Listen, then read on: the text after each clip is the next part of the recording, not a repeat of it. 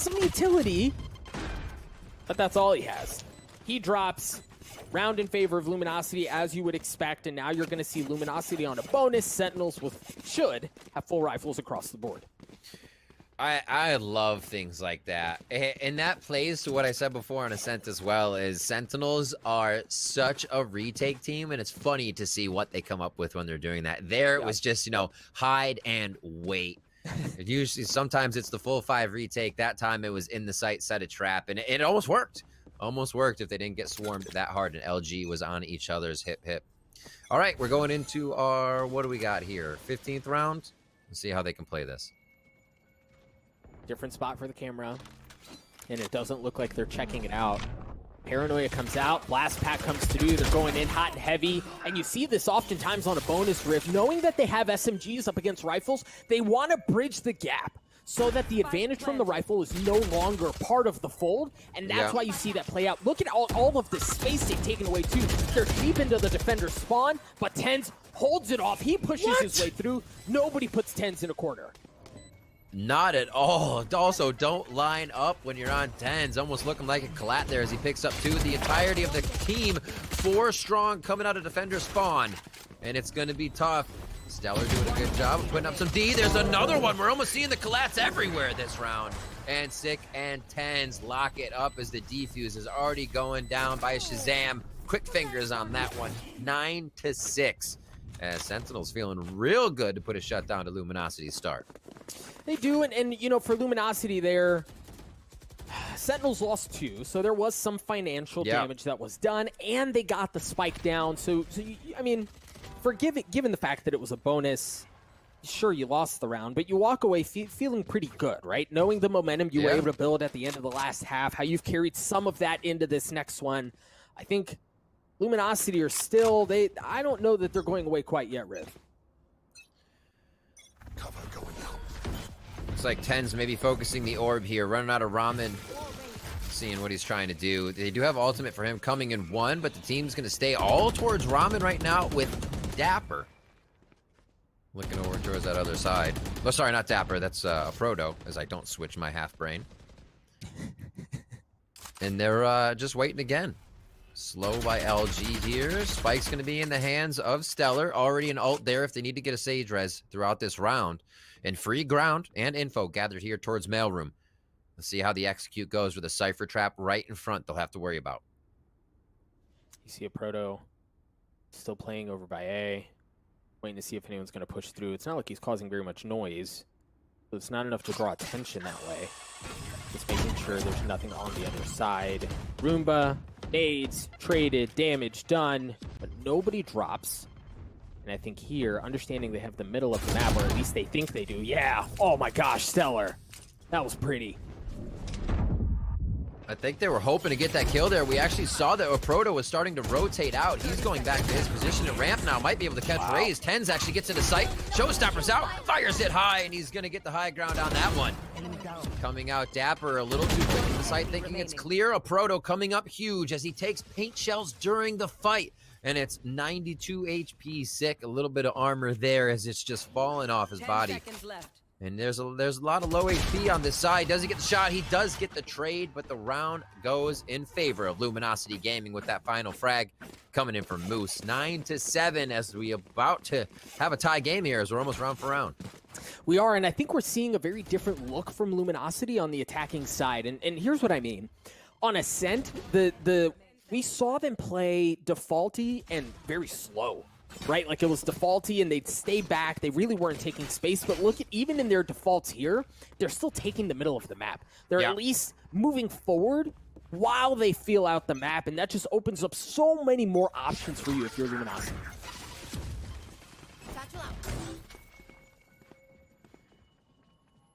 Zam orb grabbing on A. Blade Storm for him. So they switch up the focus there, making sure they have more options to take this round down. We've seen a lot of walls going up by LG just to be a fake, just to get out the Raze nades, just to get out a bit of utility. This time they start to commit 3. Oh, but there's waiting for a peek. Dapper's not going to give it to him this time. Dapper got smoked the last time he tried to peek out, and they played him on a paranoia. He is not wanting that. Also, he's ready for them to come around the corner with a Bucky there, so a bit of a paradigm shift in his thought of process and how he's playing it here. And Stellar's just going to be creeping in. Battle Sage entry. Why not? And you know, it's hard to state really the impact, how devastating. Stellar's getting out, bro. Get me the heck out of here. And it was that, and it was the raise nade from Tens, right? He got a kill with it, and that stopped. It was a delayed fake push, right? Like, kind of feeling it out, but that stuffed it. Now Luminosity has to think twice about it. Dapper still with Shazam on the flank. Playing around the smoke, and as you said, Shazam on that flank.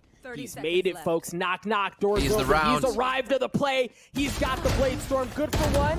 Nice shot from Thief to stop it. Proto and Dre! No way!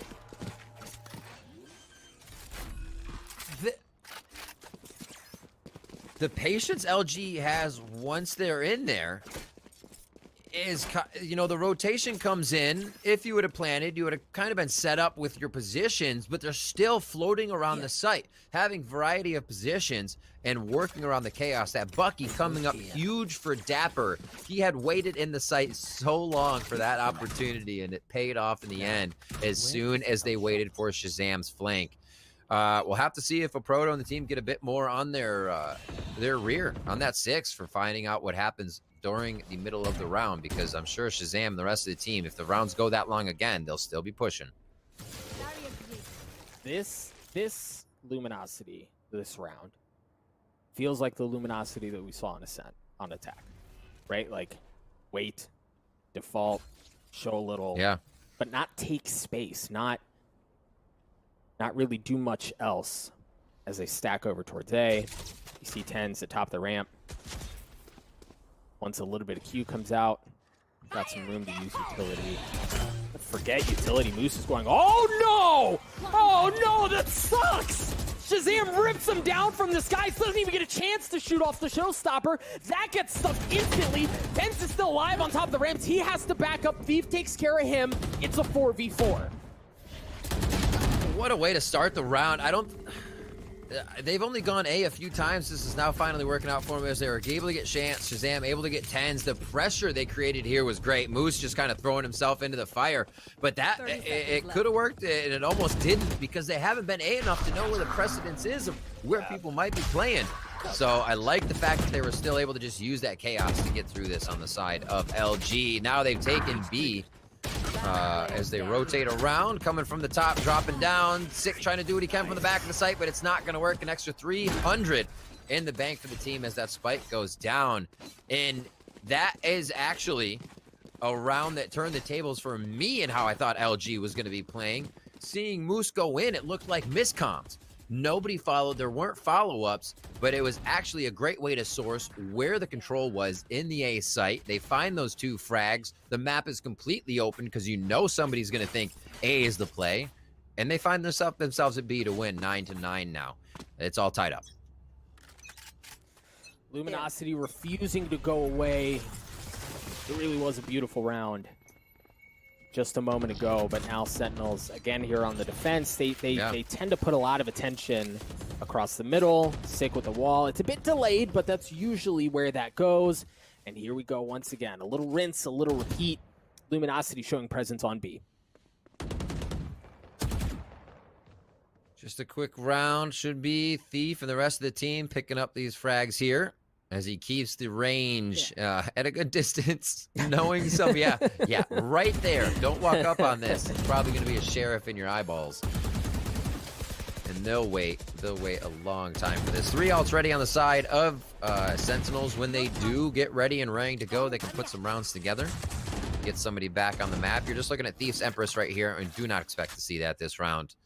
I mean, LG also can't give a ton of respect to a team on Eco as well. Like, it is Sentinels. You might get some tricky plays, but if you get it to 15 seconds and you're trying to fly into the site, I was going to say that's when a Frenzy could get scary, but they keep the distance onto Zom. They take him out, and it's not going to matter with that Vandal shot. Beautifully coming out of Stellar. Oh, you mentioned we hadn't seen a whole lot of A. They dial it up, and it seems like they dial it up at just the right time, right? Tens drops as well. Sick and Dapper left alone. They have sheriffs, right? They have, well, maybe not. Maybe they don't.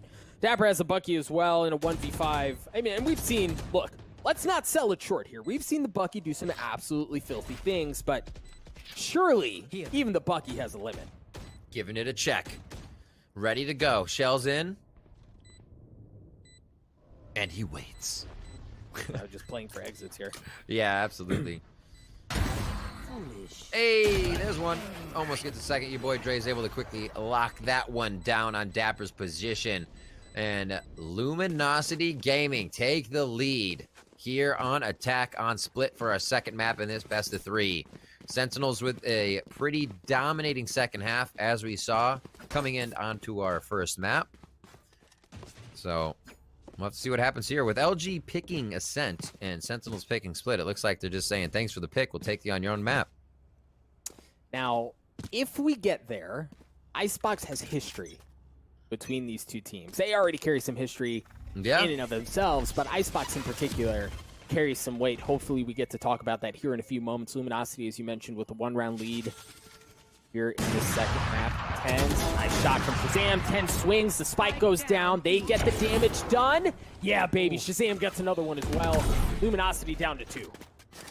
And now, this is a great time for Shazam to start opting. He has not been doing it throughout much of the match. He can start to set this precedent that he's going to be changing position, controlling the map. This slows down LG even more. And look at the pressure that Sentinels is putting on a flawless round on round 20 as we move into round 21. Very well played, and you're right, like, now you have to respect that. Right now you have to think Shazam's opping. Where the heck is he opping? You can't peek anything dry. And Tens also plays off of that so well. As soon as Shazam gets that first shot, that's his cue to swing, gets a huge impact kill, right? Because at that point, the spike doesn't go down. Shazam can't continue really to like have open season on members of Luminosity there. Right. So very well played by Sentinels to tie us up at 10 apiece, Riv. There's a big spend here for Luminosity. We saw that in their stats. A little peek from Tens. Always loves to. When is he not going to chance in the early part? Even with his showstopper up, Tens always playing on the edge. Love to see it. Here, the chef at the ramen place. Just this is the view he gets all the time. It's terrifying. You gotta be careful. Sometimes they're just throwing blinds right in your face and they run away with your ramen. People gotta eat, man. Yeah, this is true. Thief may eat this round. Empress is up. It could be a good round to activate and try to be something big for the team. Walls drop there finally in mid. And there's so much more happening with that wall. Instead of what Sentinels would do to Stellars. They'd pop Stellars, they'd walk up through it. Here, Sick puts his up. All pieces are taken down. He's still here with some utility. And now they're just finally breaking through. And Sick it is. A great crossfire with Dapper. One coming in. I'm not sure how that missed, but Sick's able to trade one back. A flawless through. Another flawless. Sentinels is online. Oh, boy. So I think the other thing is, you rewind a couple of rounds ago. Right, Luminosity fought for middle of the map. A Proto was over on A. He took some space. They were able to work their way into vents onto A. Everything worked out great. But this time, it wasn't like you said, Riv. It wasn't just the wall. They invested presence there, heavy presence, knowing that Luminosity wanted to play around that area of the map. So well played. It looks like we're at a quick pause. Luminosity kind of understanding, presumably, the gravitas of the situation. As they try to collect themselves, that's a terrifying turtle. Indeed, it is. And Speed Demon under it is, I mean, icing on the cake. That's what you got to do. You saw the scoreboard there for a moment. Everybody's fragging all around, especially on Sentinels. Pretty much everybody was in the double digits there for frags, or at least at 9, and maybe a few just behind on the side of LG. It's just coming down to those last moments in a lot of these rounds, not even getting the plant till after. This is aggression. They're finding each other and they're playing it down to the shots, not the retakes. And it's been interesting. This map delivering off of again, just this calendar year, folks. These two teams have been 3 times, right? And this map showing why the series were so good in the past, and it looks like LG's had pretty good record there, right? Yeah, 2-1. Yeah. It's interesting to see. 2-1, a win at the Nurture Gamers Winter Championships, and the first bout in closed one. The second bout went in favor of Sentinels. Yeah. Oh boy. Oh boy. All right, Ten's in a great spot there to stop Moose from blasting across. The wall goes up, but Ten's an anchor, gets another one with the nades. Yeah, he drops a great res from Stellar, though, as it looks like they want to commit, Riv. They want to go to B. Oh my god, the 10's nade and 6 slow combo was disgusting. They are just shutting down. They are inside the head of Luminosity Gaming here. Let's see if they can keep it up. LG in a decent spot. An op to fall straight down would not be in favor of Shazam, and he's just going to look to pepper a few bullets into that hell area. This is probably going to be a save here for them, as it's a pretty good econ for them to bring into the next round. Zombs coming around slowly for spawn for a few more exits, as if one of these goes through, there's a chance, there's a push, but this may not happen. Zombs also, keep an eye on him unchecked. Oof. All right, op offline at this point. Zombs just kind of like goes to do something. And a Proto takes care of him as well, so op no longer a factor. All right, so finances, that's what I wanted to keep an eye on. Financially, even with that going the wrong way, Yeah. Sentinels, because of how they've been able to put together the last couple of rounds, still have enough to get Shazam an op, and he has a Blade Storm in his back pocket. Look at those 420 bombs fighting each other there at the top. I love it. Like I said, everybody's participating here, doing what they can to keep the team level, and it is 11-11 because of that. All tied up here as we move into round 23. Paint shells, per usual. We'll start off here. And the slows as well for both sides are just, that's becoming such an impactful area to start this off, especially now when you're trying to harvest those alt orbs towards the end. That could be big for Moose to be able to get in there and be able to grab one of those. Well, Peaks come out. They got Shazam in a bad spot. Nice. Thief is able to shoot. He dives into the shots that are happening towards mid. How unfortunate. But Tens is able to trade one back to slow down the bleed here at the start of round 23. And I don't know if Tens picked up the op there. He doesn't have it currently, but he knows that op is down, and, well, it's freaking Tens, right? Like, he's pretty dang good with it, too. But Luminosity here, they've reset, flipped the map. You see Dre still playing over by Ramen, make sure nobody's flanking around as they want to go towards A, but Sentinels seem to be pretty wise to it. They've dropped Tens over here. They have Zombs here as well, and that should be the cue. If he sticks it, all right. Got info, though. That should be the cue. They're going to go in.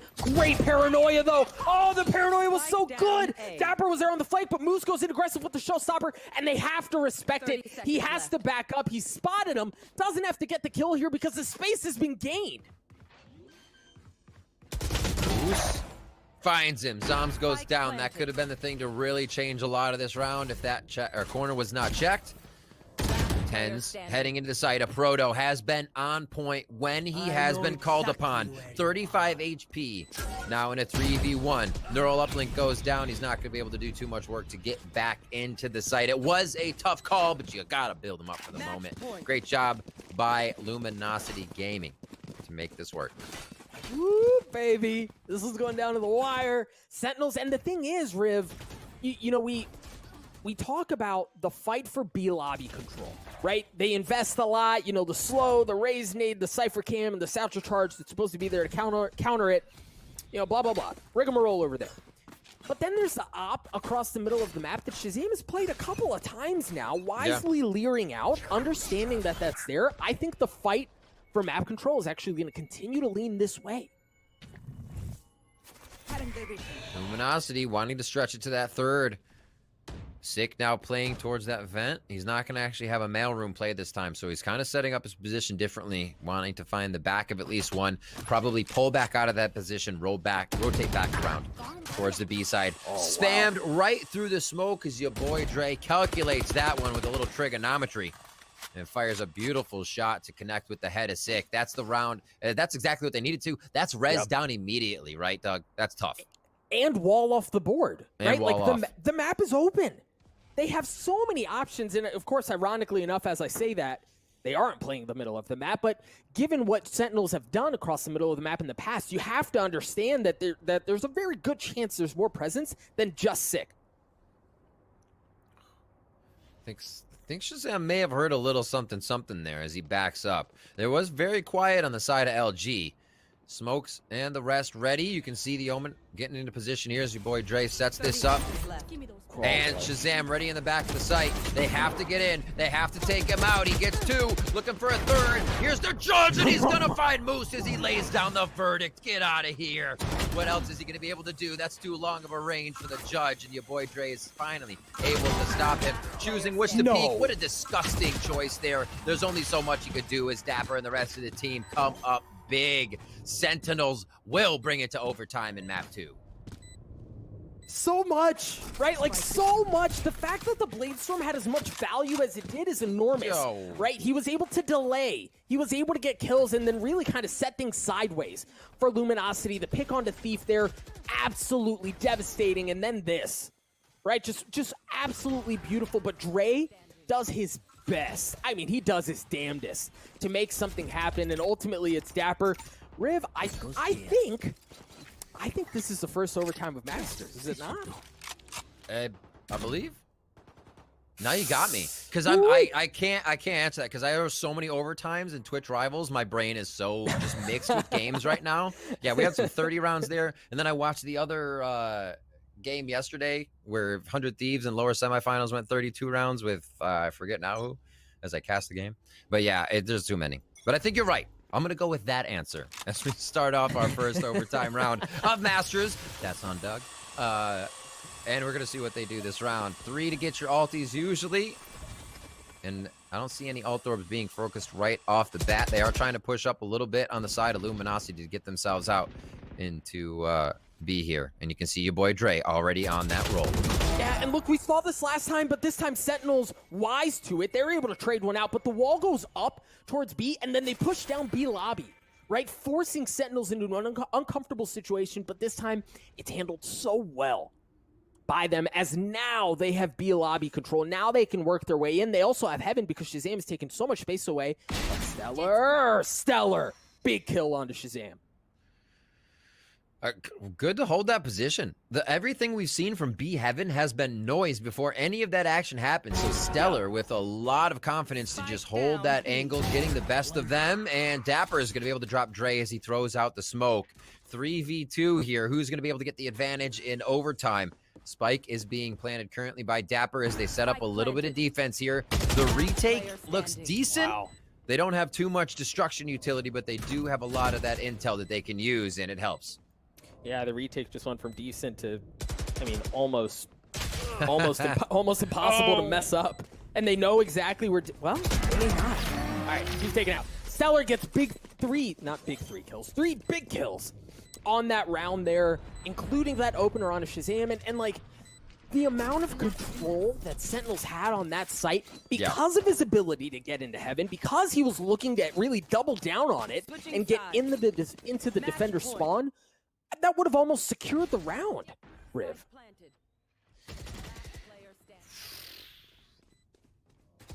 You never leave it up to chance. A lot of good play there from LG, and they're doing it again where they're coming in as a team to take these off to make sure that it's not Sentinels securing these rounds. We'll see what happens.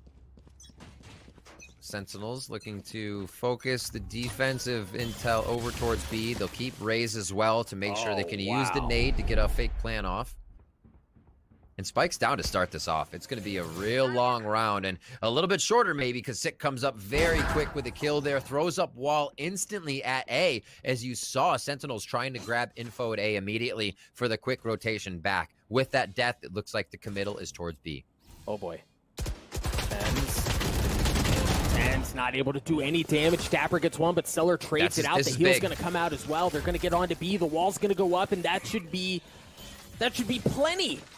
But Sentinels here looking to put Luminosity away at a numbers disadvantage. Sif slowly creeping his way across as the spike goes down.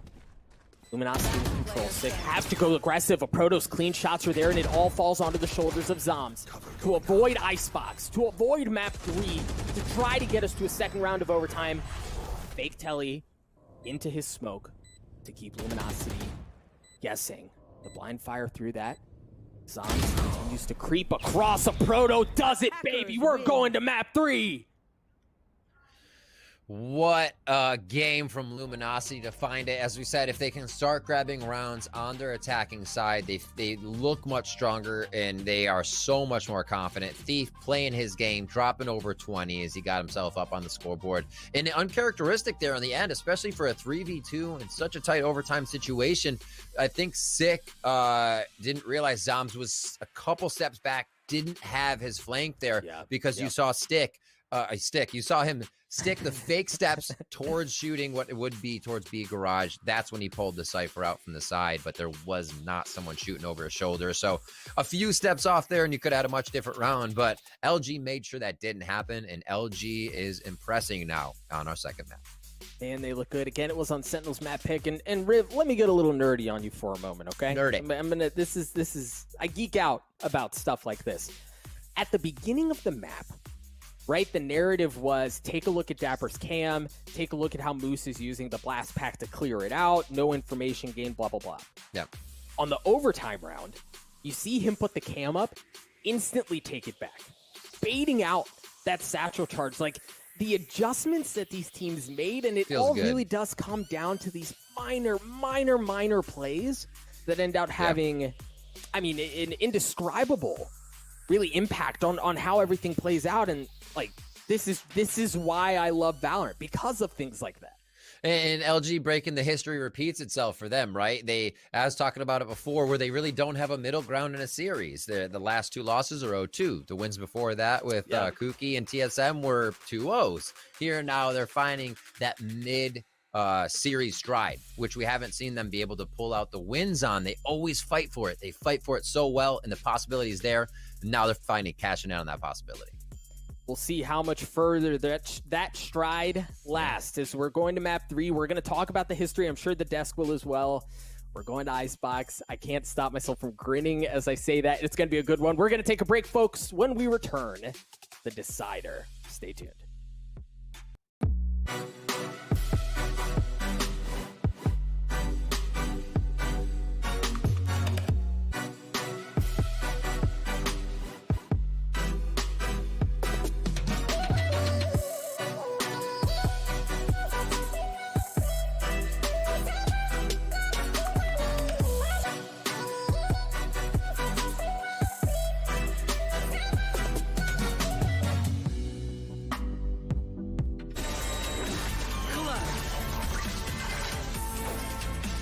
Let's go.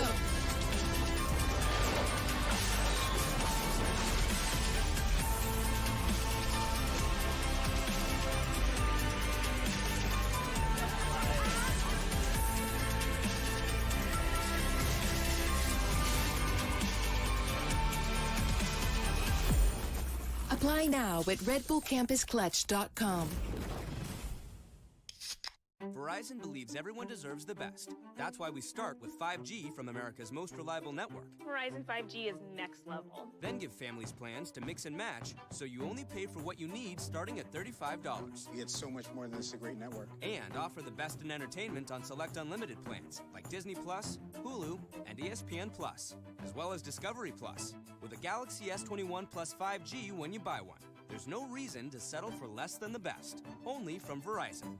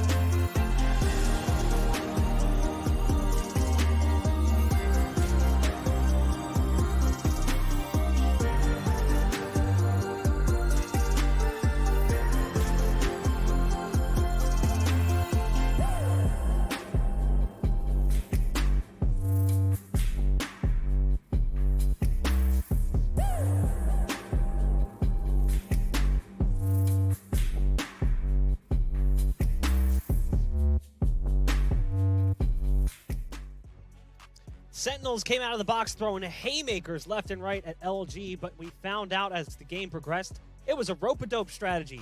They tired out Sentinels, and they ended up bringing in a huge comeback, and it was all off the back of that attacker side. Christine, what was the magic solution that allowed LG to get back into this game? Well, it's got to be the rope-a-dope, right? I'm going to piggyback off that strategy for this segment. Yeah, it was exactly that. LG, it was not looking good early on in the first half, being down by such a large margin, but that mid-control, the rope-a-dope that you speak of, Buck, LG, they were so tight-knit, the spacing was very thoughtful, and actually they just went back to the basics, sticking to those fundamentals, making sure they traded out, and going back and forth, having that mid-control. Sentinels, they were left wondering and guessing whether they were going to end at B or A, and because the trades were so proper, they didn't have the manpower to keep both sites, make LG respect them, right? So a lot of the times, LG got away with a fast one on Sentinels here. Yeah, I'm going to piggyback off of that as well. I think Potter is completely right in everything she said, and I'm going to give a shout out to Thief. Thief's controlling middle. And, you know, shout out to your boy Dre. Thief and Sage had a duel off every single time. And there was one round in particular in the second half that, just one round in particular I just love that they did. It was Sage. I was trying to remember. It was Sage that was really passive when it came to being in mailbox with the ice wall. So one thing that Thief did, he was able to shoot down the ice wall. He grabbed his teammates there. He saw more than one person. That was a lot of information. The Sentinels before that, they didn't really give it too much. It was either Tens hiding with the Bucky and the smoke. There was people playing extremely passive on site, and that was when the op play came in big for Shazam, right? So bringing people towards the middle to bring that fight in and making them think that they're going to continue challenging Rays in Heaven over to B, they would have people go all A and have that 4v1 against Shazam holding it down. And it was really beautiful how they were able to manipulate Sentinels in order to come back to that win. Alex, looking at LG, they're now kind of getting into territory where we can crown them comeback kings. We have personally casted this team, and they have consistently done this in the past, gone down by a heavy margin, but managed to turn things around. Is it time to kind of give them that title? I think we've been giving them quite earlier on than that. I think after the Winners' Championship and then going into the VCTs, we talked about how LG, the key word is tenacity. It's never over till it's over. And when you look at the stats of Luminosity right now and how things have shaped up, they've always had a stronger attacker side.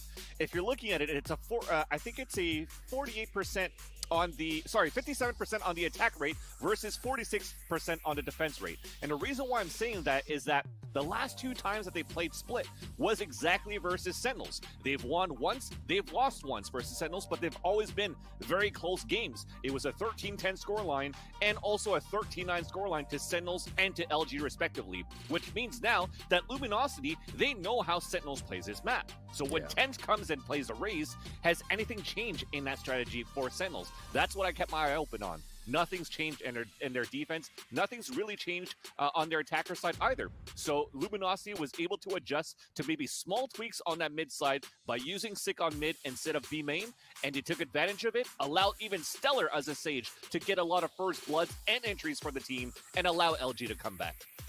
That was a bit of an impressive stat line as well for your boy Dre. Not exactly a player we spent too much time talking about in the pregame. We obviously focused our efforts more on Tens and a Proto, but your boy Dre popped off on that map and clearly made a name for himself. Just the way he played that Omen role for the side of LG. That's the thing. We talked about the frag potential for Sentinels and how they could easily just destroy if they were able to really heat up, and that's what happened in map 1. But map 2, we saw LG answer back, and a couple of players stepped up big, one of them being your boy Dre. Yeah, and sorry, just to add on to that, as you talk about your boy Dre, they also had a composition change for LG. Your boy Dre usually plays that Raze. They gave it to Moose this time, and your boy Dre went to Omen. And we've seen those changes in the past in the VCTs too, where your boy Dre might be maining a little bit more Omens on certain maps now, and the formulas seem to be pretty right. We'll take a look at the maps as well so you guys can figure out where we're going for this third and final map. LG fighting to prove that they deserve to be considered one of the best in North America. I feel like we consistently underestimate this team, and it almost seems unfair. And now we go to Icebox, a map that we've seen them play against Sentinels in the past. And LG has had decent success on the map in general. Looking at this one, though, it's going to be real interesting because we talked about what to expect from the agent composition across the first two maps. Potter, I'm really kind of curious to see how things end up getting juggled here. what does Sick end up playing on Icebox? Oh man, you know, that's the great thing about someone like Sick though. He's so versatile. I think he can just cherry pick whatever he wants. My biggest question is definitely going to be TenZ. The last time around, it was Sinatra on that Reyna. I think he can absolutely just slot right in, hone in on those Reyna skills. We got to remember, TenZ was the first one to innovate Reyna and bring her out. I believe it was Pot Flash last year for the first time and really showcase exactly how strong this agent is. Now I know that Reyna has been nerfed a little bit, but, you know, TenZ, he's so quick with it. I'm sure he's going to be able to make things work on this Icebox. And for your boy Dre, I'm thinking he's probably going to stick to that Omen, because if he has even half as good of a performance as he did on this split, he's really going to catapult this LG squad in advantageous scenarios here. You know what, Potter? Yeah, no, it does make sense, right? And even though we need to look out for specific members on Sentinels, right? LG, they're really good at this map. Now, there's going to be two things I really need Sentinels to watch for and everybody else at home. It's a Proto lurking on attack mid. The way he goes up that ramp and goes to kitchen or goes under that sniper ledge in mid, no one ever sees it coming. He has big play potential with that. But also to set the tone, if you're going against an aggressive team, Thief and Stellar on B long with Sage and Raze are a perfect duo. With the crowd control and lethality they have, along with Sage, I really think they could really catch Sentinels off guard by adding in the aggression that they think they won't have when you go against players like that. Well, we do have our casters standing by to figure out what's going to happen in this third and final map. All questions will be answered here. Is LG finally going to get the credit they deserve? Let's find out. Ooh, baby, it's going to be a good one. Ooh, Icebox, just a few moments away. Doug, Riv on the mic. And Riv, oftentimes in a moment like this, you get to map 3 and you go, okay, forget about the past. Forget about what happened on map 1. Forget about what happened on map 2. But look, man, there's so much history. There's so much there that you almost have to talk about it, right? And let's do it. Let's go down memory lane, okay? The desk mentioned that they've played 3 times in the series. Yeah. Luminosity has won 2 of them. Sentinels won the most recent one. Let's talk about Icebox, okay? All the way back, Winter Championships, the final deciding map was Icebox. Overtime in favor of Luminosity, 15-13. Okay, cool, spicy, right? It's a good one. Let's take a look at the second time. What's that? You want more overtime? 14-12 in favor of Luminosity. It's gonna be good, Riv. Yeah, I cannot wait, especially the innovation we're going to be seeing here. Maybe they play it different from what they've seen from Sentinels, since it's honestly a new look with them having TenZ in here, but I'm excited. A lot of times, we'll just get the A play. I'm okay with that with the way things have been coming out from teams and playing A. But LG, we're going to have them on attack first. We'll see what they can do. Thief back on that Reyna. It looks like a good squad here. They're not playing a Sentinel though, so I'm sorry, they are playing a Sentinel. They're not playing anything with that intel. Fine, Killjoy or Cypher. Let me be specific. So I expect Sentinels to be pushing here. I expect them to find every angle that LG is not and be on their flank immediately. It's going to be good. We are loading into the map again. This is the rubber match. This is a decider between these two squads. See Sentinels starting off on defense. Luminosity looking to see what they can find as they try to test their mettle on attack. A good bit of presence already down B long, but the spike is nowhere near that. Quick little vision from the Owl drone there. His B has been taken so far, but they're just seeing what reaction they can really get out of Sentinels right now. Spike's still just chilling for the time being, if you haven't recognized that on the minimap for the viewers. And LG is really playing the feel-out game here and testing the waters for each site. Yeah, and you think about the utility that's already been used, what a play. Right? The wall goes up from Sage. They know that that's offline, and meanwhile, Dre has very quietly and sneakily made his way up towards A. He's going to drop that smoke across the middle of the map to, again, draw some more attention away from A, but that's exactly where they want to go. Zoms is going to be the first one there, trying to play contact, trying to keep Luminosity back. I love the consideration. Just a small choice of utility usage on the way in. Yeah. We saw Proto run over that spike. It was picked up by Moose. He planted it, so they can now get his cooldowns up and running. Dapper goes down to a Proto as they're trying to get back into the site to make it happen here. Tens with a nice shot on the frenzy as Shazam also picks one up. They're running forward, but here's Steve picking the pockets left and right as he comes around from the flank. Beautifully done by LG to just read Sentinels on the retake. And it is going to be Sentinels coming up with that one, actually. And they Just play quick that so flop well, of the right? round So there, getting me. Yeah.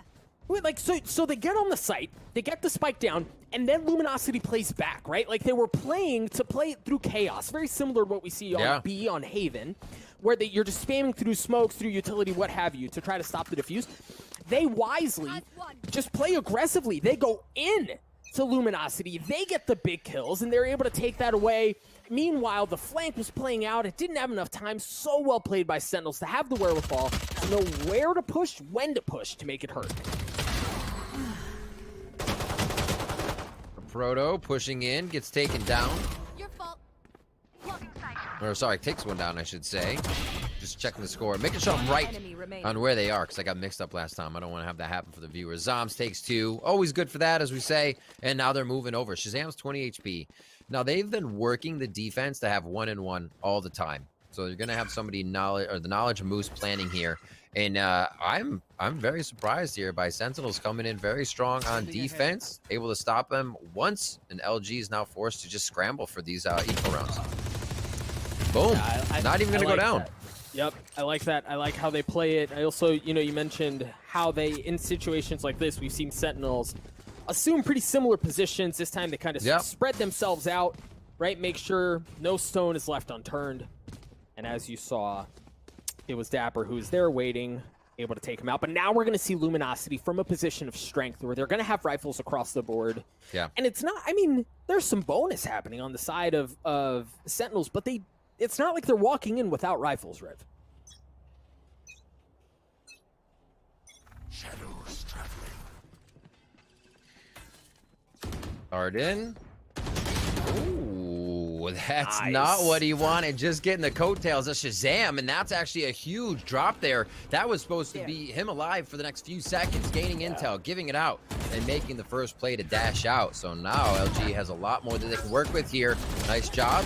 The Sentinels pushing even more to get these trade kills out, but it's just the aim from LG able to come up strong. Is that kind of eco-buy bonus, I should say, not eco-buy coming through here for Sentinels. So good job by LG to pick this round up. Will allow them to face Sentinels Vandals next round. Plants going down. Stellars wants to fake that one for just a moment. And they're going to be setting up defense. So you've got to be careful if you're Luminosity. Tens is 1 point away from his Empress, and he's one of the few that had a rifle going into this round. So this round is not won by any means for Luminosity. They're assuming post plants. Zoms has a little bit of utility. I don't think he's going to be able to upgrade his gun, but you've got to keep an eye on the flank from Moose. Yep, it wasn't Moose. It was actually Dre who took care of Tens. Drops things down to a 1v3. Zoms looking for the last one. Moose takes care of him. It looked dicey, but Luminosity was able to take the round away. That's usually where we see Sentinels picking up, right? That third gun round, they come in strong. They are able to just start wiping rounds off the board of their opponents. So the good that we can see LG shutting down Sentinels here for a moment. How strong do they continue to play it, though? Your boy Dre stepping up on that Omen. We've seen him playing. The analyst has shouted it out. He's been playing well this series, and hopefully can carry that out through out the tournament for the team. Full util looks like on each side. Maybe not an owl drone there, but we're going to see that dart coming out quite quick here as Shazam gets the Blade Storm with an instant grab on that pipe orb today. Oh, and he makes it pay off already. Goes up, takes care of Thief, gives him a couple of blades to the face, sends him packing. Meanwhile, Luminosity understanding A is not safe. Looks like they actually want to make more of an intentional effort to go down B long.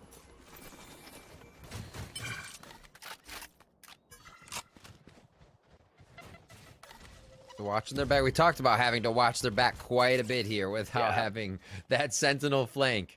And it's really just a 2-and-2. 1 and 2 in the sight, 2 off. Nice trade across. We might see that spike coming back right now, but that also could be them working off the spike. Sentinel sees that. They feel like they're going to have to put all their pressure over towards A, and this one works out very nicely for LG. Oh, that's info. Look at how they're pulling off. They know where that res is coming from, so they think, okay, the res is there, Sage is over there. That might be where the play is. Meanwhile, they leave one on B. They hear the spike go down, and now they're scattering to get back to where the play is. Luminosity play this so well. Sick has no idea. Sentinels gets caught. Shazam drops as well. Dapper looking to equalize things. He and Zombs left alone in this 2v3.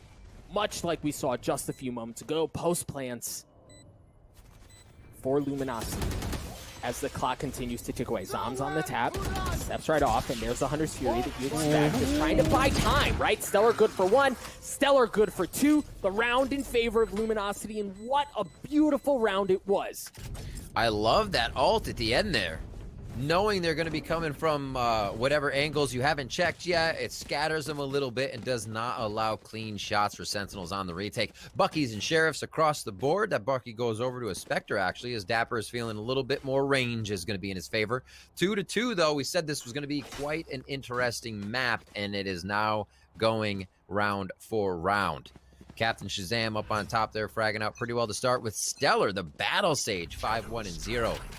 Bringing up the bootstraps there for Luminosity. We'll start off on to round 5 here. A little bit of love towards mid. Actually, a lot of love towards mid. Is Six going to be able to see just one, though? Wonder how much he decides to stay and trade through the smoke. Yeah, no real idea. Dapper can really blow this thing up, though. He just goes down long enough to get the ult orb, and now he has an option on whether or not he wants to go in. Luminosity sticking it to him as they shove it down their throats. Proto gets on to Shazam. The wall's going to go up. Baby. Oh, but Sick with the Bucky. Holy cow. Psalms is good for 1 as well. It's just Dapper that's left alone against Moose in a 1v1. He's got some utility, and he's got a rifle as well. Dapper not nearly as fortunate. And the biggest problem here, Riv, is that the spike is not in the hands of Moose. Standing ahead. He can do it. Oh, the look away. I have the spike. The hesitation on that position for just a moment. And it's going to be 100 to 18 HP here. He does have 2 shock darts. Just chuck them in the air. Yeah. Play the floater darts. Yep. 300 for the plant. 30 seconds left. He's trying to throw a dart out there for a quick second, but doesn't have it for another 10 seconds. And he plays the kitchen. How is Dapper going to realize this? Does he actually go for the high ground right away and put himself up on snow pile there? What a play by Moose. The ring around the Rosie, but he may not expect it. It's Dapper already crossed into the site. And I don't know that, Riv, I don't know that he has... I think he's going to have to reposition from there to use It creates a utility really to make poor something angle happen. when he starts defusing, you're right. Yeah. So Moose here is going to have to... All right, there's the tap. It's letting it get to half... Oh, no. Yeah, I don't know that he can do it from there. Dapper, like a thief in the night, takes the round away. A thrifty one at that. Sentinels come up big. A situation I don't believe Moose has put himself in before, understanding that he would be around the back, considering it, but the fact that you can defuse the spike from about 360 and a foot away means that wasn't Dapper sitting in the open. Oh, man. That's unfortunate, Doug.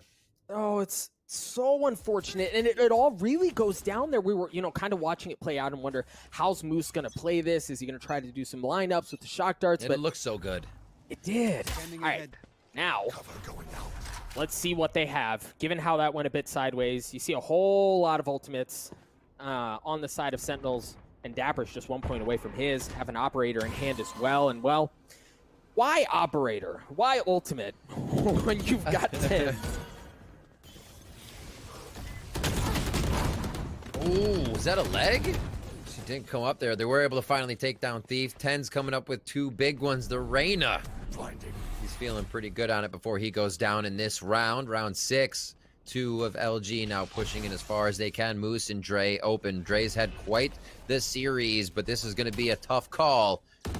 Nice start out. Stick gets a little bit of hide coming in. Your boy Dre's going to know that's happening, but 1-2 real quick solidifies this round in favor of Sentinels. They're stringing out Luminosity within these gun rounds now. Being able to pick off a few with the op it's not allowing Luminosity their full power. They're very good when they can trade off each other, and they haven't lost too much before getting into the site. And Shazam has found a way through the defense, I should say offense, that Luminosity's bringing to the table here with the operator. And, you know, that's a different look for Tens. You know, the narrative is, you know, he's going to be unleashed. What's he going to do? Is he just going to play totally loose and, you know, make crazy things happen? That felt like the first time we really saw him do that, where he's like, guys, I'm going to go, right? Like, I'm just going to go and see what happens, and he comes up big there for Sentinels. Now here, Sentinels, no heavy aggression, no full send, as Luminosity shows a little bit of presence towards A. As we've seen a couple of times, they like to get up towards the bracket on A and then make decisions from there. But you see the one difference from what we've seen in the past, Rib, is Luminosity as Sentinels. Look at how much space they're taking. They have the middle of the map. They take and belong a Proto. A Proto was big there for one, but Dapper trades it out. Takes the armor off as well of Dapper. There's going to be a res there. And quickly farming that orb to make sure they can get right back to a res situation as well. Thief's just hanging out. I'm sorry, Six just hanging out. He has ultimate back there. He's going to start using it. One tag. That's going to be a double. Takes down the spike. The third one's going to go wide, but he's just trying to get it out so he can get back into the action. Zoms drops Thief, and with LG not having site control yet, they're still looking to push forward a little too early without intel on Sentinels. It's costing them big time. Sentinels comes flying in Spidey style there. Tens picks another one up as Sick drops the final kill. And Sentinels, with their retake power, find another round here on Icebox. They do, and you know, at that point in a 5v2, knowing the spike just went down, you want to go fast, right? Like, don't let them get into post plants. Take any chance of some sort of shenanigans happening away. Yeah. But then I also think that Sick really there with that Hunter's Fury, it wasn't just the kill. Yeah, the kill was huge. But it does two additional things that I think can go unnoticed. Is it buys them time, and it disrupts the area of the map, right? Like, they can't play with the same coordination that they would have otherwise, and that really kind of blows everything up. How do they play it now? Things are getting a little spicy for Luminosity. They are on the defensive side here. It always feels a little bit stronger. Or, sorry, offensive side here. It always feels a little bit better when you can secure yourself on D and pick up a few rounds, making the opponents choose what they want to do. Here, oh, gets him with the dart out. Tens, that timing as they walk into B. Ults, a lot of ults on the side of Sentinels right now to be used, but they're not even going to try to do that. A flawless round coming in, Doug. It's happening quick. They hesitate and then they don't. It's over before you know it. Yeah, and I think for this point, knowing that they were on pistols and knowing that they can often make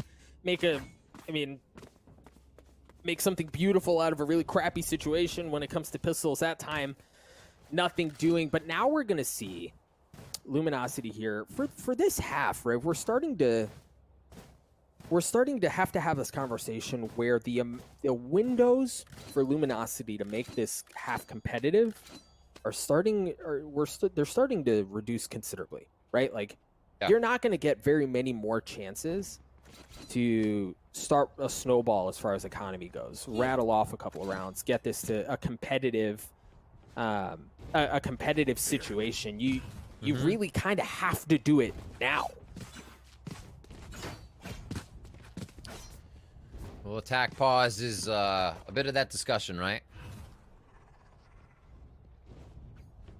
How will they be able to get themselves back into this? It's not going to be making snowmans.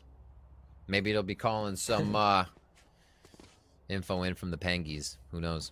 But yeah, look at how many ults they have. There's definitely a possibility to pick it up, make it 4 rounds. They're going against Empress for 10s here, and Zoms could be able to grab information if he gets himself across the map. So much in credits in the favor of Sentinels right now. If they were even to drop a few rounds, they're still very much in it. We're going to get the instant ult here, and he does find one dry. Is it going to be enough? Just to the left. And they are going to try to work off of this. Easy heal. They know who they hit on that one. So all they have to work here is just a bit of utility down. Your boy Dre doing that push towards mid. Usually where Thief would be. They're leaving it up to him as Dre is feeling great right now. And he's going to make his way into kitchen. How big does this play become if he can make the move before the team really activates on the entry? It's going to be one, but he's not able to get it. His Tens turns around at the perfect time. You got to be kidding me. Oh man, and it's the ultimates that Luminosity had, the tools at their disposal to make something happen here are gone. What? And with them is the rest of the round. A flawless one from Sentinels. We talked about how the windows are closing to make this competitive. They slam that sucker shut in their faces. That's a big deja vu for me. We saw Sentinels at the last map stringing flawless rounds together as soon as they got it going. And that can really be demoralizing for the opponent. You're reconsidering everything. You need more than one person on the site takes. It's not to say that confidence is broken for LG at all, but it does become a little bit more difficult when Sentinels is putting up rounds this fast, Doug. Revealing area. Cheeky little dart there that gave away the aggression from Sentinels a couple of rounds ago, but you've seen really since then, Shazam's not up to any of that. This time it was actually TenZ, a bit of a different flavor, but the outcome was the same as Luminosity takes care of it. You see a Proto using Showstopper, trying to get deep into the belly of the beast, but Shazam with the op takes care of him. Zoms does as well. As things drop to a 3v3, there's the res from Stellar, bringing a Proto back. Moose with 3 on the round, but op in hand as well. Dapper is left alone. Now, he does have the res, but you wonder at this point, Riv, like, do you even go for it? Is it even worthwhile? No, I mean, if it was down to like almost overtime. No! What? No! Dapper good for 2! He almost actually gets it. Moose picks up the 4K, but that is a little too lax on knowing you did the round. I was about to really, really praise LG for their regression, and then they're like, oh, we got this. Everybody take a break. Just call what you're guarding, and nobody realizes no one set upper, right?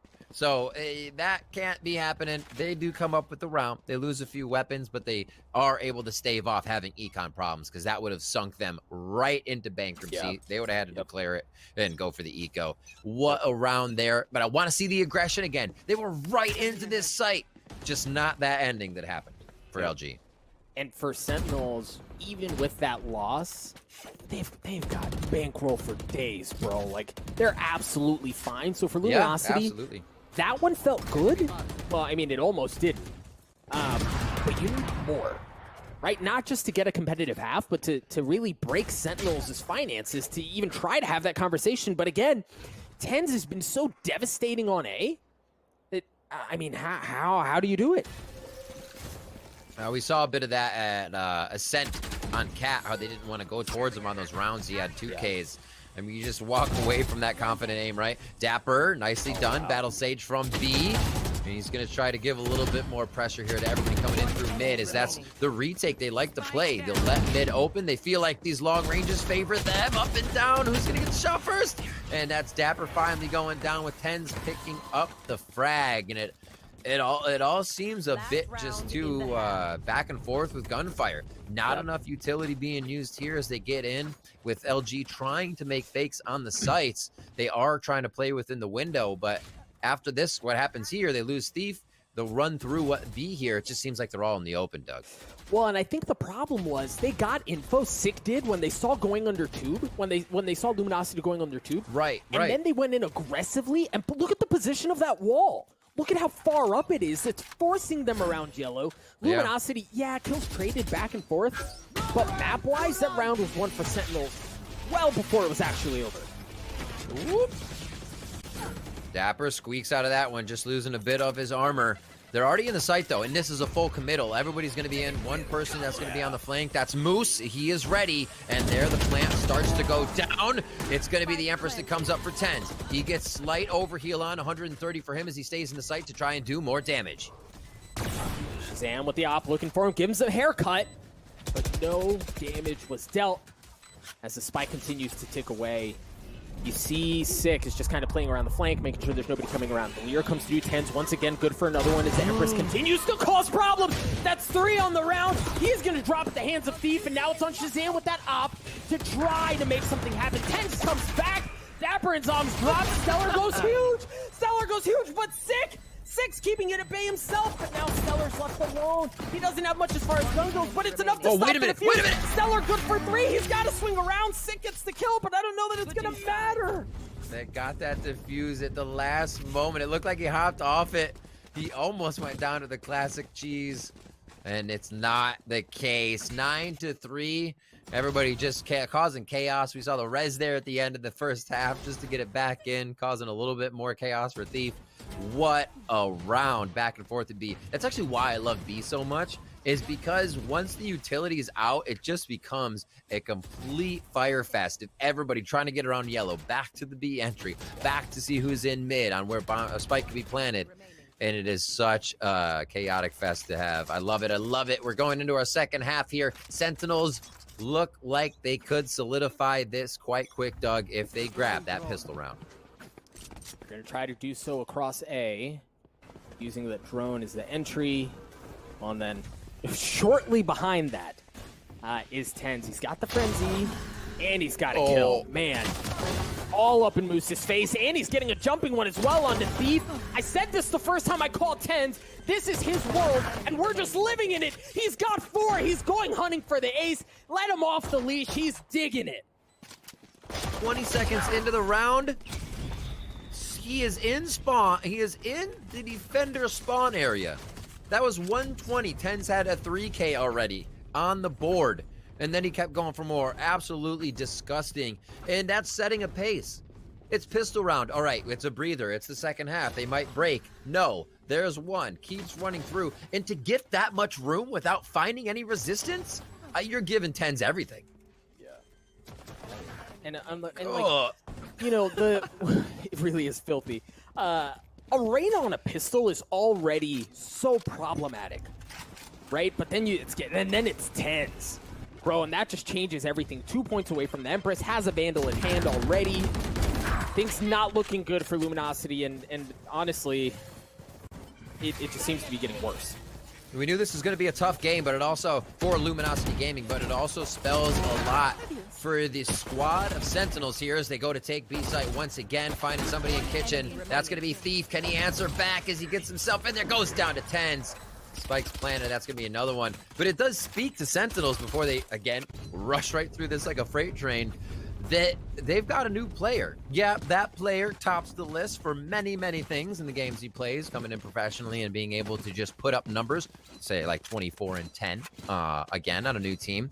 But not letting that affect them at all, understanding how to play around that and not saying, hey, change X and do this. No, it's Tens is on, this is how we play. Tens can do what he wants. It's not free reign, but you don't reign something like that in. And Sentinels has been able to organize that and orchestrate it perfectly.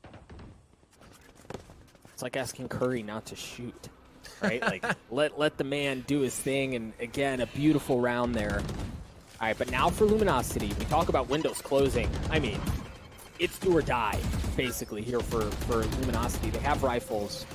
They're rotating over to A. And much like I said earlier in the series, where this is where Luminosity shined, was in retakes because of things like that. A Proto's already good for 2. Shazam trades it out, and you see Sentinels, they're playing back off site. Sick has to stay alive here. And you see him understanding that, playing notably further back. Shazam is there as well, just 2 members left on the side of Sentinels. Uh-oh. Tappy's on the bomb. Spike could get defused here. He's going to hold it. They're going to get it. Oh, no, my God. It was just before it got defused. You have to be absolutely kidding me. They're going to be able to pick this round up. Wow. No way. You're kidding, Doug. You are kidding me. Maybe 0.3, 0.4. That was right there. I didn't think they were going to be able to get around the wall. Perseverance pays off for Sentinels. They push Luminosity back against the ropes that much more now. It's match point here on Icebox, map 3. And for Luminosity, a Spectre, a Bolt, 2 Bulldogs, light armor in the hands of a Proto and Stellar. Wow. They're going to limp their way into this final round. And while that's a good start, again, oh my gosh, the adversity that they're facing here, the monumental mountain that they have to climb, might prove to be too much. And look, even if they get this round, Riv, you have to play perfect Valorant the rest of the way just to get to overtime. Oh, that's good damage. 5 HP for Zoms. It's going to be tough. Spike is still all the way at the back. They haven't really committed just yet. Sentinel's trying to figure out if they can get a few frags here and there and make it work. And this is the round that semi starts to work in favor of LG. We see a lot of their success coming once they have a direction. Once that spike is planted or they're pinching, they have an idea of where the members are. Their 1v1s aren't going in their favor, found in the middle of the map, and it seems to be where their playstyle falls apart just a little bit here, directed towards A. Not too much roaming on this one. They clean up Sentinels for another round, keeping themselves alive, but the Sentinels easily going to the bank here. I'm probably sure they don't even have to hit the ATM because they're so loaded. Right. And you see a couple of those ultimates that they've already been able to gather, right? Because of how dominant they've been at the beginning of this half. You even saw the Hunter's Fury come online right at the end there for Sick. So there's a lot in favor of Sentinels. Luminosity. Luminosity's staring up a real big hole that they have to try to dig themselves out of. You hear the Blade Storm used from Shazam right off the bat as he plays back to spawn, see if there's any flank coming through, and then Zom's already getting onto a Proto. Not looking good for LG. Oh, pretty close. Proto not feeling it this round right off the bat. We're only 30 seconds in. And LG, they're going to have to put up some strong defense over here at the A spike site. Tens gets all the way in. That's the thing. He's taking so much ground. When he does, he'll find 1 to 2. Boy, Dre coming up huge there with a few as Sick transfers back onto that. They get Shazam back into the game now, and it is still match point here. Series point for Sentinels as the spike goes down on A site. From both, the 3v3 Thief, good for the first one with the Bulldog as he takes care of Dapper. But again, great position from Sentinels in their post plants where they can just do so from safety, much like we saw last time. Thief good for 1, but Sick once again left alone in a 1v2. Shock darts there, no way. Sick gets it. Down to a 1v1. Stellar's trying to stick it. I don't know that he even got it to half, but Stellar takes care of him. We're going to live to fight another day. Let's go, Doug. Let's go. Another round coming in. The pressure is on. The speculation, but the only thing that happens here is Sentinels gets comfortable. Oh, we need 1. It's 7 away. We're fine. And a game does feel decently comfortable when you're this deep into it. I remember talking at First Strike to Shazam. I'm like, they were coming up 7, 8 rounds. And he's like, they were always under 10. We never felt pressure. And so you know what they're thinking right now. And Sentinels, they're like, all right, 1 more. Let's get it. But hopefully that doesn't plague them.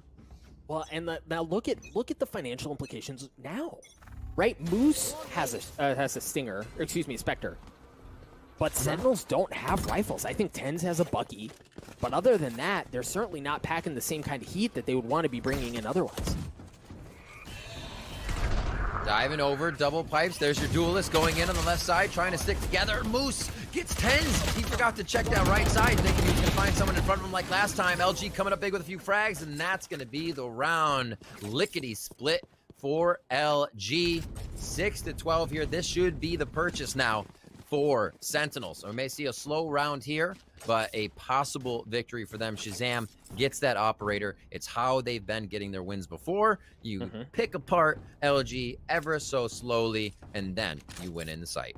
Right, and then if that doesn't work, you just send Reyna just to freaking run at him, right? And like, give Tens a jetpack, and he's on the other side instantly. Right, exactly. Like, just that's the strat. Go Tens go, and everything works out. But as we've seen, the last couple of rounds have not been that way. And again, for Luminosity, if it has to be perfect VALORANT, you can't afford a single mistake. For them to have gotten as far as they have already is impressive, but this might be the straw that breaks the camel's back. A Proto trading out 10s. The spike, fortunately for LG, nowhere really near a position of power, and a Proto's in a great spot here, at least to get a kill. No, he's not even good for 1. He has to back up, and now they know where he is. They're going to challenge him. A Proto drops. Sentinels, Luminosity just down to 2. Thief uses that Empress because he's alone, and they have to split the resources. They can't afford to give up a site alone. 4 is a crowd for Sentinels here. They're keeping everybody together. And you can always see them checking their 6. It's just one thing you have to do when you have compositions like this with no traps or KJ turret. 45 seconds here on the round. And like I said, a little bit slower here. Yeah, a few frags already, but the committal's going to take some time. A quick spam down to the wall. They know that person is reloading. They don't know it's Stellar just yet. Thief's on the way over. And they're going to have some damn good teamwork here to make sure they keep themselves in the game. Sentinels pressuring match point. Yeah, and then look at Zombs, right? Like, even if things go sideways and they somehow are able to get it, it doesn't matter, folks. The narrative is done. Sentinels on the rematch, on the map that Luminosity's gotten on them before, show that the new roster is not the difference maker. They best Luminosity 2-1. A lot of strength there shown from both teams. I think Luminosity wowed a few as well coming in to the tournament, and Sentinels expected to kind of crush through. Did start to find Sentinels form in the end, so I think they're very happy with how that played out. One thing I was mentioning, though, with how LG was playing there, Doug, and how the rounds were working, they excel so much on those retakes, on those impact frags where you see a Proto or Thief picking up 2, right? Yep. But then those plays almost seem like a necessity because the mid-round game isn't finding those successful trades that give them the advantage. So the 2 frags they are getting to wow us in sight are to recoup what was happening, are to gain a bit more ground. Once they're the ones doing that first and being the first to the play, more info, LG is going to be a hell of a team to be reckoned with. And, you know, even like, Riv, I think you're really hitting the nail on the head here, because when we've seen Luminosity thrive, it's those like wow plays that they pull off. But you're right, at that point, they're already at a deficit, right? Like if you can make that happen earlier on the round, you're sitting pretty, right? So Luminosity, and you know, we mentioned this yesterday, but the beauty of this tournament is that there is a lower bracket, so this is not the last we're going to see of Luminosity, but I mean, Tens, Sentinels. Yeah, right. Congrats to Sentinels. It's not just on paper now.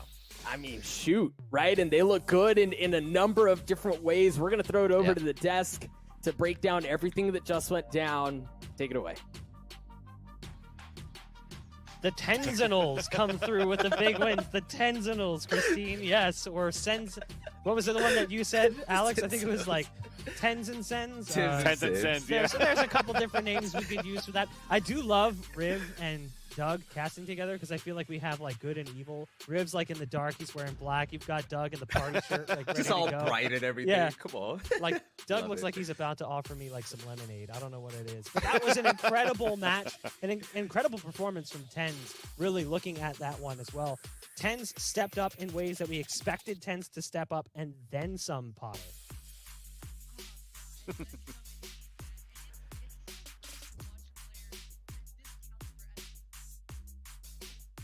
And it's so great to see, sorry about that. It's so great to see a player like Tens at this level looking like he's just smurfing out there. He's absolutely farming, and it takes a whole nother level of confidence to be able to have that sort of demonstration, right, of that skill set, right? And Tens, it's really hard to maintain that consistency of that confidence every single round, but he never let go. He didn't stop pushing. And the thing is Tens also thoughtful about it. Even though he's on a pub-stopping agent like Reyna, a lot of the times you see that he's just distracting, applying the perfect amount of pressure so that retakes such as that, the very last round of the first half, is able to come to fruition. Yeah, Tens looked like he didn't miss a beat, Potter. It was actually crazy what he's been doing this whole series, right? But he's not just one-trick pony. He could change the Reyna and just dominate still, just like you said. But you know what? Tens has also saved Sentinels in a lot of different ways as well. By the way, this play right here, just disrespectful. Come on, man. Give him the ace next time. But there's one play in particular where I believe it was Dre. He was flanking him from Kitchen. It's just the map awareness and the game sense that Tens has to turn around from on top of container and clap him as they go on route to win that round. That was incredible. But on the flip side, there were so many missed opportunities, just like the one I caught out with Dre flanking Kitchen and not hitting the shot on Sova. You know, plays like that, but also it was a big change in strategy as well. A Proto being on Raze compared to Killjoy, which is something I really love, that changed a lot of things that LG could have done, especially when it comes to retakes, like Doug said. Yeah, tapping into that agent composition that we saw from both teams, we weren't really sure what to expect from Sentinels there, Alex. We ended up getting 10s on the Reyna, which was something that we had kind of theory crafted in the pregame, and it worked. But was there problems there potentially for LG with their agent composition? Yeah, so at least for Sentinels to start things off when they actually did have 10s on Reyna, this was something that Sentinels was running towards the end of the VCTs, right? We remember the conversation where Shazam was saying, look, if these guys want to play this type of aggressive icebox, we could play it the same way and we could play it better. And that's how we saw 10s just pop off. He went 0 to 100 real quick and was able to just do what Luminosity couldn't do, right? Because Luminosity, they switched over to a composition that they used over at Challengers 2, with the exception of Thief playing Jet instead of Reyna. This time to bring Reyna because they wanted Thief to do something similar that TenZ was doing. And it just didn't work out. Why? Because Sentinels played a perfect defense too. The way that Dapper was anchoring towards the B side by himself as a Sage, to have Sig towards the middle to get all that information as that Sova, and when you're trying to do lurk plays working towards the A side, like a 4-1 split, you can't fight against Shazam with an operator on A side. So every single piece of the map was on lockdown, especially when TenZ, when they don't find the information early with TenZ pushing towards A side, they're immediately rotating him towards mid, towards B, and he's perfectly in the right spots to support Sentinels on such a dominating defender side, There was talk in Van Silly, you've heard it too. We've heard clips from a lot of people out there. We were saying if TenZ retires and he gets benched and he misses out on all that competitive experience, he's going to struggle a little bit getting back in the groove. The stat lines this series, 21, 21, and 27. That man has gone nowhere. TenZ is the GOAT right now as far as I see it, and that's not going anywhere anytime soon. He's just warming up. Looking at that player specifically, it's no surprise that one of the moments from that game is going to be our Verizon high-speed moment of the match. We're going to be flashing back not too far, honestly, to the pistol round in the second half. It was TenZ's 4K, should have been an ace sick. We saw it. You're just a thief. Stealing away that ace. He had it. He hit the dink shot, but this is just dirty play. I mean, TenZ sneaks into the site. Like, that's just ridiculous. Jumping frenzy. How is he able to do this, Christine? Stop it. You know what? If I knew, I'd be doing it too. I mean, he's so quick with it, right? And the way that he's just, when he gets an inch, he takes a mile every single time. And when you've got a player, again, with the confidence that TenZ has, he just not only buys so much space, disgusting. but he frags. That's not fair. TenZ? That is just not fair. He is the biggest opportunist in the game next to Baby Bay with plays like that. You don't just buy opportunities like that. It's just, you just have to make it on your own, and it's not luck because it happens all the time. It kind of shows that for TenZ, he's never really left the game, right? Vel, you mentioned it, how he hasn't competed in maybe about 2 months. But still, the way that he was still pushing through the sites, not clearing corners, he just knew exactly where his opponents would be, where the timing would be on the rotations to get those kills. That is not something that you learn just by playing ranked games while he was streaming. This is something that you learn by still watching the competitions for the opposition that you're playing against. Well, we've been talking all about TenZ, but we also got to focus on the brains behind Sentinels, and that's the in-game leader in Shazam. We've got Smix standing by with an interview with Shazam. Take it away, Sue.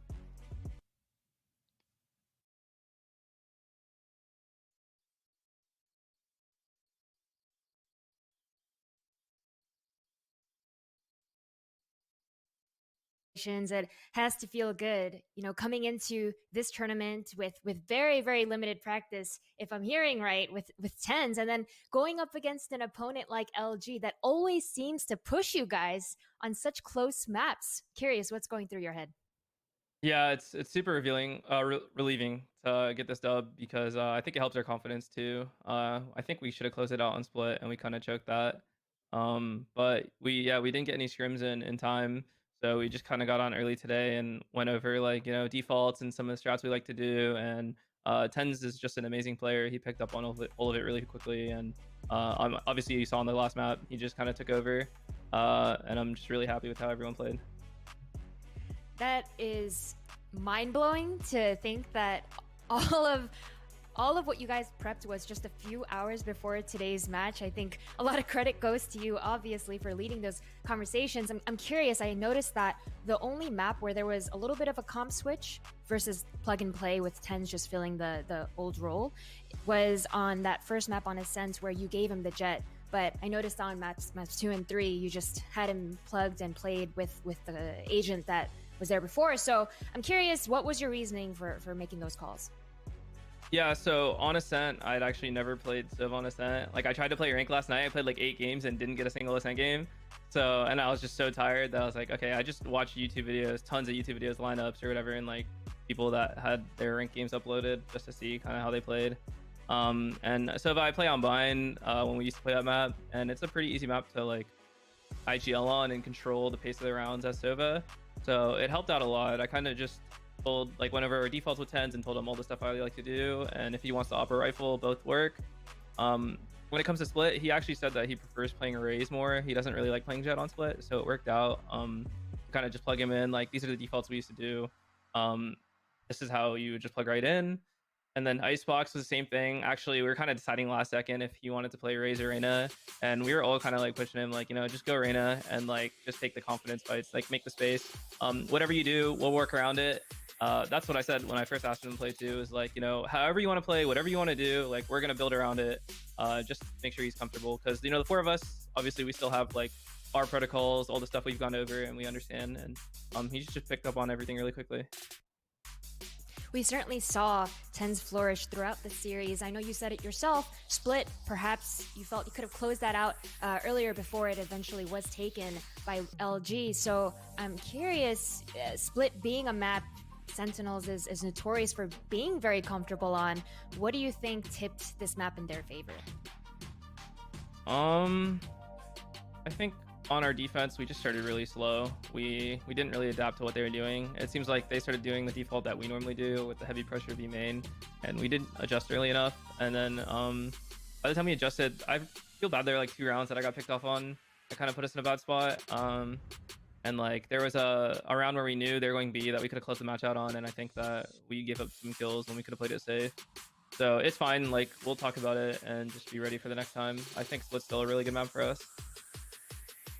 And speaking of next time, your next opponent is going to be the winner of either Immortals or 100 Thieves. You've played both of these teams in Challengers 1 and 2 and won against both. But again, we're coming in with TenZ. So knowing that you're working with a different iteration of the team than you had back in Challengers 1 and 2, what are your thoughts, especially knowing that TenZ did so well today? I think after today, we kind of proved that, like, you know, we can still perform at the same level even with plugging in someone last second. So I think those teams should definitely be worried. We're going to come in confident and play like we normally do. Awesome. Well, thank you so much for sharing your thoughts, Shazam. Back to the desk with Bach. Thank you. Sue, that was the post-match interview presented by Verizon, getting a lot of intel there into the preparatory processes with bringing in TenZ, basically admitting, like, hey, that first map, I didn't really know how to play Sova on Ascent. I tried to get some ranked games in, couldn't even get one on Ascent. So I just kind of winged it, and it worked out well.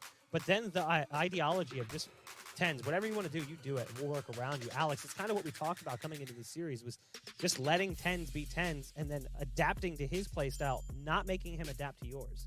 Yeah, and even I was just looking at Twitter too. TenZ wasn't even TenZ on that first map. He tweeted out that apparently on the first map, he had the wrong DPI and was playing at 1600 DPI when he usually plays at 800. So to dropped show 21? Exactly, to show that he's still able to drop at least a 20 bomb on 1600 DPI and going back to 800 and still dominating the rest of the series, this man's cracked, dude. He could just switch over from like a split second in any type of sensitivity and could still do very well. So the plug and play style works very well for TenZ with this team.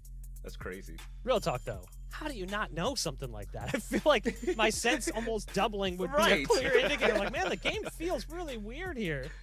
Well, for someone like TenZ, you know, he's always switching out his mice. I think every other ranked game, he's got a new mouse in his hands. He's got new DPI. He's got a different sense. So he's one of those true special gamers, man. And it's just, man, what a performance here. And I really liked hearing, as you say, Bach, Shazam's interview. I love how reflective he is and how quick he was to identify quick things that he can take away, make small adjustments, and quickly just confront his team about those small picks. But immediately for himself, he just identifies, well, I got picked off a little bit too early a couple of times.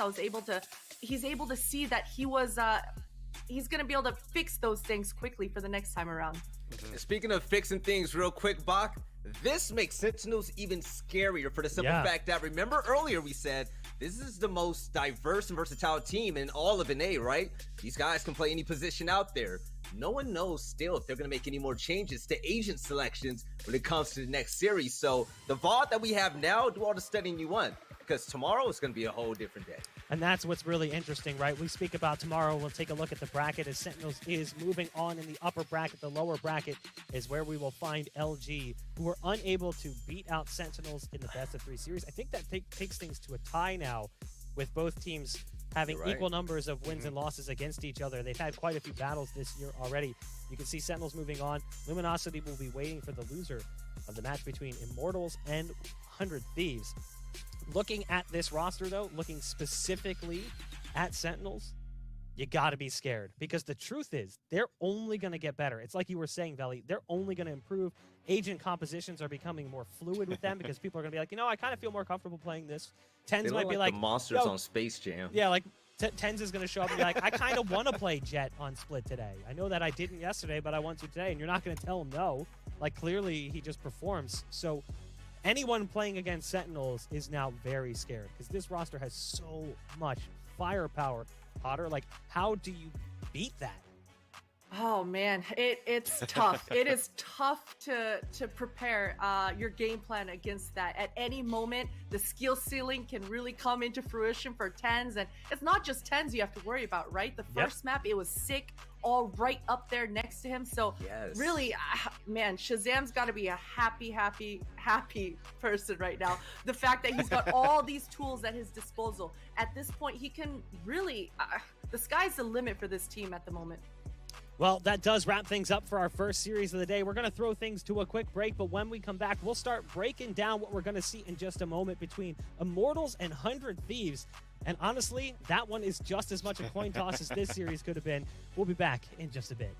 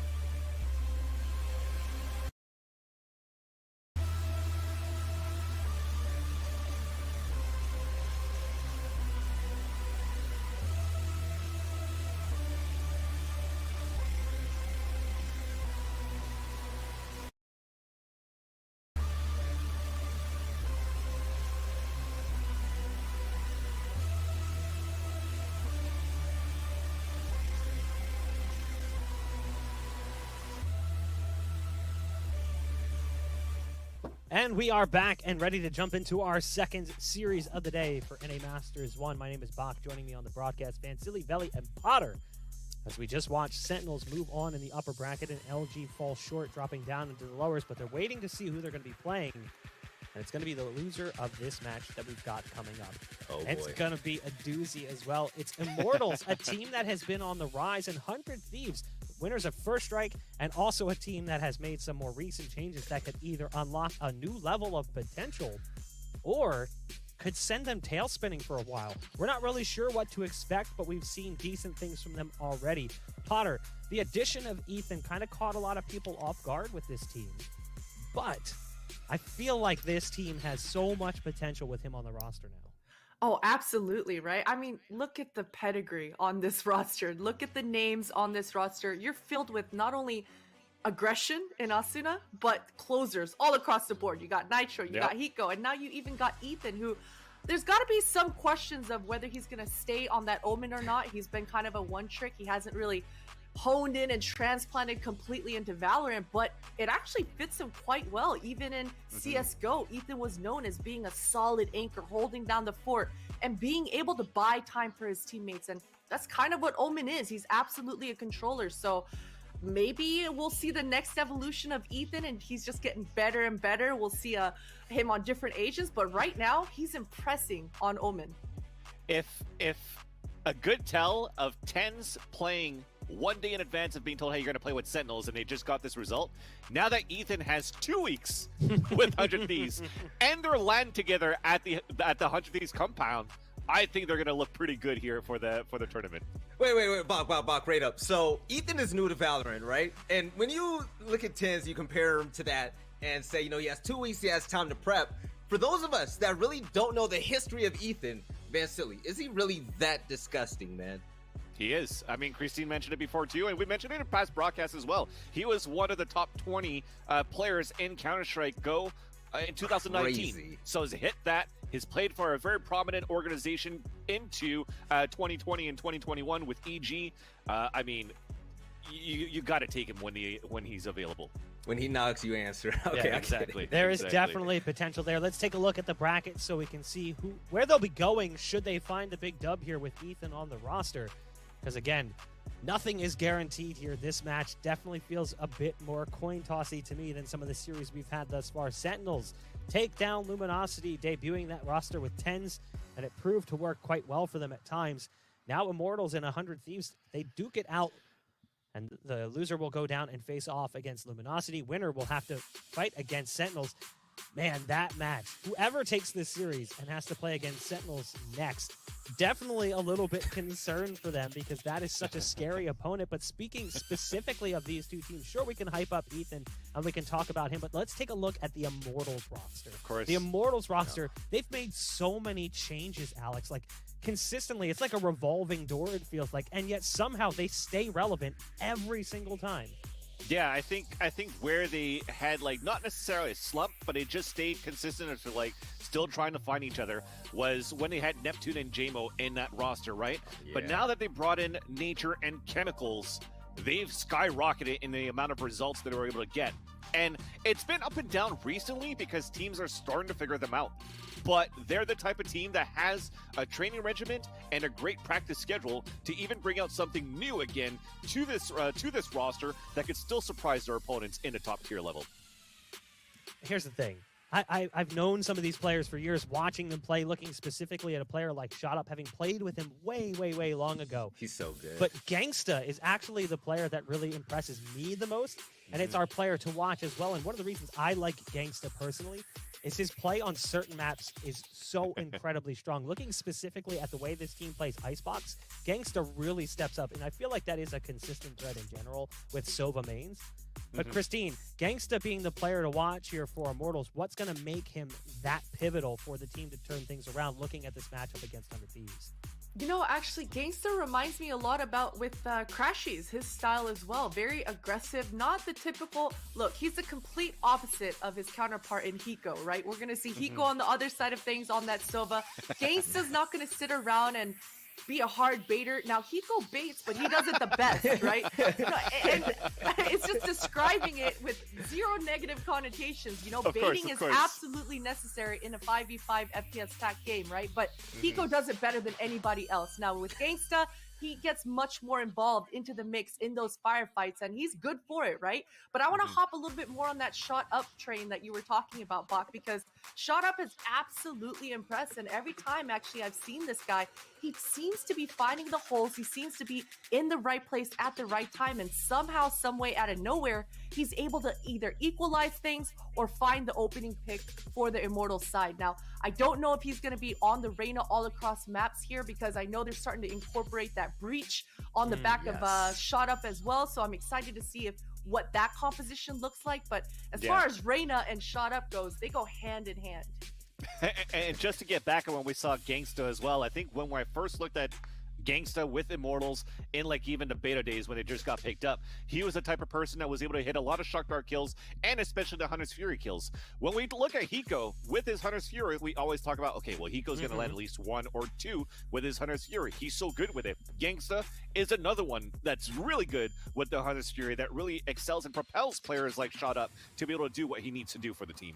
Alex, I believe it was you and I that were casting a series, and we were trying to use a stat tracking utility to break down. We're like live game punching in code to try to get this number. And I think it was like 14 across a best of 3, 14 Hunter's Fury kills, which is just absolutely unreal. That does not happen that frequently. How many times do you watch that ult end up hitting nothing or maybe getting 1 tag? So to see just that pulses, exactly. It's just crazy. But looking at the other side of things now, 100 Thieves, there is so much star power when we take a look at this roster.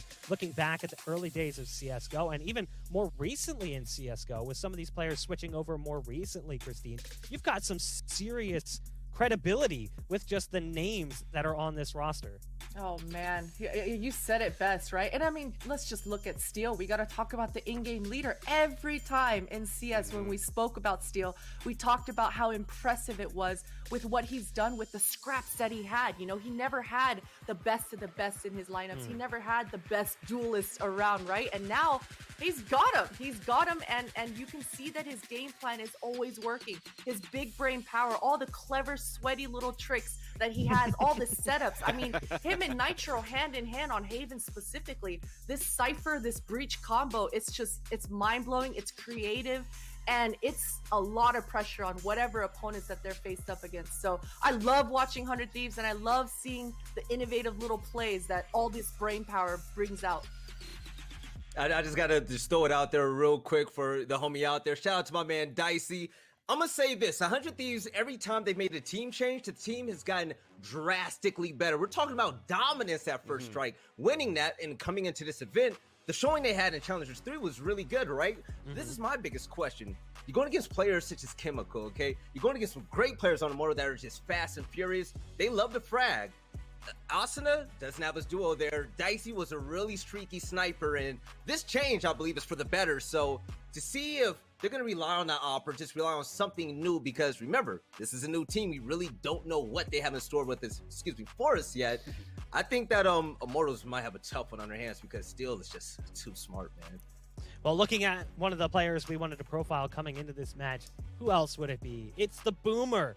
He's had so many clutch plays, and he actually is a large part of the reason why this team was able to win that last Challenger stage. So many incredible clutches playing as the Sova. His stats might not look all that incredible, but it's all about the impact of the kills. Alex, we've seen him time and time again be put in incredible positions, and it's like, how do you lose some of these rounds? Well, the answer is simple. It's Hiko. Yeah. I mean, you want to look at the most impacts, the most impact frags that he's gotten, or in all these clutch situations. So you can't ask for another player than Hiko right now to win those situations for your team. For them to actually beat TSM on a 4 versus 1 to help them qualify into the Masters, it shows a lot how, you know, look at this roster.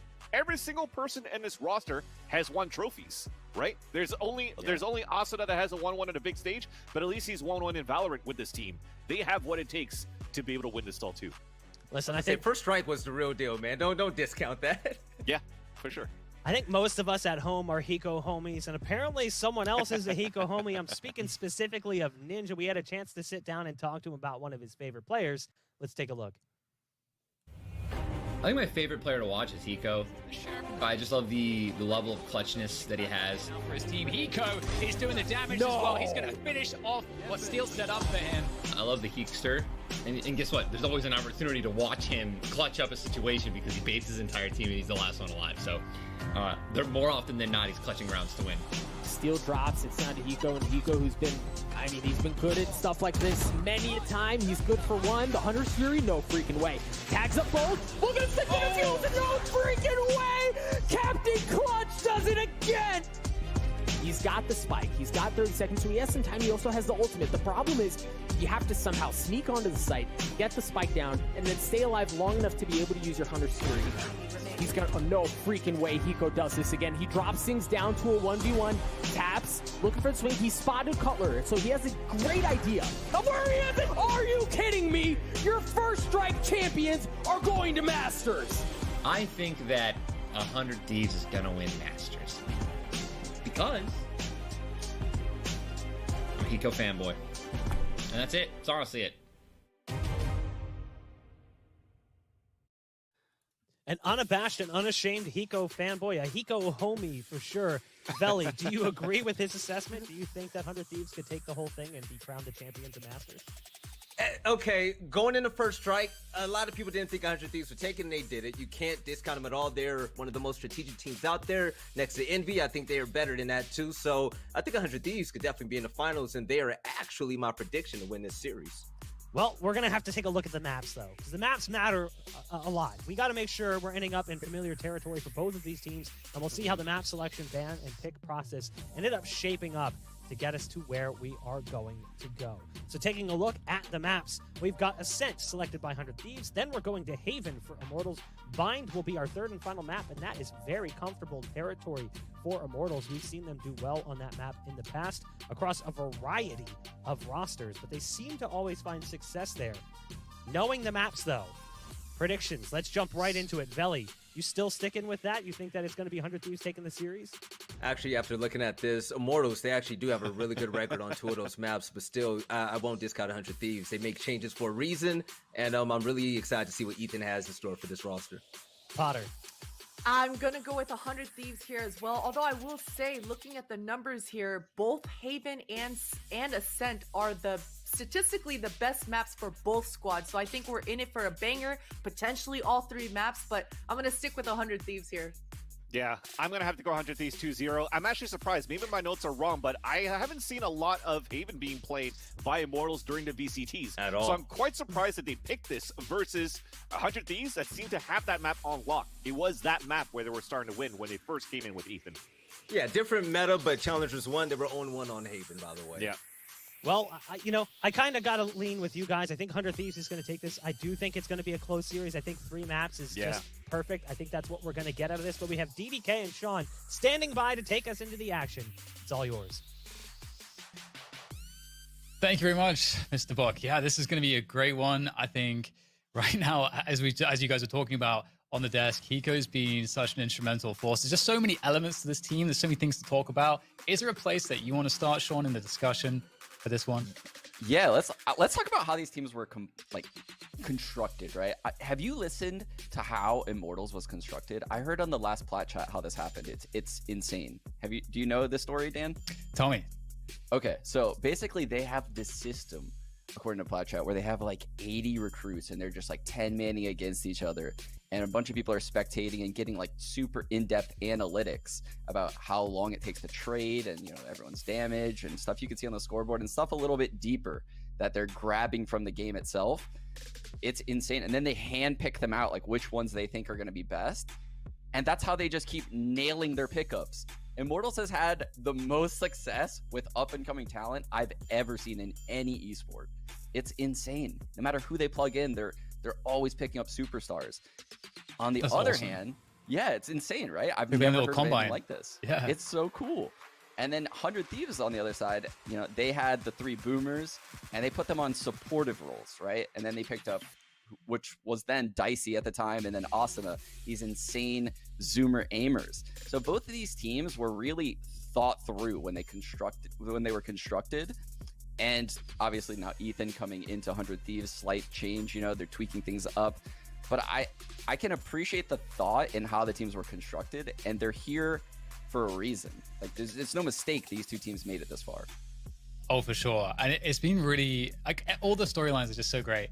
In terms of like the matchup though for you, is it a favorite one way or the other? Do you think these teams stylistically are going to make for a really interesting matchup? Like, where do you stand in like the broad scope of this? Yeah, I mean, I don't know who to even favor right now, because the meta seems like it's favoring these gun duels across these pro teams, right? That's why we see FaZe having so much success lately, Immortals, LG's having a lot of success in the scene. And it seems like there's a pushback right now from teams like 100 Thieves to get more tactical with it, right? When you watch EU, it's more tactical. When you watch teams like Vision Strikers, it seems to be a little bit more tactical. But I mean, you have to stop people like Immortals from hitting these ridiculous shots when they enter the server. And it seems like no one can lately. So this is such a stylistic clash between these two teams, and it's going to be so interesting to see which one comes out on top. Yeah, I'm liking the maps a lot that we have in this series too. I'm hoping that we might see a Breach, you know, come into play possibly. I know that has been some experimentation on the Immortal side of things with Shot Up, but I feel like every time I think about that with this team, it's always the comfort pick. Like, you know, you see the Duelist come out instead or something like that. So we'll see. I mean, this is one of those situations too where, like you said, everybody knows, I think, at this point, the 100 Thieves are very innovative. Steel obviously does a really great job leading that innovation. And they're going to be the stronger team tactically, one would imagine. Definitely a team with loads of clutch as well, something that we always are talking about. We're always seeing that from them. But do you feel like coming into this matchup, if you're Immortals, are you thinking of like focusing on this super loose playstyle, and do you want to run a more kind of duelist-based playstyle, or how do you interpret them figuring out what are the strengths that will work as win conditions for this matchup? Yeah, that was an interesting thing too. When I listened to JC Sunny talk about how he thinks the team composition should be, they play to their strengths. So I have no doubt in my mind that they're going to play that loose style right now against 100 Thieves, right? They know if they try to match 100 Thieves slow, methodical, tactical style, they're just going to lose that game, right? They don't want to play that game. They want the game to be a little sloppy. They want Sharp to be pushing through smokes and dismissing out. Now we might see him play Breach at some point in this tournament. And we might actually see, like, you know, Nitro playing Breach and Sage as well. There's so many crazy things happening in this series that there's a lot of variables. It's so hard to predict because these teams are so close. Yeah, I do love the aspect of this game that's, you know, obviously we heard Steel talking about this a while ago, that in terms of composition, they kind of want to change the game a little bit. They want to have less duelists. They want to make it even more tactical if they can. And so I would love to see some crazy stuff coming out. I would imagine maybe that would be saved maybe until a little bit later on. You wouldn't want to necessarily show anything experimental at this point. But of course, it generally speaking, in terms of that, I feel like I always see something new tactically when I'm watching 100 Thieves. Like last time I was watching them, I was just super impressed. We were talking about this earlier by their icebox. I love kind of the way that Steel plays Killjoy, the way that he uses, the way he lurks with Killjoy on attack and uses the utility, the way he plays retake setups, all super like innovative stuff that I've only seen from Steel. So, you know, what is it going to be this time? That's always the question for me. Going into 100 Thieves, what do you think about Ethan? I mean, Ethan's coming in from CS. You and I have a lot of experience viewing Ethan in CS. He was a phenomenal player, a top 20 player in the world, I think, last year, right? And he's coming into this game, and I actually wrote down his statistics. They're right here. So he has 202 ACS and 137 damage around. He just switched over to this game. So he was a professional in CSGO up until, what, like a week and a half ago? He had to devote some amount of time to playing CS. I don't know how much time he's playing Valorant behind the scenes, but I mean, those are pretty insane numbers to be putting up this early into the game if you're Ethan. How do you feel about him? Yeah, it's been really cool, firstly, just to see like what their approach was as a team as to what positions he's going to be put in. And it seems like to begin with, you know, he's mostly playing roles with Omen where it's just very basic, throw some smokes. And then it's about his fundamentals, his understanding of the fundamentals, the mechanics of the game, playing angles well, knowing the kind of player psychology when you're trying to like jiggle peek and clear, like doing effective and efficient clears. Obviously, really lethal aim. Also, a player that kind of really understands how to read the game and his teammates really well, even though he's pretty, as you say, like pretty new to things. I feel like he's working with the basics super well. And obviously, as he gets more competent, as he gets a better understanding of the game, it's just going to build out from there. But it feels like the way that he's fit into the team has been planned out really well so far. And every day, it seems like they're getting better, honestly. Yeah, I mean, right now, things look really good for 100 Thieves in the future, right? Who knows where things pan out when Astra comes into play, because he's playing Omen, right? So if Astra is the future of this game, what happens to Ethan as a player when he's an Omen main right now? You know, like, he'll have to then learn someone new, but he doesn't even have that much time on Omen, so it's not even going to be a big deal. This team is in a good spot. Oh yeah, definitely. It's gonna be really fun to see how they develop. And I also wonder actually with obviously, you know, we're waiting to get into the agent select for the first map, and then I think we'll dive into more, you know, map specific discussions. But until then, I'm really curious about exactly if there'll be anyone else following Ethan, because as you say, like really high profile pickup. It's actually kind of funny that we've had some of the most high profile CS transfers on this one team. You know, Steel. I guess Hiko less so because he was more inactive at that point, but Nitro obviously maybe the biggest one up until Ethan.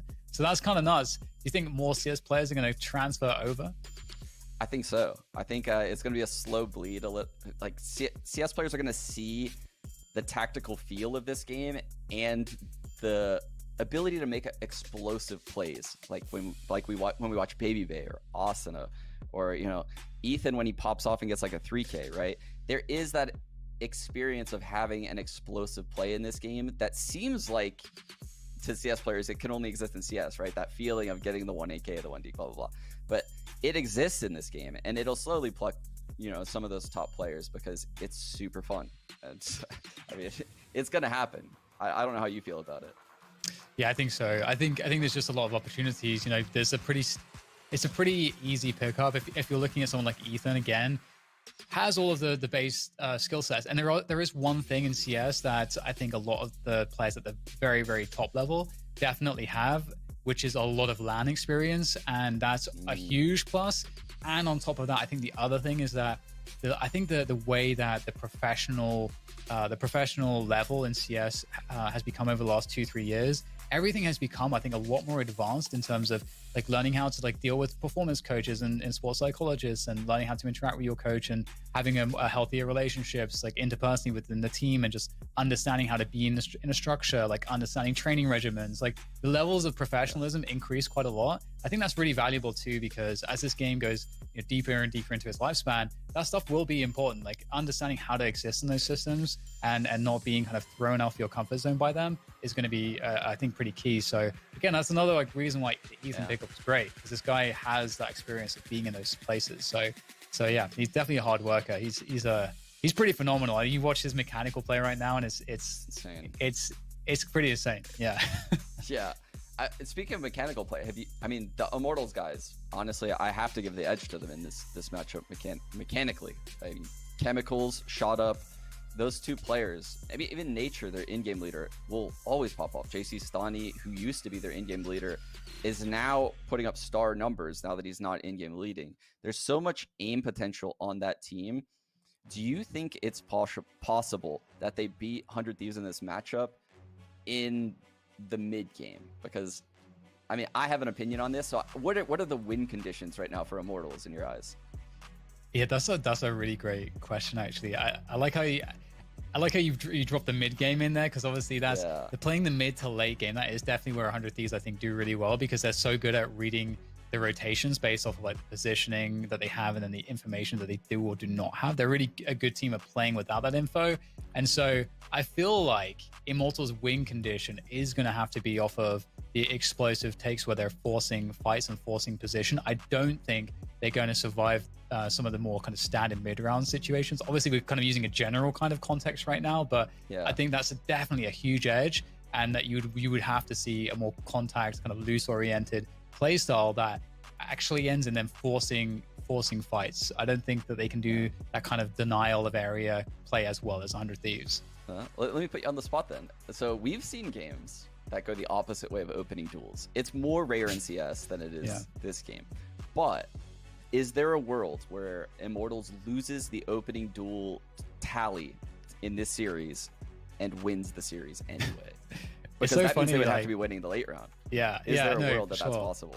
I mean, it is definitely possible because I mean, the funny thing is that this is you're describing TSM versus Yeah. 100 Thieves at the Yes. first Strike Finals, and like Yes. that like blew everybody's minds because you look at it and like that was such a weird series because TSM looked behind even in I felt like my emotional memory. I feel like they looked behind all the time in the entire series when in Yeah. reality they were ahead all the time until the clutches at the end of the round. Yes. So I don't know, that it seems like this is going to be a great matchup if it goes that way. Immortals can definitely win those scenarios, but there is some kind of X factor that exists with the clutch on 100 Thieves. They definitely can win those battles. So I don't know, man. 100 Thieves are one of the most clutch teams at the moment, so it's hard to say for me at least. It's so ridiculous. It's ridiculous watching them play. That Hiko game on Icebox last week. Yeah. With the ult outside of A and then, the ghost clutch inside of it. How do they just keep getting away with this? It's like that meme, the Breaking Bad meme. How do they keep getting away with this? I don't get it. It's actually really funny because another clutch splashed to my mind in a second, which was with Steel as well. So this is like an old iBuyPower, the old iBuyPower days. It was like from Milan Games Week, I think it was. I'm going like rolling back the years to like 2015 right now. Dating yourself so hard. I forget what team they were playing right now, but it's like Inferno, and it was like Steel and Daze remaining in a round, and they win this like insane 2 versus 5. And it kind of reminded me of that one of those things you were mentioning just now, that clutch, I think on the pistol round, where on Icebox on attack, you had Steel and Hiko last man standing against 5 players. They looked absolutely crushed. Then all of a sudden, Steel gets this ridiculous sheriff headshot. That's like this weird fadeaway reaction flick.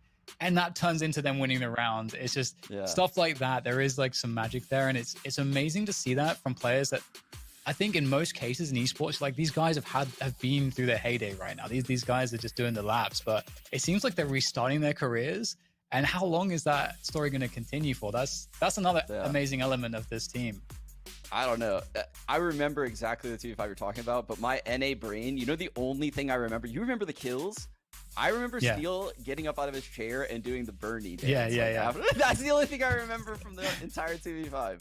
It was epic, though. It was epic. I know exactly what you're talking about. I think I was casting that with Jordan actually at the time with nothing. Man, we're like we're like old men right now, just like talking about days of CS past in the Valorant stream. But yeah, it's really cool to like see the history that's building in front of our eyes, and this Immortal teams too, as you say, Sean, it like feels like it's like the salt of the earth team in that regard. Like they're like trying to farm that first generation Valorant talent in the best way that they can, and seeing the kind of the brains that have been programmed by Valorant as opposed to being programmed by other things first is also super interesting, because we were talking about this off stream. There's certain ways that this game is being played. You might expect it to be played in certain ways, but only certain things will work in scrims, and so you have to play what's actually working. And so I feel like the younger players are really taking advantage of that right now. I think Immortals are a team like that, finding so much success with a loose play style, which I think, we saw from FaZe yesterday, just kind of really showing the epitome of that kind of explosive play style and just running at people, and how that can be really effective right now. And I think to a CS player, Sean, that's pretty abhorrent. Yeah. It hurts a little bit when I see Baby Bay like dash updraft up in the air with a frenzy and just come down on someone's head spraying the frenzy. Hurts a little bit, but I do respect the style, because they are catching so many teams off guard. And the same thing could be said for Immortals when you watch someone like Shot Up perfectly using the Reyna Dismiss to make crazy plays. Absolutely. Well, we're going to throw to a quick break, and hopefully we'll be back with the game shortly after. We'll see you back here soon.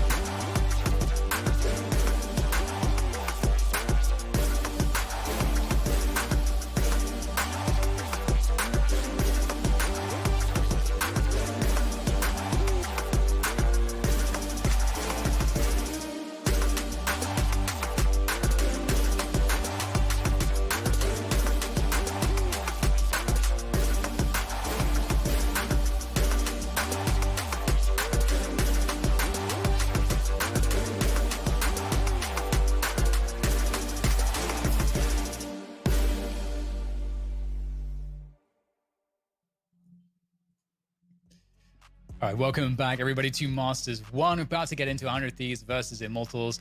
I'm DDK here with Sean, and I think there was some server shenanigans, but we should be underway momentarily. We have Ascent, Haven, and Binds coming up. Is that the right order? I think it's the right order. And it's gonna be lit. Lit. Oh, sheesh, Dan. Okay, we're getting the zoomies involved here. Okay, we're throwing it back, and now we're kicking into zoomie mode. I like it. We have to balance it somehow, man. Yeah. I could like try to artificially make ourselves relevant. I think it's really funny though, because it's actually kind of crazy now, because I do like come across all these words. I'm like, I don't know what this means. I just.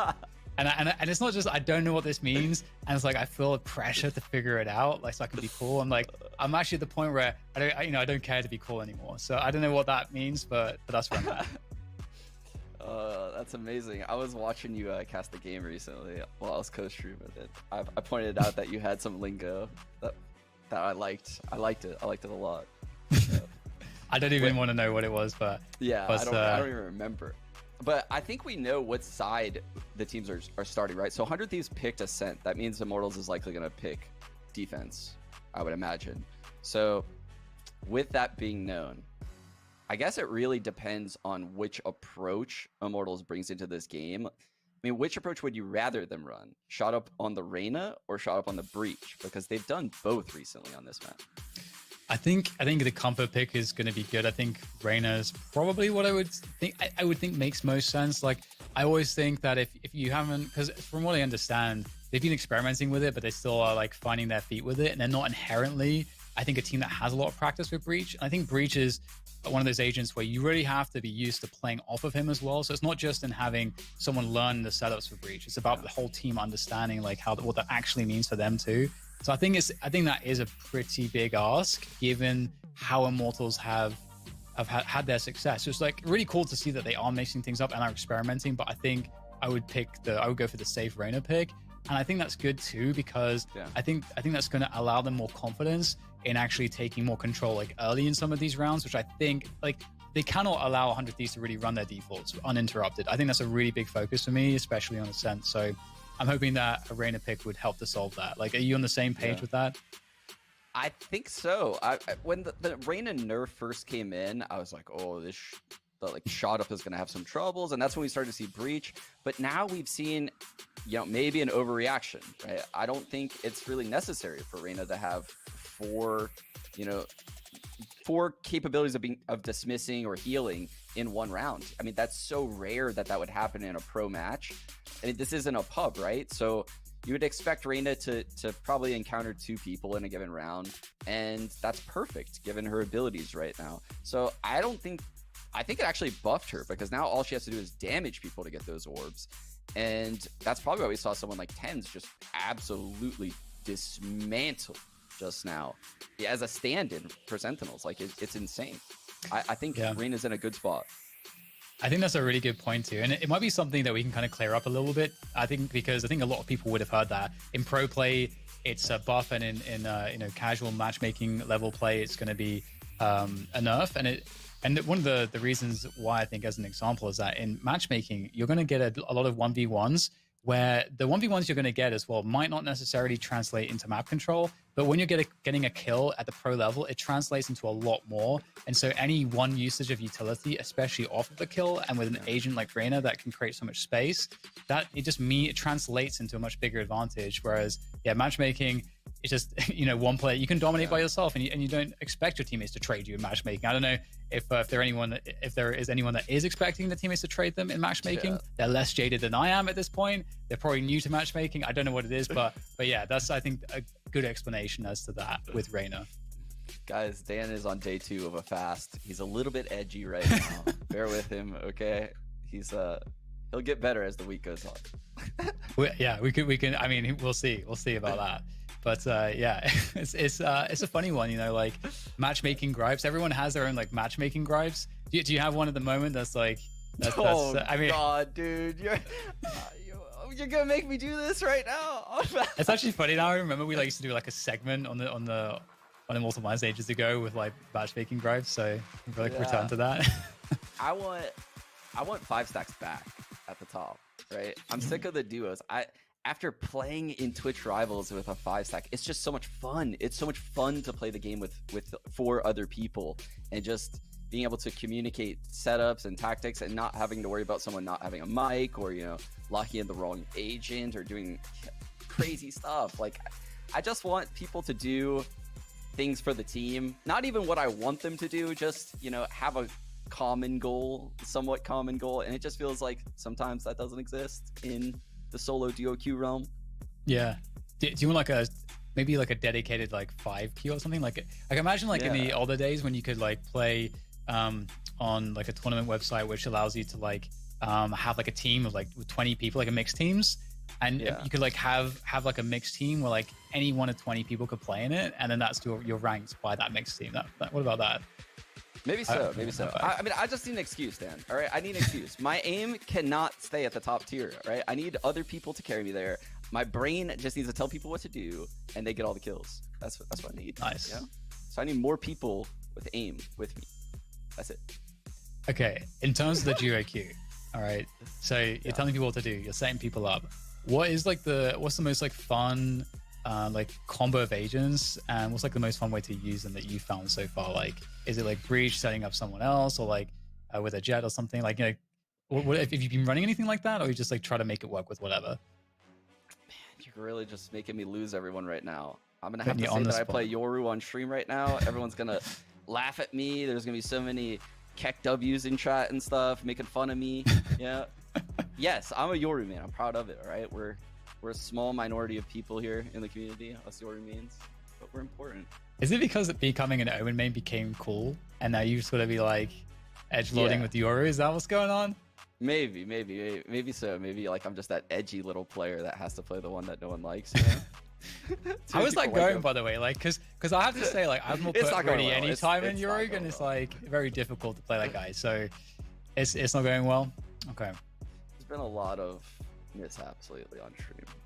Yeah, it's not going well. A lot of losses, a lot of red. All right. Okay. We're going to a second break, and then we'll be back with the third episode of the Sean and DK podcast, but hopefully the game too. Stay tuned. We'll be right back.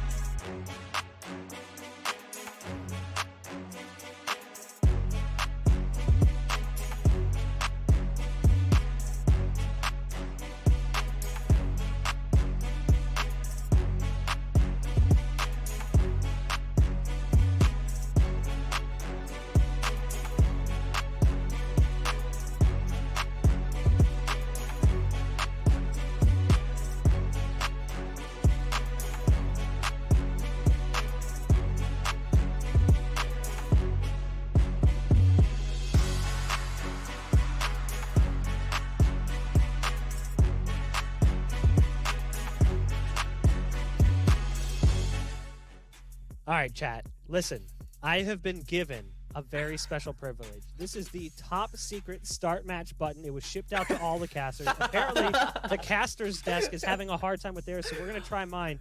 Hold on one second. Let's see. Did I do it? Nope, not working.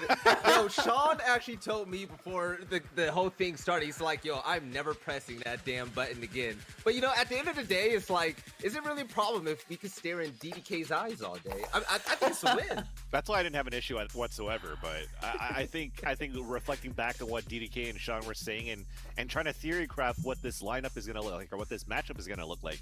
I mean, we had a chance to predict who we thought was going to win, but I don't think we had our reasons why. I have a 2-0 at this point here for 100 Thieves, and I don't think necessarily that Immortals would be an underdog in this matchup though. I think it's actually 100 Thieves that's the underdog of this matchup between Immortals and 100 Thieves, just because they have Ethan in here, just because they have to less practice, I guess, and they have to figure things out to try to beat a hot up-and-comer such as Immortals right now. But you know what? I think it's a, devil's advocate right now. A lot of us are saying 100 Thieves because of the fact that we know their track record, right? If Still says, we're going to be ready for this event, we believe them. They win those events.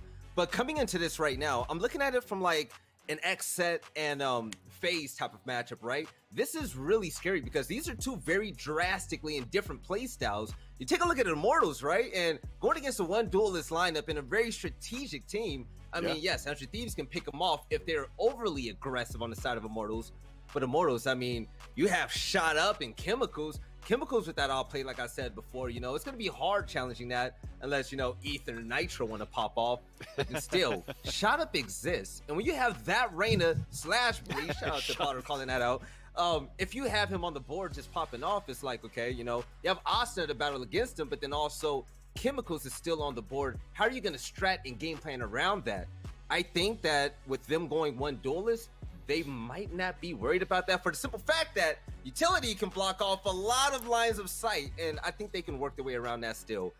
Nobody should sleep on Immortals, though. 100 Thieves, I mean, this is just like a faith thing that we're predicting them, but you guys got to remember, throughout all the challengers, Immortals have been like one of the best teams. They've been popping off everywhere. Here's something, though, that I think is interesting. I think right now, looking at 100 Thieves, this is potentially the lowest level that they'll perform at. And I'll explain why. With the more recent change, I feel like they actually drastically impacted their agent composition. So looking at Nitro was potentially one of the better omens in North America. I loved watching Nitro play, especially on a map like Icebox. He was like the multi-kill king. He would consistently lurk and find so many kills and high impact kills as well, opening up different avenues of attack on the map. Now that he's having to switch to other roles so that Ethan can feel comfortable playing the Omen, it's taking him down a level. Now, the team still finds wins and they still succeed, but when they unlock that next level and you see a new agent come in for Ethan to play, I think that this team is going to step things up to a whole different level, because then you can get Nitro back into that Omen position that he feels comfortable in, and you can put Ethan maybe on a duelist. Christine, if you're looking at a player like Ethan, what's the agent that you think makes the most sense for him in the long term? Ooh, that's a good question. That's a really good question. I'll say that I don't necessarily view him on a duelist, to be honest with you. I mean, I know he's only 20 years old, but in my brain, he's like old. He's almost he's like a middle-aged man for some reason. He's just been around for so damn long, right? And that's rare to talk about when you're talking about a 20-year-old person. So definitely for Ethan, I'm thinking he's gonna have a lot more responsibilities than just a duelist has. Sure, duelists, they have a lot of responsibilities, but really at the end of the day, you're entering and you're getting a lot of headshots, as many headshots as you can. I'm thinking for Ethan, because he's got that experience under his belt. I think 100 Thieves are just going to keep experimenting with the one duelist, maybe even no duelist in the future. You know, I think with 100 Thieves, they don't want to take as many 50-50 duels as they can. They want to be a little bit more calculated in their approach. And with the agents that they've been selecting, you can clearly see that. Now, the consistency, we haven't seen it yet, but at the same time, 100 Thieves don't play as many matches as like an Immortals does either. They don't compete quite as often. So I don't know if they're going to have a huge honeymoon period that's just going to keep going forward into 2021, or if we're going to see that kind of stop and break, because the growing pains, I think, are to be expected. Alex, do you agree? I do agree, but at the same time, I want to go back again to the maps, because this has been going through my mind the whole time while we're talking here. Is I'm still surprised as to why Immortals picked Haven versus 100 Thieves when they actually haven't really played it during the VCTs at all.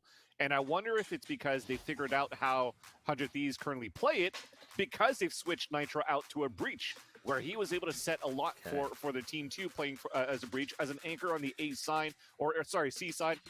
When you have Steel that's anchoring towards A side, they switch that around. That could be a way to maybe counter what they have against 100 Thieves. But what does Immortals really have, and what can they do to actually get to play against that? Yeah, speaking of the maps, let's take a look again at the maps just so you guys know where we're headed throughout the series. Again, we did already see the picks and bans. We're just working on some issues to get this match live here.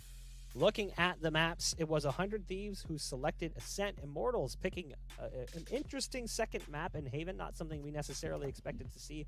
And then we will be going to Bind for that third and final map. Comfortable territory for sure for both teams, but one we've seen successful throughout the history of every iteration of this Immortals roster.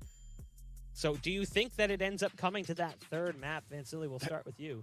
Yeah, so that's what I'm thinking about. I don't think it will, because 100 Thieves were able to have some great progression on Ascent since day one. I think day one when they played versus, I think it was Energy, right? Their first game, and it was Ethan's debut, and they played pretty much a Counter-Strike game, because it went like 16-14 or 17-15 actually, if I remember correctly now, because I remember Steel tweeting out, oh, we wanted to make it look like it was Counter-Strike, but we couldn't finish at 16-14. We went over to like a double overtime or whatever it was for them to be able to win that match. So from that day into the further days into Ascent, they looked a lot better, and I think it looked up a lot better of how Nitro was playing Sage too. It was unorthodox for me the first time that I saw that he was putting a wall right in the front of A main when they're executing into the site, instead of a cross into the door when they take control of the site. So it shows how they want to play different angles on the executions, and as Christine mentioned, they don't want to go too much of like the in-your-face 50-50 when they rush in. They want to be meticulous of how they want to execute into the sites. And as you see this progression, it's paying off for them, and now they're good on Haven as well. Oof. I want to know what Immortals has under their sleeve for Haven. Get the button ready. Get the button ready? Oh, okay. Yeah, get the button ready, Bach. All right, I'm gonna see if I can... This is your moment, Bach. Countdown. 3, 2, 1. Did it work? Casters, are you ready? Is the game starting? I mean, it looks like it. We're good to go. We're here on Ascent. We're checking out the agent selects, and finally, it's happening. At least I hope so. I don't want to be wrong. I'm sure everything's good. So here we go. We've already talked about Ascent. We didn't go into too much detail, as we are waiting to see what agents we're going to get. Hiko, obviously, with the typical troll sitting on the Viper. We know he's not good for it. We know he's not good for actually. I mean, when you do this every single time, I feel like Hiko just needs to kind of disperse it out a little bit to make it a little bit more believable. But we'll ignore that for now. Obviously, in terms of things on the Immortals side, one of the elements that I'm really looking forward to is, as we kind of mentioned, is how disruptive are they going to be able to be? So we had a question as to whether they're going to be getting that Reyna pick on Shut Up, or if we're going to see the Breach. So as we can see right now, still kind of mixing around the agents. But I think one of the things that I'm going to be looking for regardless is making sure that Immortals are attacking like these areas such as A main, B main, making sure they can make these control plays. If they're able to do that, I think that's going to be a huge aspect of the mid round as to like how those fights go. Because if they commit into those, they might get some frags off of them. Otherwise, they'll maybe earn some map control or maybe lose some, maybe commit 100 Thieves to more players in that area of the map, freeing up other areas of the map. It's a lot of different elements to this, but I think that aggression is a huge part of the win condition here for Immortals. We're going to have to see how it goes, though, as we get into this. Super excited. And I think it should run to the bathroom very quickly. There you go. You're back. Yeah, I am Welcome back. Yes, I am super excited. We are in the server finally. Did Shot Up pick Breach, Dan? We did not get the Breach pick. We got the typical Hiko troll sitting on Viper for a while, but everything's standard as we'd expect. So the Reyna comes out for Shot Up. So all is good in the hood. All is good. This is going to be very interesting because I think Shot Up is going to play a super disruptive style on this Reyna. I think you saw Sentinels dismantle 100 Thieves on this map, correct? Where Sick was just all down their throats, just destroying their defaults, right? I think Shot Up might try something similar right now. And it's going to be such an exciting match to watch from his point of view, I'm sure. And we'll start off with that A main aggression indeed coming through from Immortals, looking to take control there. You just mentioned Shot Up being maybe a big piece in this aggression, and we can see that already. Shock Dust coming through, trying to punish the AWP pickup. Steel trying to get a little bit closer here. I love that Steel picks up Sheriffs in these pistol rounds. Again, there's a lot of like just quirky things that he tends to do. And just waiting for an aggression, but there is none so far. There is none, and this is just 100 Thieves spreading the map. They're trying to force 2 to 3 people to play this A site, and Steel has done a fantastic job because this is a B hit. And these 2 players at the B site, smoke off the turret. So the lack of info coming in right now for 100 Thieves, do they realize this is going to be a B hit? I don't think they recognize what this is.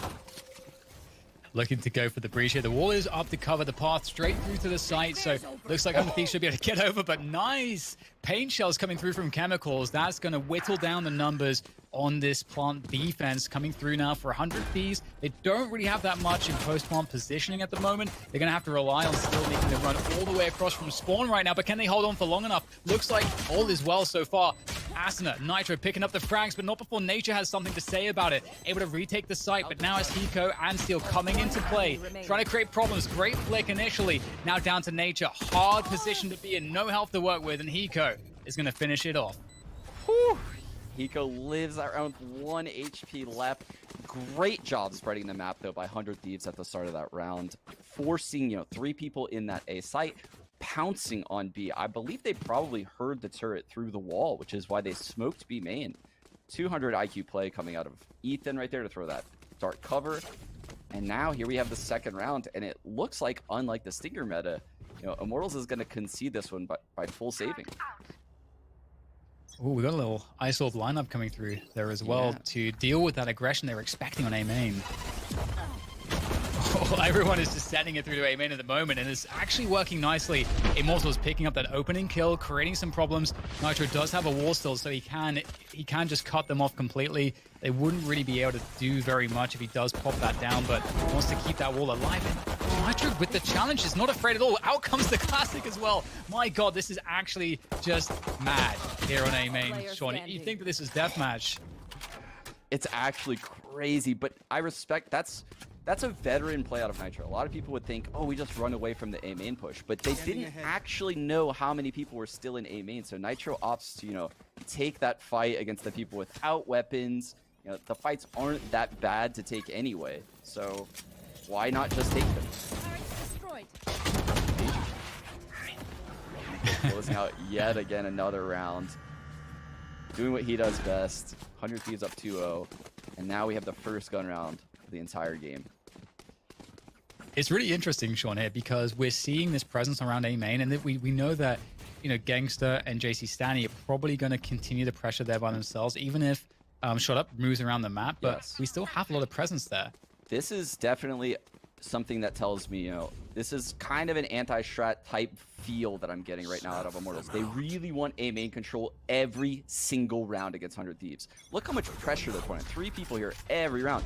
One-way smoke coming there from Omen. And meanwhile, 2 people nested in the B site. So they fully give up mid with a turret holding market. And this is going to be, again, a passive round coming out of 100 Thieves. Steel using the turret to clear top mid. Sliming out into what we call Sabrosa spot right here. It looks like Hiko's going to work with Ethan to grab control of A main simultaneously. I like this switch of, oh, the pain shell's going straight through deep. Oh, JC Stanny picks off 2, and they managed to evade the incoming pain shells as well. So really great work there. Great timing found by Immortals. And it's all by design, I feel like. You know, they, as you say, they deny the control around A main. They kind of realize that a rotation has to come through from 100 Thieves to take some control. They find them in mid, and now 100 Thieves, 3 against 5. It's going to be pretty difficult to find value here, and that's a great nade. Again, Chemicals delivering with the pain shells. He is good for it on that raise. What's that, 3 this game already? 3 in 3 rounds, pain shell frags. That's awesome. What a track record to work with. But in terms of 100 Thieves, 3 versus 5, they're going for tree control here, trying to push through with the drone. Nice opening kill from Ethan. Still a winnable round here. The paranoia comes through, but it misses Ethan, and that's the mechanics we were talking about. Oh, and Nitro makes it worse, and all of a sudden, Sean, a 3 versus 2 advantage for them. Yeah, the trades all go in 100 Thieves' favor, and this is a nightmare scenario all of a sudden for 100 Thieves. Very difficult retake scenario. Turret will be taking it down. Ethan playing the headshot positions with his teammates, and it's just so hard to get through rafters here. There's limited utility. Paranoia comes through to just make life a little bit worse. The dark cover as well, and it's looking extremely grim here for this retake attempt. And just like that, a 3 versus 5 into a 3 versus 0. 100 Thieves with a really nice recovery after what looked like a great approach from Immortals. Indeed, yeah, they had such a good early approach, getting a main control, leaving the one-way smoke there. You know, if the attackers, try to get control of that again, they're going to make sound cues. You're going to know that they're in a main if in these pro matches. So they recede back to Catwalk, and they take the fight mid. Everything is going their way up until the point where Chemicals is caught in that slow and dies on Catwalk. And then everything crumbled so fast. It's actually quite interesting to see that there is no stingers at all here, but just all sheriffs. That's pretty cool. See what Immortals can do with that. Obviously, Sean was praising their skill earlier, so sheriff is a fantastic weapon to really capitalize on that. But looks like A main will be given by Immortals. They're choosing to play more of a retake setup here. They don't want to put anything to chance with some of these early aggressive plays, likely because they've just been going to them so often. And 100 Thieves certainly expect that. Yeah, this is interesting because we said Immortals kept taking A main control. This is the first round they didn't take A main control. Are they ditching their game plan, or is this just a different look? We kind of have to wait to find out, but right now, 100 Thieves is in full control early in this game. And you can see they're moving these Immortals players all over the map right now. They're trying to force 2 people in this B site before the A hit happens. But actually, 100 Thieves is reading this quite well. This will be quite interesting here for Immortals. They're going to have opportunities to get a couple of shots. They're shot up. Beautiful initial kill. More trays coming through here. And the time is starting to become an issue. 20 seconds to get the spike down. They don't have site control just yet. They don't have time to rotate. 100 Thieves have to force the issue. There's the wall, able to look over the dark cover at the back. That's a nice touch, but JC standing with 2, and all of a sudden, Immortals slow and patient, methodical play might pay off. There's no time, just have to play the time very slowly. Gangster, he knows Nitro's committed to this plan, but which way will he peek first? Gangster going for the swing here, trying to get the right guess, but it's Nitro to save the day, gets the ace, and the res for the economy right at the end. I love it. There's so many little things 100 Thieves did well right there, and it looked like Immortals had all of the answers. I mean, they had the sight stack, shot up, getting the entry, dismissing out. I loved Nitro's wall in the back of A main. Allows him to see over the dark cover. He's able to protect his teammates who are from people coming out of heaven, as well as see over the sight box into hell. Such a cool little, wall that I haven't seen out of Nitro, who's not really a Sage main. Again, 100 Thieves, they've got so many tricks up their sleeves, and it was a great touch indeed. And oh man, I mean, at least for Immortals, they did a lot of damage to the economy, and 100 Thieves will probably be, I feel like, encouraged to go a bit faster on the next anti-eco. But we do have the operator coming out from Chemicals. Oh, damn, look at the conditioning from 100 Thieves throughout this game. So this is the first round Immortals didn't get A main control. They just had 3 people nested in A blindly, and that's the wrong call. Yikes, and that is Asuna not finding the love. He was looking for again Chemicals with the paint shells. He just finds so much value. The operator is what he's carrying, but it doesn't even seem to matter at this point. Just give that guy the nades and he's good to go. And this is the lurk, though, from Steel that could change things a little bit. Hiko's committing the one on the site, and there's the follow-up nades from Chemicals, obviously refreshing the signature off of those 2 kills. They know precisely where Hiko is right now. He's going to pick up one, but surely not. It is Hiko after all, but there's so many players. Paranoia comes through, back against the wall in the boathouse, and he is going to be sent very far away, and Immortals pick that one up. Wow, Chemicals, I don't think I've ever seen so many nade kills from a Raze this early on. It's wild. The one he's throwing, though, into lane from Market on these B hits is devastating to 100 Thieves B hit. Because what they do is they're walling, so that way they all have to go that way into the paint shells. And it's just such a tiny corridor. It's the perfect agent to have in the perfect spot, throwing the perfect piece of utility right now. It is definitely much needed as well. Immortals picking up 1 round. They've had a few close ones, but we'll have to see if they can... Yeah, it's going to be some A main pressure as well. I like the Ice Orb as well. That obviously stops any re-aggression because you can't move into that and take a fight. It's too disadvantageous, so that's going to win the Orb control. Oh, there's the Satchel, though, trying to punish it with the ult. Chemicals not finding what he's looking for. The Paint Shell's not finding a frag this time. 100 Thieves is up cat right now. 2 people on the side. Oh, Chemicals whips around. Chemicals is in such an important position with the operator, trying to hold things down here. The entries are coming, though, from Ethan and Asuna, although Immortals are doing a good job at holding onto the control. They've got spike control as well. It's down in tree at the moment, and it's just looking very difficult for Hiko, who's stuck in A main behind this smoke, and he will get traded through. And I think, Sean, just as you said, like, that they were able to, 100 Thieves were able to get up cat, because Immortals were not scared and they maintained the A main control, they actually were able to defend that because they held onto A main. So it was such a close timing. It was incredibly close on the timing for 100 Thieves right there. I mean, they got up cat completely unnoticed and had Gangsta in the side of the head, but he weaseled away, and then Chemicals just peeks out, plucks one off, and I mean, at that point, everything stalled out.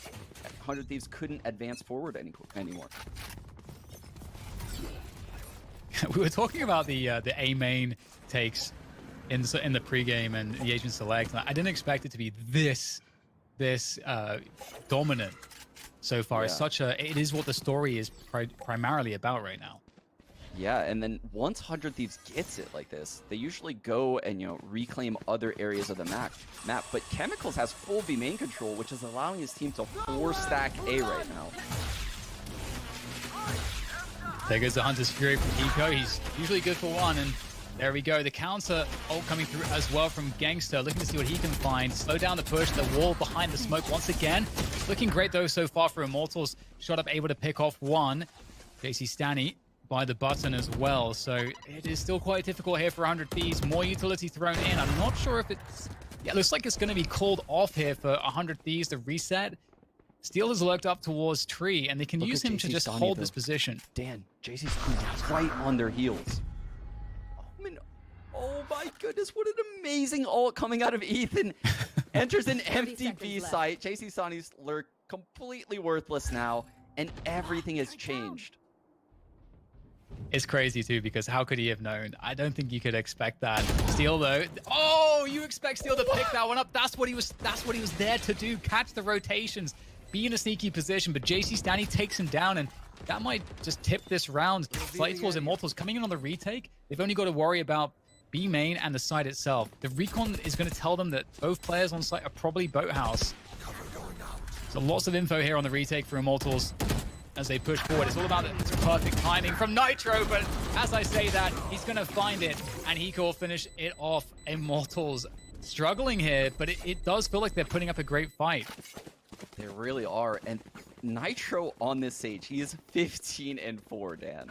He's doing the battle Sage. We haven't seen it much in NA. It's taken a long time, but all it took was Ethan switching over and stealing Nitro's agent, and he's a monster on Sage, I guess. I mean, he knows all these Sage slow lineups now. He's walling in the back of A main to look over the smokes, getting different elevations. He's playing it perfectly right now. I have to say, I do think the slow lineups are very underrated. We don't see enough of them. They're extremely good. No defender wants to push in front of that. And you can see he's lining that one up for B main, so that way no one wants to push in B main. You'd be stuck. Immortals just did a 3-man clear A main, but the pacing here from 100 Thieves up mid is quite fast, but Immortals, the A main players, have now already rotated towards Tree and Cat, so they will try to push forwards, and there's another one of those walls looking over into the site. That's a more commonly known one. I'll have to see if Gangster can survive, though, because I feel like there might be a peak there for Nitro, but he will hold on to his position for now. Gangster will be forced back off spawn, so B-side control's looking good here right now for 100 Thieves. Immortals once again in a very awkward position. Don't really have the numbers. JC Stanny's going to have to do something insane to make this look doable here for Immortals, and nailed through the smoke. Very unfortunate for him. And with that said, Gangster will also fall 6-2 for 100 Thieves, but again, it feels, Sean, like Immortals are doing a great job with their game plan. Like they managed to figure out what was happening. They just don't seem to be able to stop it when, once 100 Thieves have position. Yeah, it feels like death by 1,000 paper cuts right now for Immortals. I mean, it's just slowly, piece by piece, utility is pushing them back further and further, chipping away at their HP. And meanwhile, 100 Thieves is just slowly advancing into the site. Nitro's getting more aggressive angles on his wall. And everything is just playing out in 100 Thieves' favor as the round draws on. I think next gun round we might see Immortals try to open things up with a bit more aggression towards middle. They've yet to try that, and I think that would help them out a lot. What's interesting in this round is that it's another one of those save rounds. We saw this almost be won by Immortals previously, where they stacked everybody with the Sheriffs towards the A site. This time they started the round with 3 on B, but now they've rotated all towards A, perhaps respecting the utility from 100 Thieves. Great nade from Chemicals, found a great timing, lots of damage done. That's not very weak now. And that's important too, Raze is the entry player. You want to get the Raze satcheling in. Ethan will take control on Catwalk too, so it is looking pretty good here for 100 Thieves, but time is starting to tick. Yeah, they've done a really good job of confusing Immortals right now. You can see Nature rolling back to the B site. He doesn't know if they're in mid. He doesn't know if they're in B main. He's very lost over there in the B site. But they've still guessed right, and that opening Bucky kill is going to slow things down on Catwalk for Steel. He has second thoughts about following up that direction. From Ethan's perspective, that was so amusing, but we'll see 100 Thieves finally pulling the trigger on the attack. The entries are looking undeniable. So far, the site is now theirs. They can get a plant with some seconds to spare. Still damage to be done here, though, but Gangster not finding his shot. Maybe Nature can do one better with his Sheriff. And this will be 100 Thieves going 7-2. And as you say, Sean, we're going to go into the next gun round, and you wanted to see more aggression in middle from Immortals just to switch it up. Yeah, that, and I think it helps to play aggressive towards middle when you have a Killjoy ult, because you could always just retake either site, right? You can play in middle, you can try to shut down the default and the mid control, and then if they do hit a site, you have the Killjoy ult to just easily retake it. I don't know if that's how Immortals thinks, but you can clearly see they have a tactical pause right now. Their game plan is definitely not working. So they have to switch things up on the fly. They have to adapt. And I'm curious to see what that adaptation is going to be here. By the alarm bot mid, I don't think they're going to play aggressive mid. I think they're going to play passive mid. So the turret is going to hold the B main contact. And the Raze is going to immediately break that turret, draw, rotate to B, hopefully. But again, the battle is going to be at A main. We say it time and time again. This A main control, whoever wins the A main fight here is likely going to win the round. Yeah, and it's something it does seem very comfortable for Immortals to fight over this. And what's great to see from 100 Thieves is that they have setups to deal with a team like this that has so much expertise taking this position. And once again, the exchange of utility, the ice orb, you can see that it just is so paralyzing. You can't really get too aggressive, but with the counter utility, that does buy them the timing to actually walk out and not respect the ice orb, which is huge. Great nades coming in from Chemicals again, dealing lots of damage. Heal unknown. in an elevated position. And that's a big kill for Silvercat, because that's going to keep these two at A main. It might draw shot up a little bit closer. No one's holding Cat right now, so Gangsta's feeling tons of pressure. Just the loss of that person in A main changes everything. And the Cat Lurk is coming in now. Oh my. It's a heaven split, Dan. This is insane. That is quite the wall. Love to see that. And you're completely right. Circumventing any players around the site. And that's such a smart move. And there goes the satchel play. Gangsta's going to drop Asuna, though. They know he's stuck, though, Dan. Look at this wall. Oh, God, there's nowhere to go. But at least Gangsta picks up one more. But Nitro is fragging out so much. He's got just reses for days. Shot up, though, from above, from the rafters position. Looking to try to reclaim some kind of space. Make this look doable. 2 versus 3 here. And nice little juke there from Nature in the fight against Ethan. However, the Killjoy ultimates coming in should nullify one another. And that kind of cripples things for the retake attempt. Nature, though, is going to pick off Nitro. Looks like they want to try to get rid of this defender Killjoy ult. Uh-oh. Oh, no. Dan, can he get around the corner in time? He can. Wow, Nature doesn't know where Steel went. Oh, that's so unfortunate. Heartbreaking. And there's just simply no time at this point. That's so unfortunate. So close. Having to invest the Killjoy ult. At least they forced it out from 100 Thieves as well. But at the same time, it's just heartbreak indeed. 8-2 in the advantage now for 100 Thieves as they continue to find a lot of success. And that split was genius, Sean. Especially because they know how heavy Immortals like to play in A main. They aren't playing players passively in those positions. So they get so much free control. Yeah, it seems like 100 Thieves is doing this seesaw in the A site, right? If Immortals shows heavy pressure A main, 100 Thieves will lurk Catwalk because they know that Immortals cannot watch both simultaneously. And vice versa. If they're showing heavy presence Catwalk, 100 Thieves just grabs A main for free. And they're just playing off of whatever Immortals shows right now. And that's what they're doing at the start of the round. They're playing passive now, A main again. Shot up. This is a very different look. He's solo pushed. He's ready to take this fight the entire round. And this is cool to see too, because with that control, they may expect that once again 100 Thieves may just try to walk up Catwalk, and there is the setup hit ready to deal with that. Trying to find a timing, going for the push. JC Stanny wants to take the initiative. I think they've spotted one. Actually, maybe he didn't see the head there, but doesn't matter because Asuna's going to go down anyway, and they can fall back off of that. They got what they wanted. 5 versus 4, and in the meantime, Steel's lurking the A main position, keeping presence. And Chemicals he's asking questions. Oh, they're going to push straight through that dark cover into his line of sight. However, some ground gained by 100 Thieves here. This is going back and forth right now. So it looks like Immortals are in a pretty good spot. Nature sending Ethan back, but the split is still on. 2 people coming through market, and they're going to beat the rotate. So Nature is going to have a 1-on-3 right now in this site. Oh, able to almost capitalize off the paranoia, trying to escape the color. Is going to work out for Ethan as JC Stanny's able to take him down. Good fights coming through. They have the numbers advantage, and now it's a 3 versus 2. So just down to Steel. The entry coming in from Gangsta is just phenomenal work from him. Beautiful team play ultimately from Immortals, and they've worked so hard for these rounds, and finally they'll pick another one up. They did work hard for that. When the rotate was coming in, I thought Ethan would have a dark cover in his pocket for CT spawn B, and thus they would have the 1-on-3 on Nature. But no smoke spawn means the rotate comes in, and they can't even get to Nature. They don't even get remotely close to the site. I really love as well just how they just had shot up solo holding A main. I think that timing they found an Asuna in mid, that was huge, and they're going to go back to their shenanigans here on A main. They're going back to B, and they're going into Chemicals, who's had all this success with the paint shells, and he has the ult, the showstopper right now in market.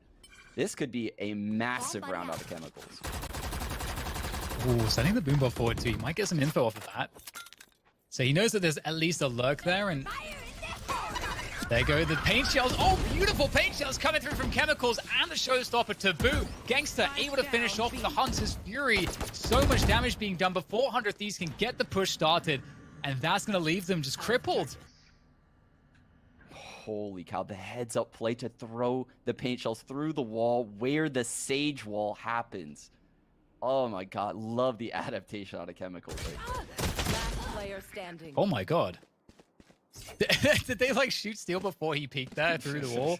That was like some precognition stuff going on from Immortals. And Eco in the 1 versus 4. How many times have we said that? He will have a free site to plant. He has himself a Hunter's Fury. Yeah. But it feels like he's going to need a couple kills, it feels like, before that ult's going to be viable. And he's going to play site, which may be beyond the expectation. They know he can't move too much further, though. They'll just trade it out, dropping off all 3 from the rafters. And that's going to be 4 rounds for Immortals. Something to work with in this half. And again, I have to say, I feel like Immortals did so much right. Yet, you know, this is what we were talking about. 100 Thieves, they just managed to just do such a good job, no matter the situation, always having a counter in mind. Yeah, and that's an 8-4 dominant half by 100 Thieves. And you look at the scoreboard, and their only duelist is at the bottom. I mean, Asuna, their star player, is at the bottom, and they still had such an easy time that half. This is a rough spot to find yourself if you're an Immortals fan, because if Asuna gets activated this game and he's finding entries and they're winning the late game scenarios, that's when things really could be snowballing. I'm hoping to see, you know, going into the second half, you know, everyone's hoping to see a competitive game, of course, always, but hoping to see a good start from Immortals in terms of getting the pistol. I really want to see how their defaulting develops and the style that they are approaching this with, but again, it's going to be down to the success they find here and starting things off with a lot of mid presence, actually. They go pretty fast towards Market and Pizza. The alarm bot and Steel actually let the molly in mid. That's very rare coming out of Killjoy. He's slowing down the hit. Nitro's in first contact. They expect Steel. Ooh. It's looking awkward, like they were going to get sandwiched, but somehow the sandwich strikes back. We've got Chemicals getting the frags, moving out of Market, and now it's just Asuna and Hiko remaining to try to do something, and Immortals are not letting up the pressure. They're just charging him down, and I gotta... if you looked at the minimap, you paused when all of, like, Immortals was standing in Market, and 100 Thieves, like, have seemingly, if you look on the minimap, the best positions possible to make their lives impossible. Somehow Immortals still got all of the kills. So I don't know how that works, but I am happy to see Immortals getting off to a good start in the second half. Yeah, I thought the bait setup from Nitro and Steel in the B side, especially when Nitro's first contact, I knew he would take that peek and then hide. It felt like they would definitely not clear where Steel was, but Shut Up just destroyed him. That was the turning point.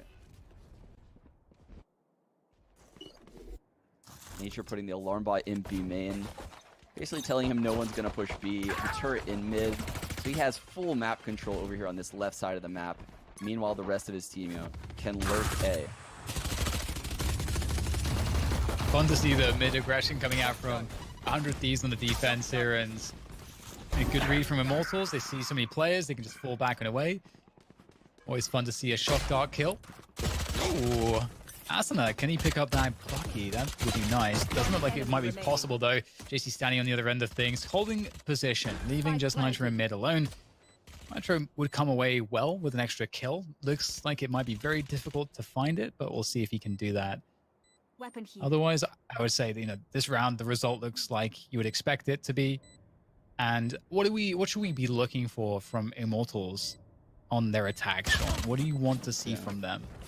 Well, it looks like what their goal here is going to have Nature be on that B side of the map or A side opposite of his team, right? And just show presence, hold it down over in the opposite direction. Right now he's heading over to B. So this is a weird, awkward round because they're keeping all these Spectres. Thanks has an Ares. Shot Up has a Bucky. They're probably just going to send it this round. But in future gun rounds, I would expect Nature to be away from the pack. This round is going to be wild, though, Dan. So I'm going to go ahead and let you take control. This one. Not sure if I should be thankful for that, but we'll see how it goes. Oh, Steel's gonna... He's instantly... So this is a great read, trying to slow down rush timings. And that buys time for Steel's teammates to get info on the rest of the map. And that means that they have info A main now. So off the bat, it's looking like 100 Thieves get all the info. Yeah, because they're in A main and droning off Cat. They know all these guys are B, but it's not going to matter. They're not going to get the rotate in time. Oh my god, I love the play from 100 Thieves in B main. It's so intelligent. The slow molly combo while you're simultaneously pushing A main for info. So no matter what, on a round like this, you would know if a team is going to do a sight hit. This is so smart from 100 Thieves. But now, because Immortals has slowed down the round, I actually favor them because they have the utility advantage. 100 Thieves required a lot of utility to do what they did, and they were expecting a fast-paced round. And no longer are we in a fast-paced round. Yeah, just looking to contact into the A site. There's not really much stopping power here. Ethan has a paranoia, and he's going to have a couple of smokes available too. So Ethan's huge in that, and I think he threw the paranoia pretty early there, but we'll see if he can do some damage with the rifle. Out comes that paranoia. In fact, I was mistaken, but he's going to get all the frags anyway. Great trades coming through from 100 Thieves, looking like they're getting all the value, leaving just the lurk. Nature coming up catwalk, and there's already tall task, and unfortunately there's no time. There's no plays to be made, and 100 Thieves will win the round. And it's cool, I have to say, Sean, that we saw Immortals after we praised 100 Thieves for their opening so much. I feel like Immortals did the right thing, and I think you mentioned that too, that they went into advantage with how they rotated and played slow. So it's good to see that they know what to do. They know how to read the map well. It's very easy to feel cornered. Like, we have no map control. We have to go B. We have to. We have no info on the other side, so you have to go B. But they said, no, we're going to go back to A here. And we're going to clear out the map. And that was actually the right decision. So more A main focus. Here's the start of this over round. at that B site, though. He alarm botted very aggressively. Nitro's pushing up. Nitro gets tagged by that alarm bot. And we're going to get a pick up here from the Hunter's Fury. Nice openings. All this focus around A mains working out. This has to be over. Immediate 5-on-3 for Immortals. Spike going down. I don't know how 100 Thieves comes back into this round. Hiko, no ult. Asuna, no ult. Well, pain shells are there for Asuna. He might be able to clear some space with that. It looks like they are following your assessment and backing away. This is one of those situations where if you can get a quick, easy one, you might consider trying to get something else and then kind of work your way forward, but nothing given right now from 100 Thieves and rather from Immortals. So it looks like you're totally right. Dan, they're showing tons of pressure on the CT spawn exit of the site. Everyone is about to come in, and Nitro, who just put a very quirky wall down CT spawn, holding for this push. This is going to be wild. Able to pick off one. There's the paint shells too. That's actually going to cause problems too. Oh my god. This is actually really problematic. Oh, they slowed him into the spike pit. No way. Oh my god. That's so awesome. Oh, I love this is what I'm talking about, man. Exit kill strats. That's what you want to see. This is what excites you, Dan. This is the stuff that you lose sleep over. Yeah, I mean, it's so awesome to see too, because like one team thinks they've crushed the round and they've gotten to the site with 5 players. Like you said, Sean, they've crushed it. They're not going to drop a single player from that point. You think the other team's saving? Nah. And they're just setting up to wipe you out. That's awesome. Technical pause here. One of the Immortals player probably punched a hole in their monitor when there was a slow A main and they were trying to live from the spike. Oh, that's so genius from 100 Thieves. This is the level of stuff you do want to see out of the top teams. Just what are the edges we can create? Because there are a lot of teams that would perhaps have actually tried to get some mileage retaking there, but instead of 100 Thieves, they knew the spot where they could say, all right, well, we have a setup for exit kills. We know that there's like no chance we can get back into this site. Let's try to just do damage in a way that is on our terms.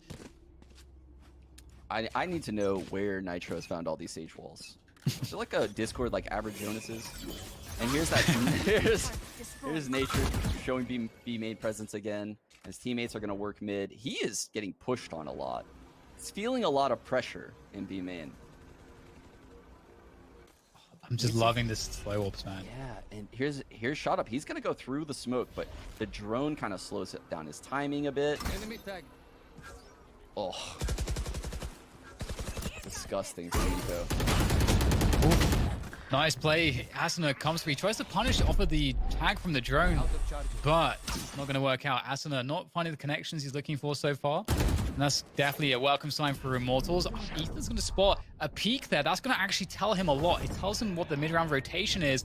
Right now, Immortals want to finish on this A site, and 100 Thieves know about it, but can they stop it? Great nano swarm coming through from Steel to slow things down. Ethan playing around the smoke when it looked like 100 Thieves were going to be struggling. They find every frag, the lurk from Nitro in mid as well, leaving just Nature 1 versus 4. And, well, that's going to be a wrap. 100 Thieves take him down, and considering how much economic damage was done because of the exit kills in the previous round, yep, there's no money left for Immortals.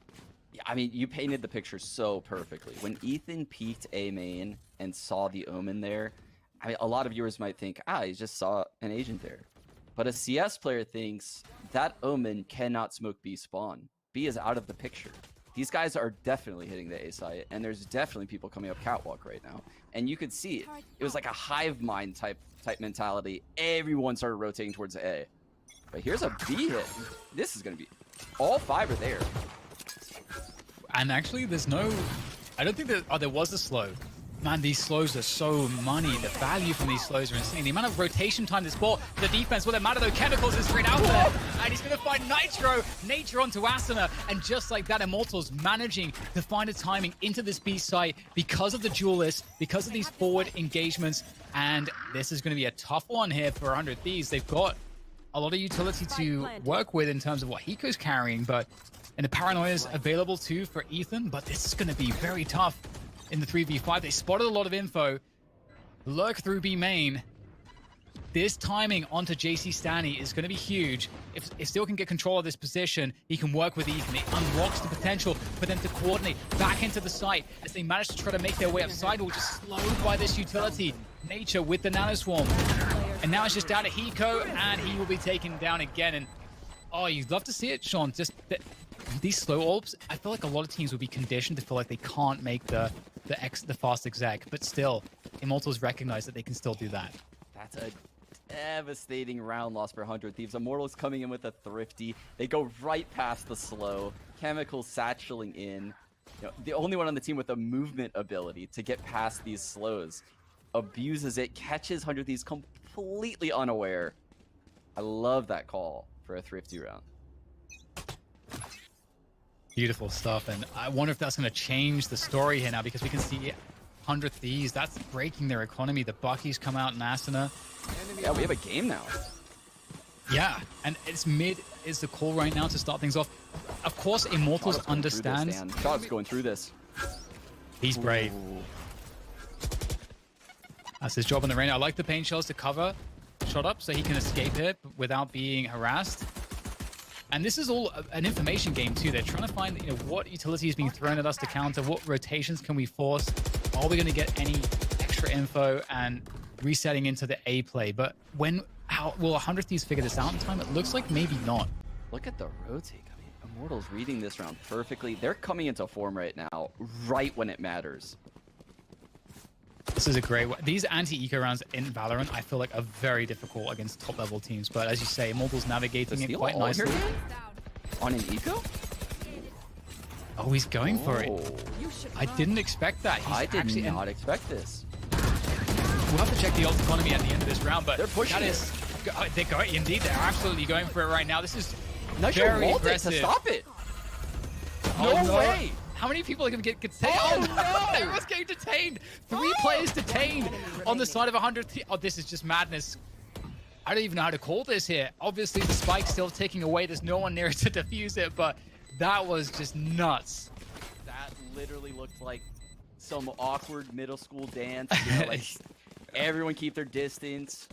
You know, make sure your skirts are long, your shirts are all tucked in. What is going on here? I've never seen 2 people on opposite teams.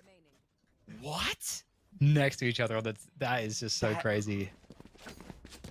I mean, I was struggling to work out what the hell was happening there. I'm sure they were as well.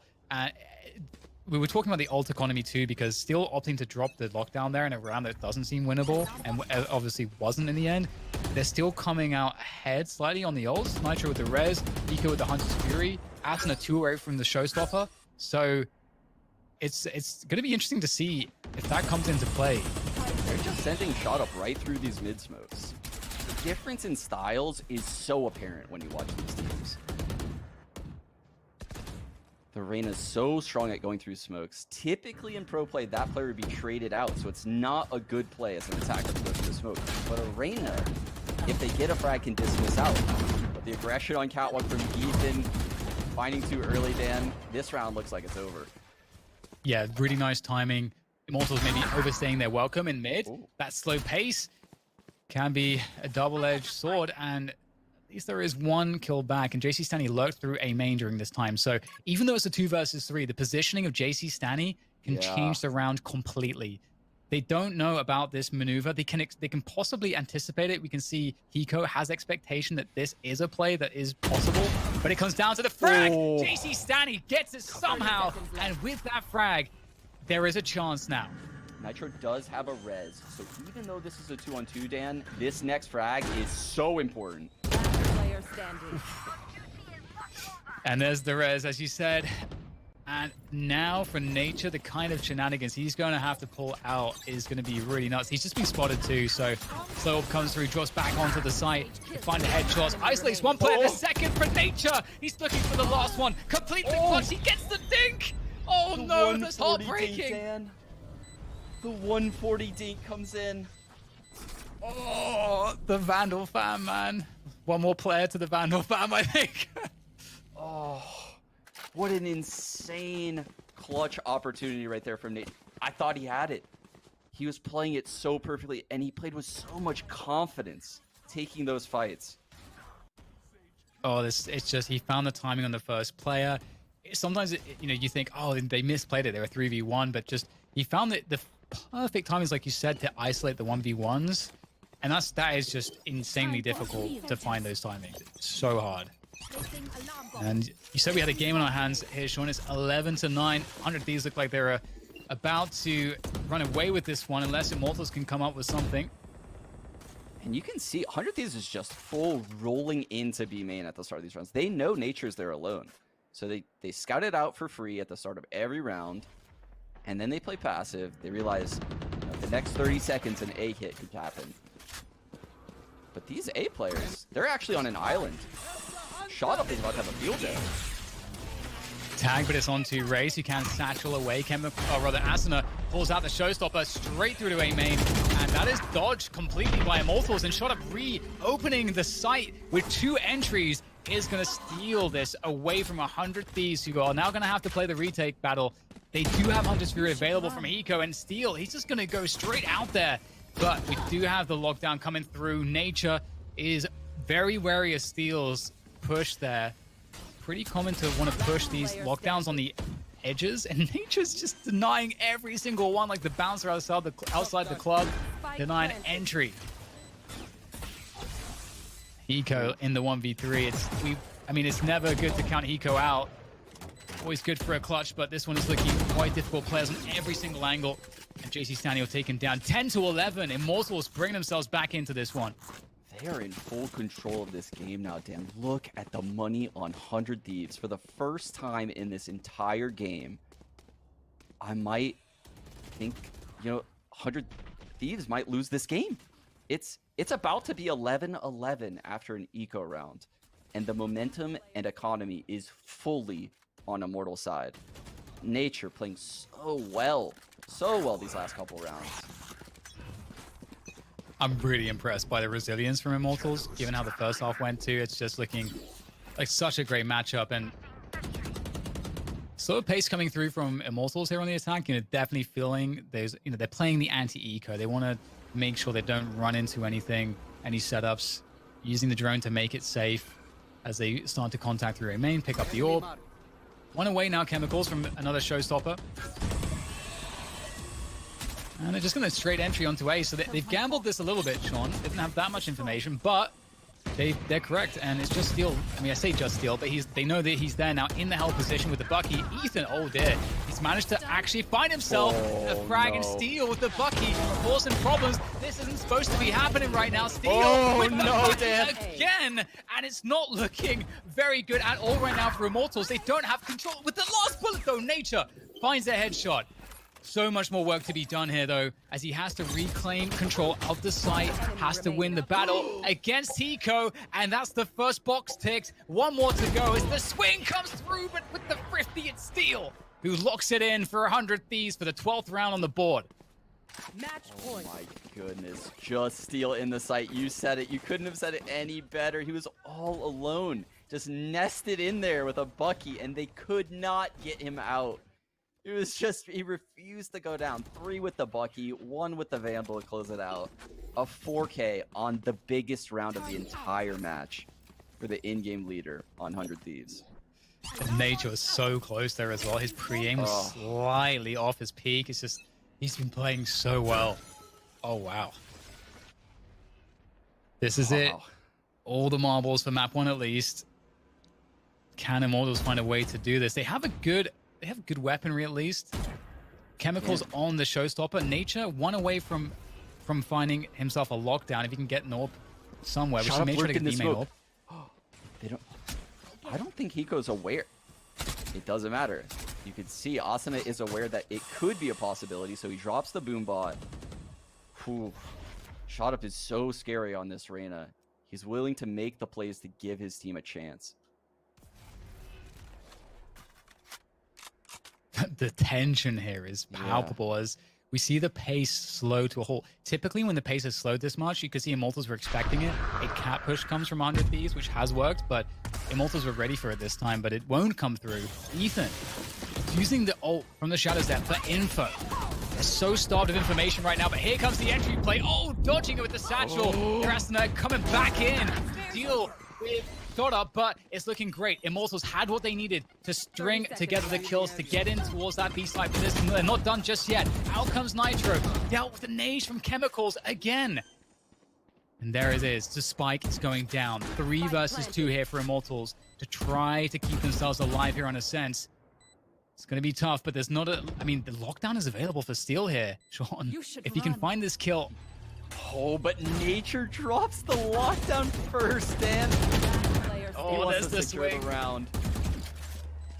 And that's looking good. It's looking really good. It would have been even better if somehow they would have convinced Steel to drop his lockdown, but Hiko's still alive. He wants to cause some problems. We'll see if he can do something crazy. It is Hiko, and he's found 1 of the 3 that remain. Charging into the site. The time is forcing his hand here. He has to keep charging down, and Nature's going to take him out. And there you go. Immortals, 11-12. Oh my goodness, these rounds are so close. They're so close.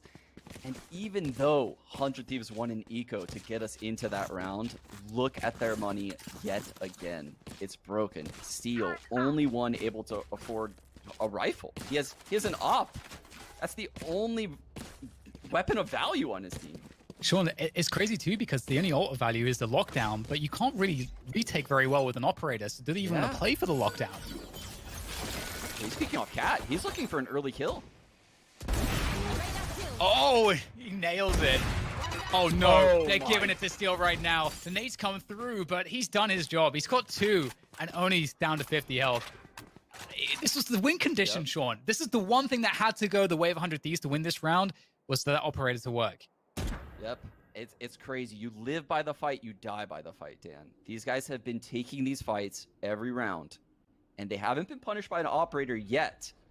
And that could be because Dicey's not in the server. Ooh. Oh. But if you look at this, the B site could fall. This is not locked away yet. Yeah, the retake power with these weapons is not great for 100 Thieves, even though they have the lockdown. So if Immortals can just get into the site, that would be huge for them, their chances to turn this one around. JC standing, he senses the lurk from Hiko in the smoke, takes him out, but Nitro has a Bucky on the site. He's playing the angles. He knows the spots that's going to work out for him with this Bucky. But look at the pace. It's slowed here again by Immortals. They're trying to catch rotations. Nitro is going to be spotted in, or rather Ethan spotted on spawn, leaving Nitro here to make a play potentially. They're still just sitting outside the site. Nitro's wondering what's going on. He is eventually going to get abused by that slow of pace. And now the site is there. But with the operator, he has the lockdown. You mentioned it, Dan. He's at the wrong site, but he has a lockdown. There's a rifle there for him to pick up too. Sean. He's gonna go B main and get a really, really solid lockdown. This is the attacker lockdown, but JC Stani is gonna challenge this.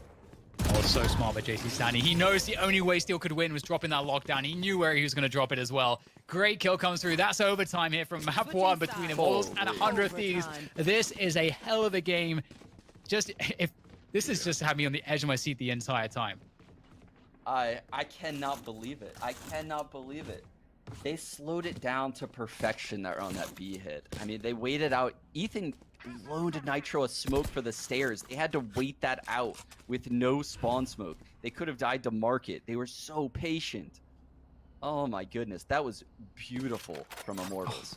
I just love when a team is able to cut pace in such a chaotic situation like that, and then it works out. It just takes so much discipline and team play and communication to pull it off well, and they nailed it. That shows you they are ready to take this series. Immortals, they're fighting hard. And back to the A main shenanigans for the first round of overtime here is we see 100 Thieves on the attacker shut up. He's looking for that initial engage, and Asuna, he knows better.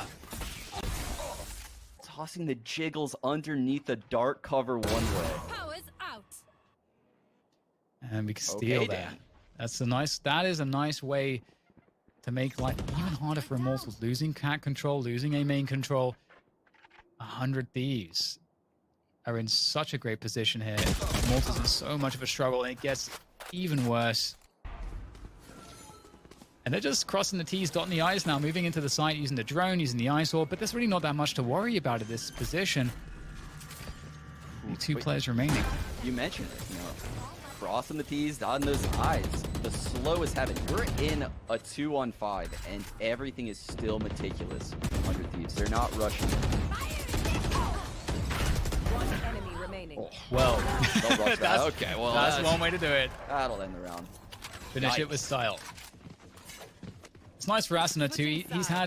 Asuna is obviously an amazing player. He's someone that can always be so explosive, and he's not found his spots in this map so far a lot of the time, and that's, I think, great credit to Immortals for how they've managed to deal with him when he is in the picture. So good to see Asuna getting a little bit of love from the showstopper right at the end there, and we'll see now if Immortals can answer back. Yeah, this is what we need to see, right? We need to see Immortals answer back. This is where they had all their success, their attack half. They've been droning out this position from Nitro. Will they do it again? Here it comes. Yes, indeed. Nitro's droned off of that position. That's the waste of a wall that has won them many rounds so far.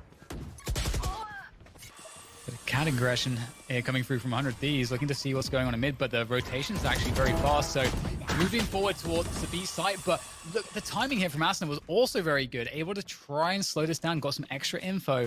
However, they were not able to stop Immortals from getting that side control. Ethan is left alone I mean, we asked the question at the beginning, can Immortals answer back? And they pretty much put 100 Thieves in exactly the same position they found themselves in the previous round at the hands of 100 Thieves. Yeah, this is scary right now for 100 Thieves, and I'm going to tell you why, Dan. Yeah, I can tell what Steel's thinking right now. He peeked off Cat in that last round of regulation and saw the default from a different perspective. And as an in-game leader, he now realizes what's going on. He realizes they're just, dry walking out mid, and Shot-Up's just walking through the smoke mid. That's all they're doing. So why don't we just stop that? And now they're kind of playing into Immortals' game plan a little bit. They're taking these aggressive fights. They pushed into the dark cover mid, off Cat, and I'm worried that 100 Thieves right now is straying from their game plan, which got them, the massive lead to begin with. Don't overthink it. That's my job. Well, it's going to be interesting to see if that mind game pans out in the favor of Immortals or 100 Thieves as we move back into a main focused approach here from 100 Thieves. Grabbing that orb, getting it onto Hiko. And cat control, of course, you give up A main as defenders, you gotta have something back. They've got 2 players mid, 2 players cat, leaving just the Killjoy on B right now. So definitely in a good spot to play the retake game. They see Steel top mid. He's the lurker. That tells them a lot of info right now. They know the A play's coming in. JC Stanley's gonna spot it. And now they just have to play the 5 versus 4 retake. Let everybody get into position. Yeah, and this is an amazing strat that 100 Thieves has been running for a while now, where they dark cover out of A main, and Nitro actually walls from inside the dark cover for the door. But they're fighting tooth and nail to stop this retake right now. Yeah, trying to get rid of all that, defensive utility around the spike. Paranoia comes through though, and you know the action's about to hit. He's able to defend through the smoke just for one, and the frags are so fast. The flurry is insane, but it's down to one, and it's Ethan who is going to prove himself the better as they hold on to the site. That's insane. That was so close. Oh. 100 Thieves managed to hold the site in a 4-on-5 scenario. I think the Sage in these post plants, I mean, we've kind of brought it up here and there, but Nitro's slow orbs that just stop the two-pronged attack that you typically see on retakes, whether it be at B site from stairs in lane or A site from door in heaven. Nitro's picking one direction and slowing that direction, and it's completely messing up the retakes. Yeah, I completely agree that the Sage has been just such an incredibly powerful pick, and there's so much to just say about that, but of course we are in the thick of it right now. Back into a mid-walk from Shot Up, and this time it doesn't seem as though 100 Thieves are too overly concerned with stopping it, sort of allowing Shot Up to just do his usual, and instead you'll see Steel just poking a little bit from Catwalk, and the rotation coming in towards mid here, so they are definitely, 100 Thieves are definitely worried about this mid split potentially towards B. Ooh, this is a scary situation for 100 Thieves again, because Immortals is actually winning this default spread every round. 100 Thieves is guessing the wrong site right now. They have 3 people B, 1 mid, 1 A, and the cat split's happening. Everything is on their new player Ethan. Yeah, you're so right there. It's just a behind, but Hiko able to peel away chemicals. That's a massive pick to get right before the site take, and Ethan's there backside playing the dark cover, and he's isolating 1v1s. In comes the trade though. JC Stanny's good for it. Right there by the hell position, looking to slow the approach, but Steel's found himself an angle in the chaos, creating more problems. 2 versus 2, Spike getting planted, paint shells are sent out, and it's not going to find too much in the way of damage, but gives Nitro another fight. Nitro against JC Stanny, and he's going to lock it down. Great stuff there from Nitro, and again, I can't believe it. 100 Thieves like that, they're going to lock it in. Sean, what do you even say about this game? What a performance by Nitro on the Sage. I've heard whispers, doubting his Sage pick. He's typically on that Omen. Wow. I hope they're not doubting him anymore, because he had so much impact with his walls, slows, and let's not even get into the top frag thing. I mean, he had the team on his back right there. They really needed that performance. It's just an unreal map one. Just the fact that it was an 8-4 start, I felt like Immortals played pretty damn well. I felt like they knew what was going on. Yeah. They knew how to play around what 100 Thieves were doing. Then you saw the adaptation from 100 Thieves who know that Immortals game plan is that heavy A main control. And there's a lot of teams that don't have enough tactically to kind of deal with that. They kind of just lose that battle. But we saw a lot of the adaptations from 100 Thieves, and then just a great dynamic. And then just to see Immortals, I think they stepped it up individually as well. That was like something that we really started to see. Nature was going nuts. Chemicals as well. There's so many moments in that game that were just phenomenal. I cannot wait to see Immortals map pick, because that was 100 Thieves map pick, right? I felt like we saw an Immortals that was super prepared, an Immortals that I had yet to see. So what we're going to see on the next map is going to be a treat. And I think 100 Thieves is in for a surprise. Absolutely. And with that said, we'll take a quick break, and then we'll be back with map 2 for this awesome series.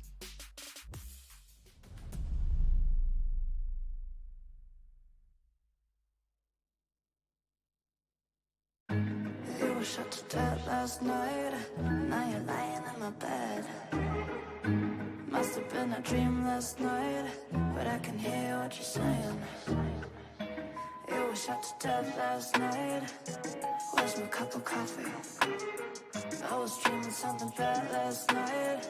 Can't you hear what I'm saying? One gunshot, and I forgot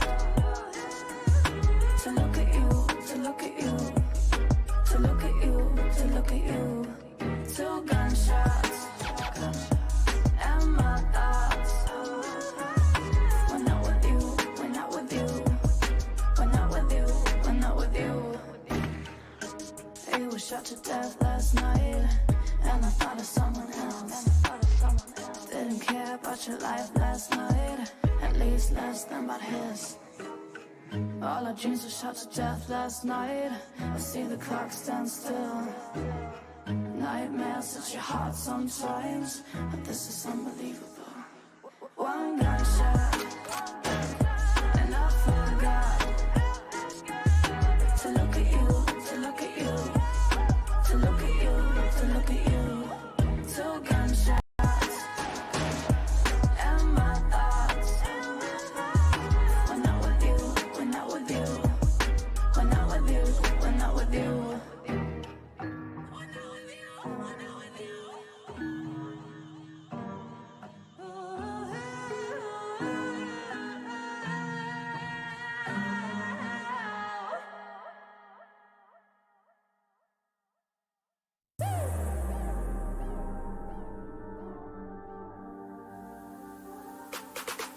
So hard to see the light when the weight of the world is mine. But now I will not resign, and I'm biting my tongue. No, I ain't gonna run.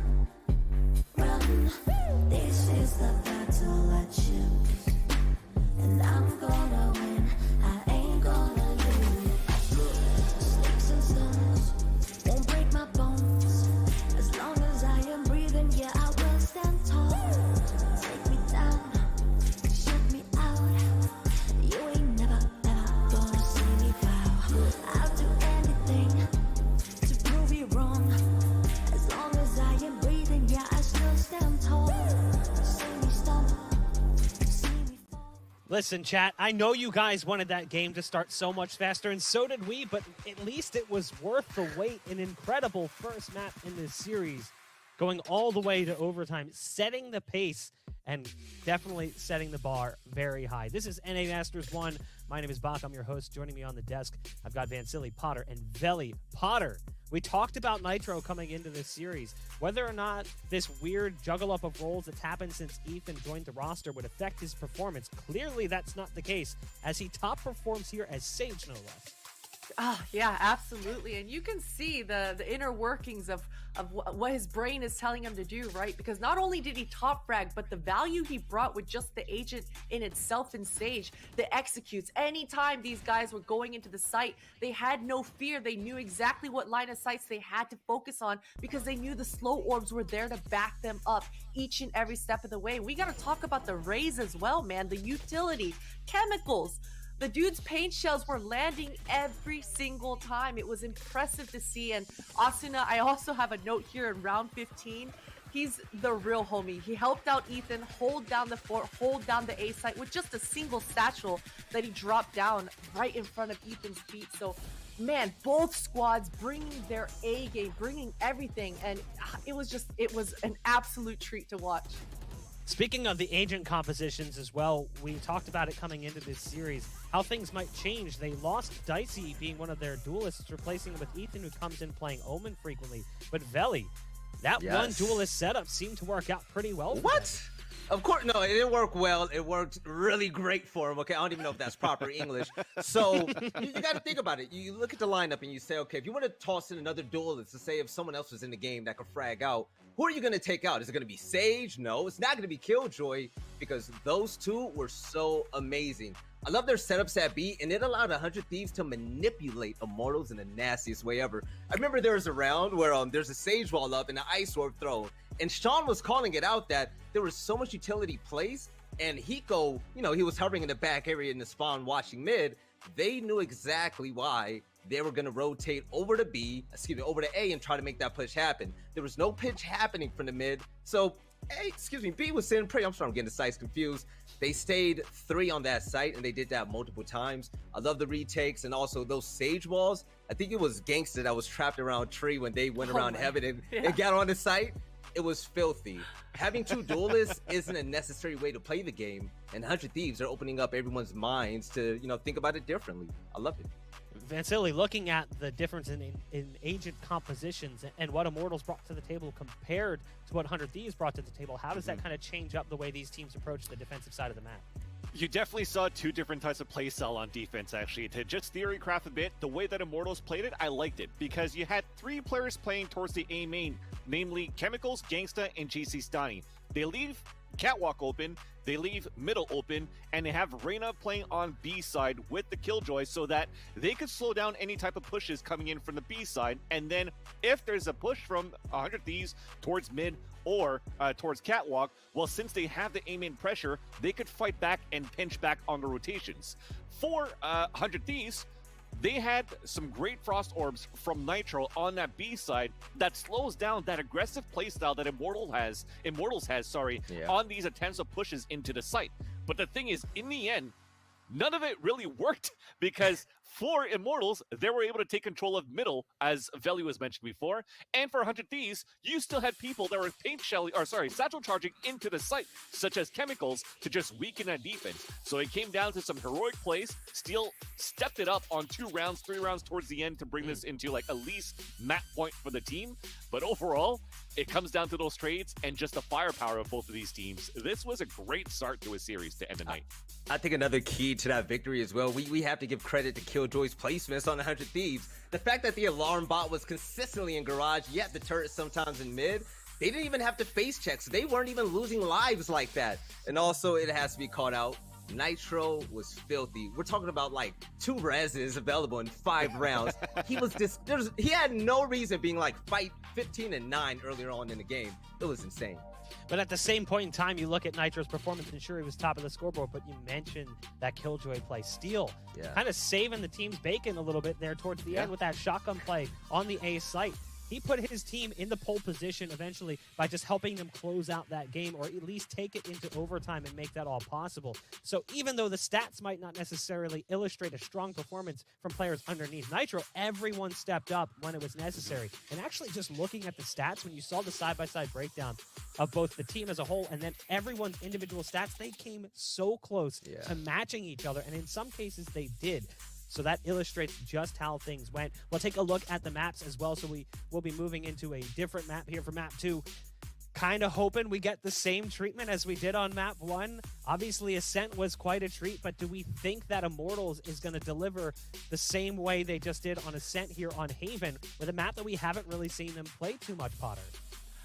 Surely, right? Because even when we think back on Ascent, as soon as that pistol round came around and you saw the aggression coming out from Immortals, I thought, okay, this is the great start that they absolutely needed. You can see the confidence building up round by round, and you saw how Reyna was in the middle, just no fear, right? So I think we can expect that. At least they should lean into that hard, because the stylistic clash, they need to be able to do that with the double duelists that Immortals are running. So this is their own map pick, going to home turf. Hopefully we see Immortals coming out swinging just like they did on Ascent. Yeah, I think we saw some promise definitely with Shot Up playing as Reyna on Ascent, which is probably going to be breached though, right? Well, that's what I'm thinking. There's a possibility that it's breached, but there's also a possibility that they're going to use Reyna, because the last time they played it in the VCT, the only time that they played it, Shot Up played that Reyna too. So if he's able to crack up like the way he did on Ascent, then I think this is going to be a nice surprise for 100 Thieves on Haven as well. Haven is certainly going to be interesting, but we're just about ready to jump into the action. We've got DDK and Sean Gare standing by to take us into it. It's all yours. Oh, thank you very much, Buck. Wow. Okay. Yeah, that first map was just, I feel like it's one of the best games we've casted, Sean. It's just so intense. That was a treat. That was definitely a treat. Like, the game, we have a lot to live up to after that map, right? That was map 1. If Immortals loses this map, I'm going to be really sad, Dan. I want a 3rd map. Like, we need to make this a great series. I don't want a great map. I want a great series. Totally agree. And it's just this is such a different map too. Like it's then, you can definitely get away with a very different style, more standard style, tactically and strategically. Do you think that this is going to be a map where we see a different version of Immortals? I think Haven is, like you said, it's a super unique map. Whoa, Shot Up locked in breach very fast right there. Nice. I am surprised.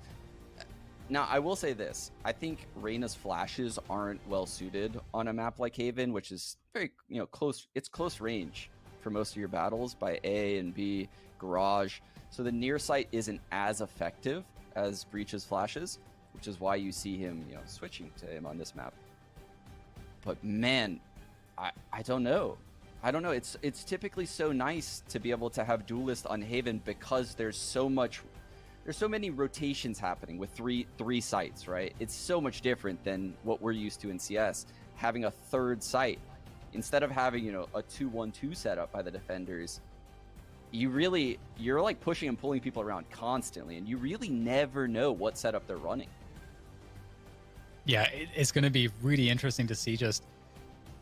I'm like, the whole breach thing is just, we're going to see breaches on both sides too. I just love this because it definitely isn't a usual look that we've been seeing from a lot of teams. A lot of teams in North America have been running the breach, and I have to say, there's so many cool setups that we see from 100 Thieves on this map in general, just across the map with Cypher, like Steel and Nitro, for example. I just remember, so many cool little two-man. It plays, there's that famous sort of clutch, that clip around Garage. Exactly.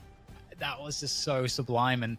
And also just seeing the way that Steel, we've all seen the highlights around, the A side as well. He knows so well how to delay and how to create problems for a team that is quite oriented with, pulling rotation out of A and then hitting A. It doesn't seem like there's any great problems for 100 Thieves when they're dealing with a map like this.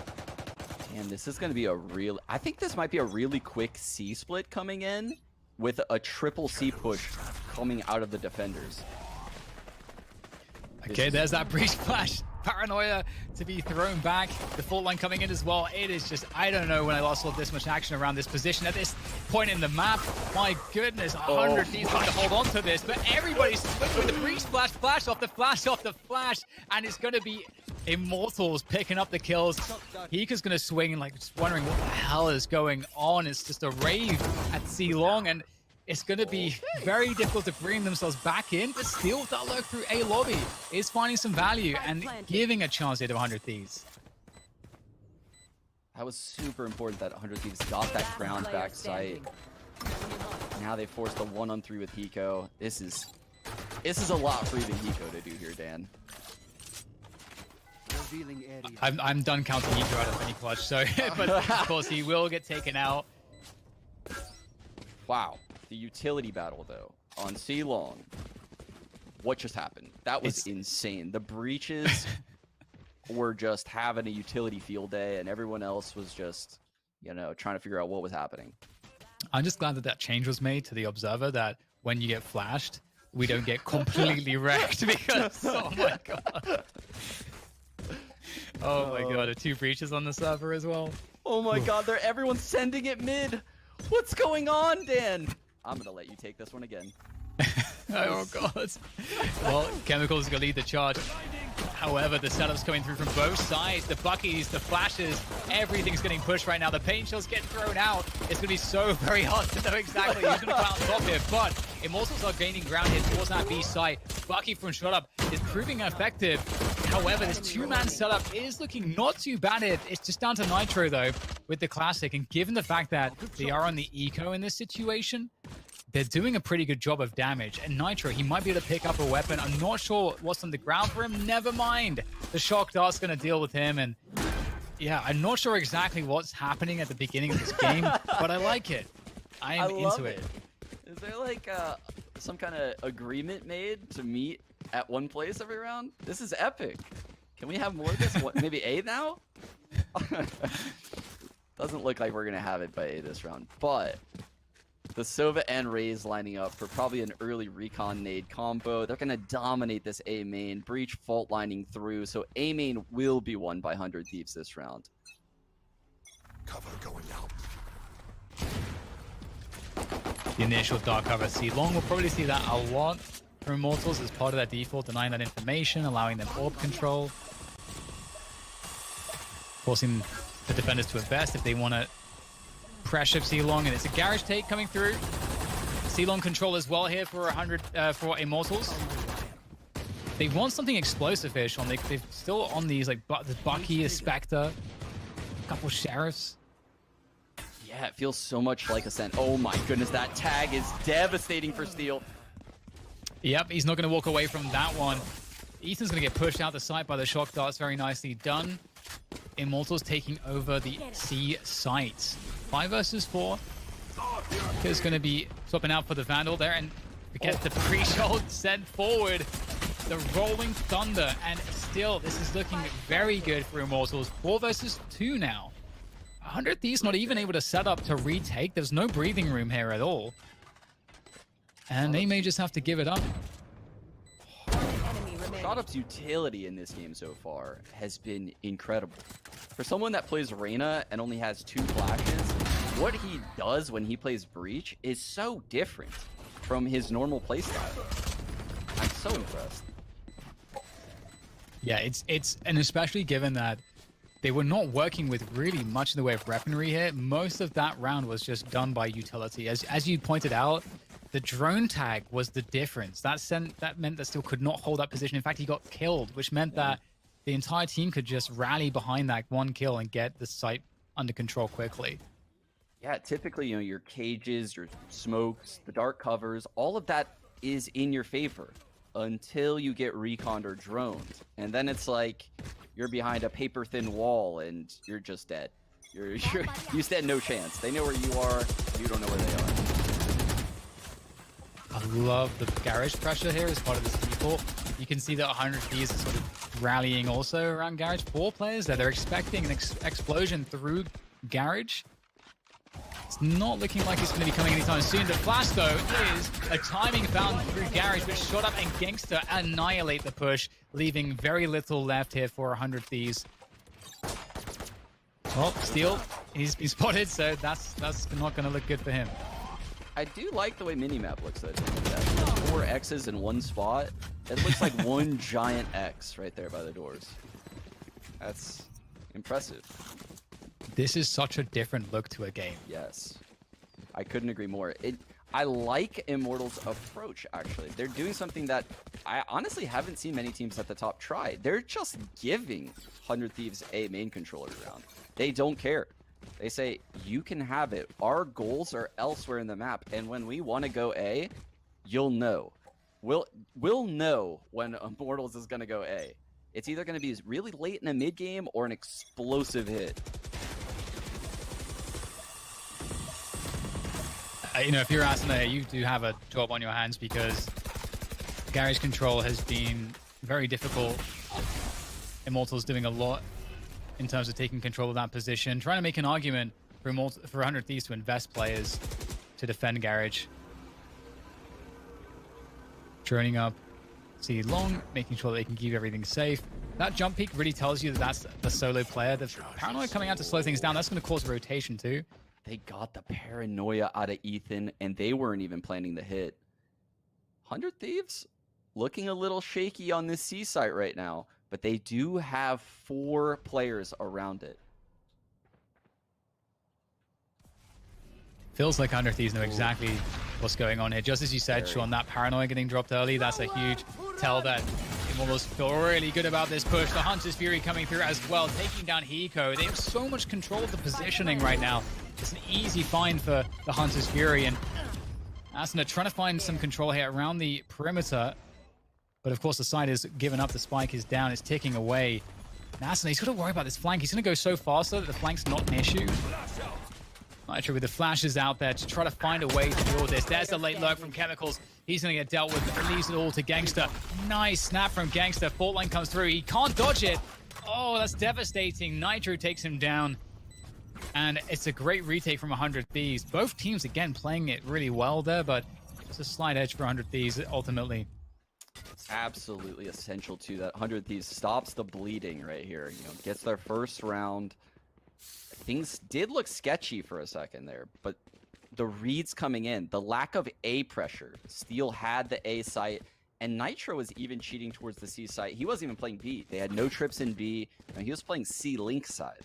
So that was a big gamble coming out of 100 Thieves that actually played out to their favor. And it looks like we're going to have the same approach coming out of Immortals. They like what they saw. It's so cool too because again, it does feel like such a different game to the kind of standard bread and butter havens that we've been seeing ultimately. And the fact that we get the breach out of 100 Thieves as well to combat what's coming their way is really interesting.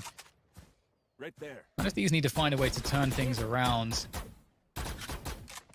And it's just so strange to see so little action around A lobby. And it makes you wonder if that might change later on for Immortals. You know, droning through here to check if anyone's pushed up. Obviously, there's not been anyone in these spots for them, so they have to do that. And is there a read there for their opponents? Nitro is close by, Dan, and he has an ult. There's 2 trips in the site and a cam. This actually could be a very difficult take for them. Yeah, so much ultimate potential here. There we go. There's the first one. The Rolling Thunder comes through before they can even set up the spike, and that's going to allow Steel to come out from the cage. The trade, though, from Shut Up is good. Oh, no.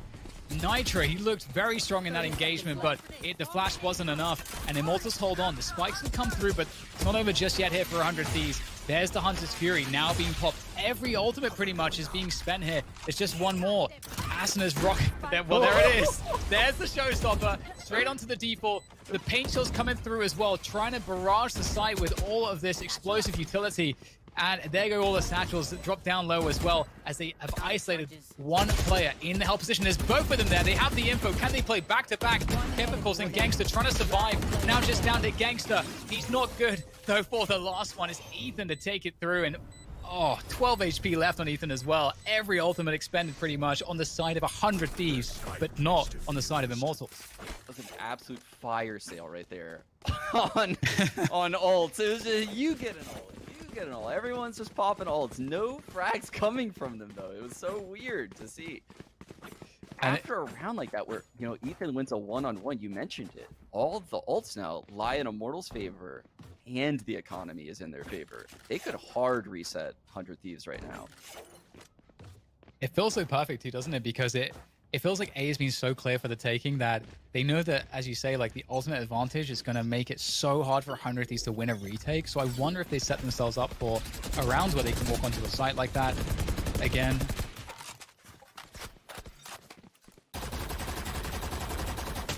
Same early round setup. So yeah, this is definitely something that Immortals thinks is going to work game plan wise. This is a huge game plan type setup early round. Spotting Steel close short gives tons of info. Asuna holding on to Garage, but now that's a very, very important kill to find. He even upgrades to the Phantom, but the lurk from JC Stanley, he wins this 1v1. That's huge. Oh no, that is a huge issue now for 100 Thieves. Asuna though, able to take him down. The trade is through from Shut Up. Very responsible play there from Immortals to capitalize. Right 2 versus 3 though, they're not in a great spot. But with that said, there goes Steel, but Shut Up as well, able to get taken down by Nitro, leaving just Gangster. And with all of that, there's a lot of space on the map now for Gangster. There's tons of space, Dan, and if he gets the spike down, he gets his ult. Oh, we got tagged. 30 seconds left. Oh, there's an angle there, just a slither of one, but it won't be found by Gangster in time, and now he's going to win the fight straight up. And as a player either side, he has a sense of it. He can just bait a peek there. If he can win a fight, that could be everything, but he's going to have to commit to the plant. He has no other option. Able to get off of it, trying to find the 1v1s, but they're just not being given. The discipline here from 100 Thieves, the experience in how they're managing, how they're controlling Gangster's fight is just excellent work, but still have to come to completion. Fault line comes out, Gangster's running out of opportunities. The Hunter's Fury is not going to come into play. The swing, the final maneuver from the last 2 players of 100 Thieves will be good. That is how you play a 2-on-1, Dan. Yes. That was incredible. Incredible from Hiko and Nitro. Jiggle peeking constantly, getting the info so that way the opposite could always advance. It truly felt like Gangsta stood no chance that round based on what he saw on his screen. The jiggle peeks 24/7. He would have had to spam someone, get lucky with a headshot. And if he got a kill at any point in that scenario, he backs off and plays the one-on-one with ult, and the round's his. So that was a huge round by those 2.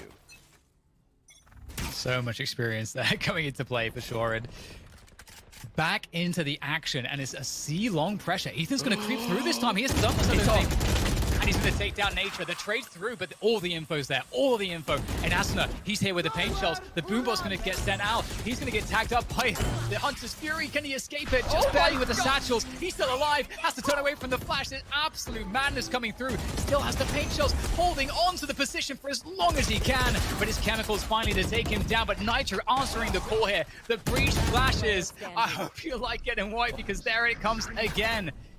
Will get dealt with, but Steel, it's not too much he's able to do in that position. What a crazy ball run there from Immortals. They couldn't even get the spike down before everyone was dead. And we talked about it pre-game. I mean, this feels like ages ago now. But JC Stani, the second he passed off in-game leading to Nature and played this lurking Omen, he has had so much success when I watch him. Such a talented young player. His aim is so crisp. Closes out the round for them. And again, the same early round setup. But the difference here, some A-lobby pressure. We were expecting that eventually we might see it, and finally we're here, round 9. And interestingly though, I am curious how the response will be for 100 Thieves. They have 4 ultimates that are 1 pip away to 100 Thieves. That's pretty interesting. We'll have to see how that helps them. They're looking for some info here towards Garage, trying to see if there are resets coming through and a rotation is coming through from Immortals, but Immortals are just slowing the pace because they're looking for the push, and they punish. Asuna goes down. That's what the kill they were looking for. Ooh, that's a big find, and the drones coming through short A, but look, 100 Thieves is again all over this, and like you said, they're so close to these ults. 1 kill from Nitro. Breach ult is coming. Steel in the smoke with a Bucky. It's a scary prospect. They're going to run back. This is classic Haven stuff right now. You get such a timing advantage on these quick rotations as the attackers. If you can convince the entire defensive unit to go to that A site, so much room. They've managed to effectively get split positions on the C site. Nitro doesn't know exactly where they are. Gets sprayed through the wall. Oh, the breach flashes now to make matters worse.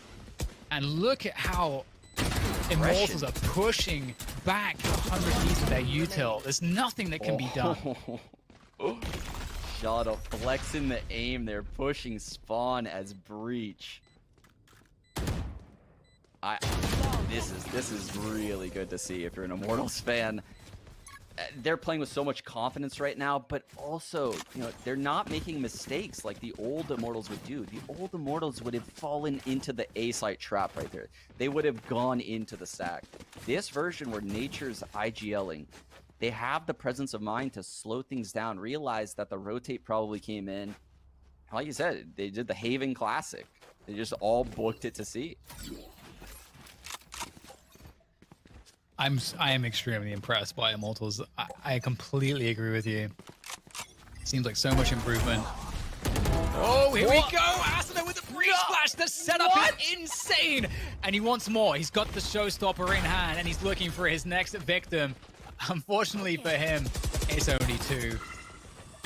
But 2 that they can take to the bank here. 5 versus 3 to start things off. They can now play it pretty passive. Don't have to really do too much else at this point. It's up to Immortals to find a way out of this tricky situation. Deploying drone. Yeah, this is the first time that 100 Thieves has had this C control. We've never seen Immortals on the back foot on their default. True. Round 10, of course. So that's quite impressive for Immortals to have a run like that.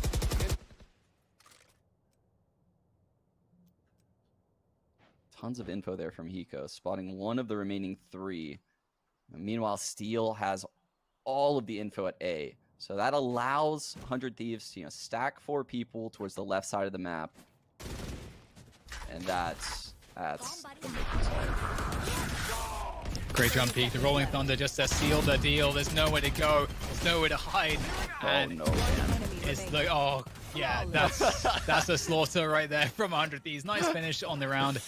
And the Rolling Thunder, maybe not necessary. You could always argue, but at this level, you want to secure the rounds. You give the respect to your opponents. And I just love the potential for these breach flash plays. Look at that. It's so beautiful. The trust to let Nitro kill the second one. He just popped his ult immediately after that first kill. Oh, they got just incinerated there. Okay, so 100 Thieves, they're finding their feet back into this one, Sean. 4 to 6 now. Full rifle buy, though, for both teams. Both teams on a full buy here. I think what we have to look out for is ShotUp's ult combined with Nature's ult. I mean, that creates a scenario that's really difficult for the defenders. There is control play. Garage. It's close. Almost doing some damage there off the boom bot. You can see also at the same time Gangster's looking after the A lobby position, really making sure that 100 Thieves do not push that. Oh, that is not good. Asuna, I mean, you know, you're playing with fire in those positions. It's very difficult. You don't want to give it up. So sometimes it be like that for Asuna. And Steel has a lot of info here, A lobby. He does. The alarm bot is holding the A push, so he won't be able to get past that. The alarm bot was actually recalled. I take that back. He could flank. Shot up on the lurk. Oh, dear. That's a big rolling thunder. Ethan, 1 bullet to go, and he's going to nail shot up in the face. Feels bad, man, for all the breach mains out there. And Ethan gets to hold on to garage control. That's an insanely huge pickup. Yes. And the offer that as well. And oh my god, the aftershock from Nitro to deny the spike one, or rather at least kill the planter. Spike does go down. And 100 Thieves back in this right now. That was so sick, Dan. That was so sick. The fact that Ethan living in garage with the paranoia, and then 100 Thieves clearly has something planned, and I've thought about this before. When Sova's ult, what's the best thing that could happen? They get hit by like a near sight or get blind. They have no idea what's going on, and they're just getting Sova ulted. And that's what happened. Ethan threw a paranoia through the wall simultaneously. You know, Hiko's ulting, Steel's on the flank. There's just so much chaos. And you just, even with a Killjoy ult down, you cannot defend that. Very well done by 100 Thieves. And it's taking these really excellent plays to bring themselves back against just the beauty of what it has been a great attacking side so far for Immortals too. So just like the first map, we're really getting a game right now, and Ethan looking to potentially push this dark cover once more, and he's going to get a lot of info. This is very good to do every so often. There's the 1v1, and JC Stanny's going to stand to benefit. And that puts a sense of urgency on the defenders here. 100 Thieves down to 4. But something to keep in mind is that Omen fight at C long in the pro meta, you'll very frequently see Omens holding the C push. And that's why 100 Thieves didn't even react.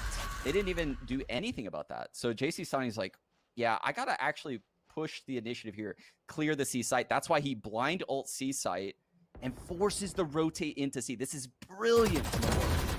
Oh, what a catch, though. Steel pops the cage as well, and they're going to have to deal with Steel. They have to do something to kill Steel. They have to trade him. If he gets back onto position, he's going to be able to stop this round entirely. Steel making plays for days, but eventually he will go down, and the Immortals will find themselves on the site with the entries they were looking for. But Asuna, he may look to get an opportunity to go in here with the Satchels possibly, or just straight up with the Vandal. Now she's down to Hiko, 1 versus 2, and that's not a winnable situation. Immortals pick up the round, and that the bait, I have to say, the bait with JC Stanny's TP onto C was just actually so insane how much problems that caused. Yeah, you could see when he got the frag on Ethan, 100 Thieves didn't even respect that frag at all. It was like nothing happened. You know, like, no, we don't need to watch C. That's not even a sight. But when JC Stanny ults and the person A is like, well, he's not A, and the person B is like, he's not B, you're like, oh no, he ulted into the empty site. So they all just rotate. But that's the wrong play. Oh man, that was such a cool round to watch. Yeah, it really is. It's so funny as well that 1 bullet from Ethan too. Just that always gets me when players breach ulted. But enough about that. We're getting once again more of this A lobby play. But of course we're in the second half now, and it's 100 Thieves on the attack, so we may see a very different look to the defaults. And they're actually taking the spike towards C.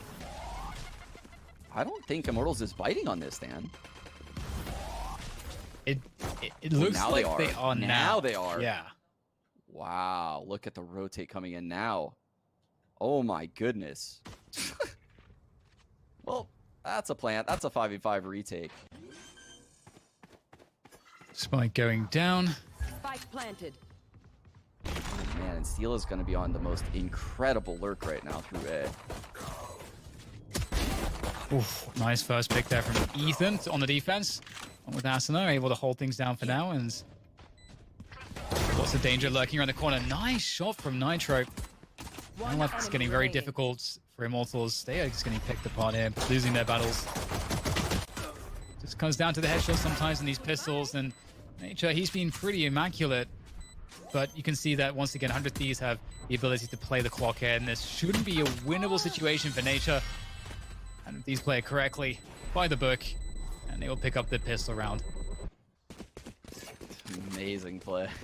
100 Thieves using the fact that they know Immortals are quick rotators. I was so impressed. Immortals didn't bite, but when Steel made it all the way to hell, you have to respect it at that point. You have to respect. There's someone literally in the A site. We cannot just ignore A anymore.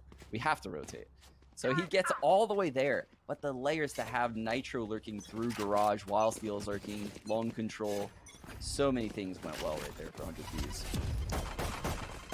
Well, fast eco round now for Immortals, looking to push mid. It's a very classic maneuver. It might actually be working out. The breach flashes are so valuable in plays like this, and this is getting a little bit crazy. Steel goes down, and now Nitro's getting caught. He's very, very low, 28 points of health, and they are not stopping. They want to finish them all off. No.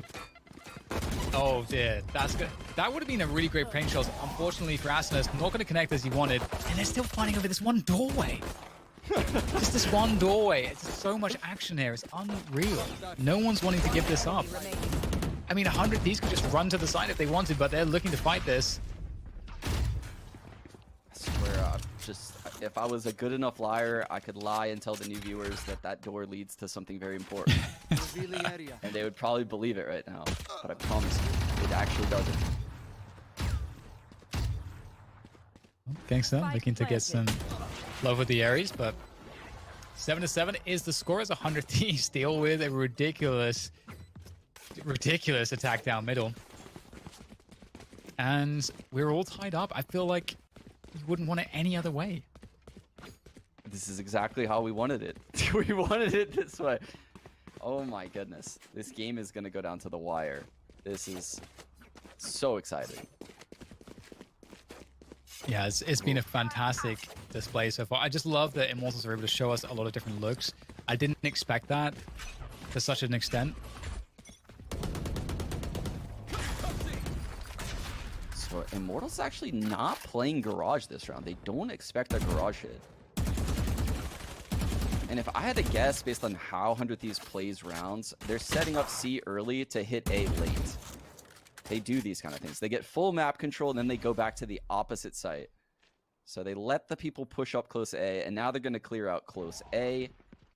And if Chemicals gets caught, they might just snowball the A site.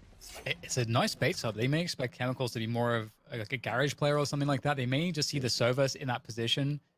Okay, and it looks like they are just leaving Chemicals alone at this point. Base setup's not going to come through. Turns away from the flash. Oh, dear. Now Ethan's activated, Dan. He's at C long. He knows a turret's there. But at any moment, he could lurk up into the C site. Oh, man. 100 Thieves just nailing the default to a T this round. Getting full map control. Seesawing Immortals around. Immortals has no idea where to stack. This is very difficult. At least Nature can try to delay with his utility here towards the C site, but he's falling out of the site, doesn't want to get split on, which is why he's falling back towards spawn. Takes on the first play. That's a great pick from Nature. I really feel like you couldn't expect anything more from him there. Now he's going to be trying to set up with his teammates, popping some of those swarm grenades, planted in the nick of time. Now there's no ults available for either side at the moment. It's going to be a pure retake without the assistance of those, and Nature, another kill for him. He's doing such a good job so far. Hiko holding on to garage control will cause issue here for Immortals, however, as he could come from garage or he could lurk around spawn. There's that spike defuse pressure. Can Hiko find his way around quickly enough? Hiko, he did actually pick up the Hunter's Fury. Can they take him down in time? They can. Oof. I think we all felt that possibility. When Hiko had the ult and he nested in that garage corner, I think if his teammate gets one frag, that round goes in 100 Thieves' favor. But 3 people, too much to ask out of Hiko. They immediately push on him when they hear the Hunter's Fury popped. Heads up play from Immortals, and they stabilize. And you know, I think it's safe to say everybody's rooting for a third map here, so that would require Immortals to win Haven. If you are just joining us, we had an incredible match on the first map of this series on Ascent. It was, I don't want to spoil it if you haven't seen it. You should go back and watch it. It was truly an incredible game, and unfortunately for Immortals, though, they came off the worst there. Placing swamp grenade. So they do need to win this one to force it to a third. Again, with the early C-long control coming out of 100 Thieves. If this round plays out anything like the last, they'll probably go back to A and get A lobby control. You can see they have very specific goals every round. The first, stop the C push. Okay, we force someone to play in the C site now. Now let's go A. Let's make sure someone has to hold both short and long, not just one choke point. So we're going to push back A lobby here. And after that, your guess good as mine. Well, given that Immortals have access to a lockdown, they are pretty content to play retake, it would appear, on the A side as well, leaving it to the Killjoy utility. And I'm liking the cam in mid as well for that mid-round mid-info. See if that comes into play at all, but for now, it's just as you said, Sean. They'll see the Killjoy utility. They know it's going to be a lockdown play from Immortals. Yeah. And the real question here is, will they be aware of that molly that's just chilling at long right now? Because it is just hanging out there where the lockdown's going to have a gap. Don't think Hiko has enough to take down that lockdown. Oh, we're going to try with the paint shells there. And that's going to do the job. Well done there by Asuna. That's a huge win for 100 Thieves. They might be able to take this one now as they look to hold on against the retake. A lurk is in play. There's 2 players on the lurk actually for 100 Thieves. A lot of pressure on the players who are actually defending the site to hold on to these positions for long enough. And here it comes, activating that lurk. Will they expect it as one more player? It's going to be Steel coming through on the back. It's just Gangster left. And Steel's going to take him down. What a well-played round from 100 Thieves. Yeah, the lurks coming in from 100 Thieves, but I mean, Asuna, time and time again, when I see him on this raise, he is taking out the lockdowns from the Killjoy with his utility. So that saves Hiko his ult. I mean, typically when you watch these other pro games, the Hunter's Fury is saved to take out the lockdown and they kind of negate each other. But when you have a raise like Asuna that knows all these satchel lineups and paint shell lineups, I mean, that adds so much value to your team. Yeah, it really does. There's so much to talk about in terms of utility, but never mind. We've got the fast push once again. 100 Thieves annihilating the aggression. And, well, with that said, there's not too much left here for 100 Thieves. Now, they obviously are on the eco, so no firepower available, really. And with that said, there might be something available. They can play for the gun, and you can see 100 Thieves realize that's the play. They're going to deny that play. And there we go. Open and close case. Done and dusted. 9-8. Now the lead for Immortal Thieves. 100 Thieves. And it's going to be back into the buy rounds. Ooh, Dan. They have plenty of ults here. Both Rolling Thunders in play for this round, and this is definitely looking to be an A hit. This is very different from what we saw at Immortals first half. There's the cage that's going to go in the middle of long A to deny info from both the Sova and the Raze. Nice find. Asuna opens it up. There is the TP. Heaven, that's a lot of pressure, especially if you force players to play inside. You can sometimes get that TP off, but is at least just going to get the info, clear the space. Asuna doing just that as well with the showstopper. Sending that flying. And that's the A side under control. So they're going to have to hold on to this one against the ults, but Nitro obviously has that Rolling Thunder available. That's fine by Gangster. It's going to lighten the load ever so slightly. I think they're going to trade Rolling Thunders right now. This is going to be epic, Dan. Here we go. There's number one. try desperately to get into the recon there. Eco able to take down Gangster and JC standing. Not too much left here now for Immortals as they try to fight for site control. And, well, looks like 100 Thieves are starting to take some edges here. You know, I was really hoping we would see a world where it's like a 3-on-3 and everyone's breach ulted and moving really slow and shooting slow the round. That would have been awesome. But here we go, 100 Thieves cleaning up the round, taking a 10-8 lead.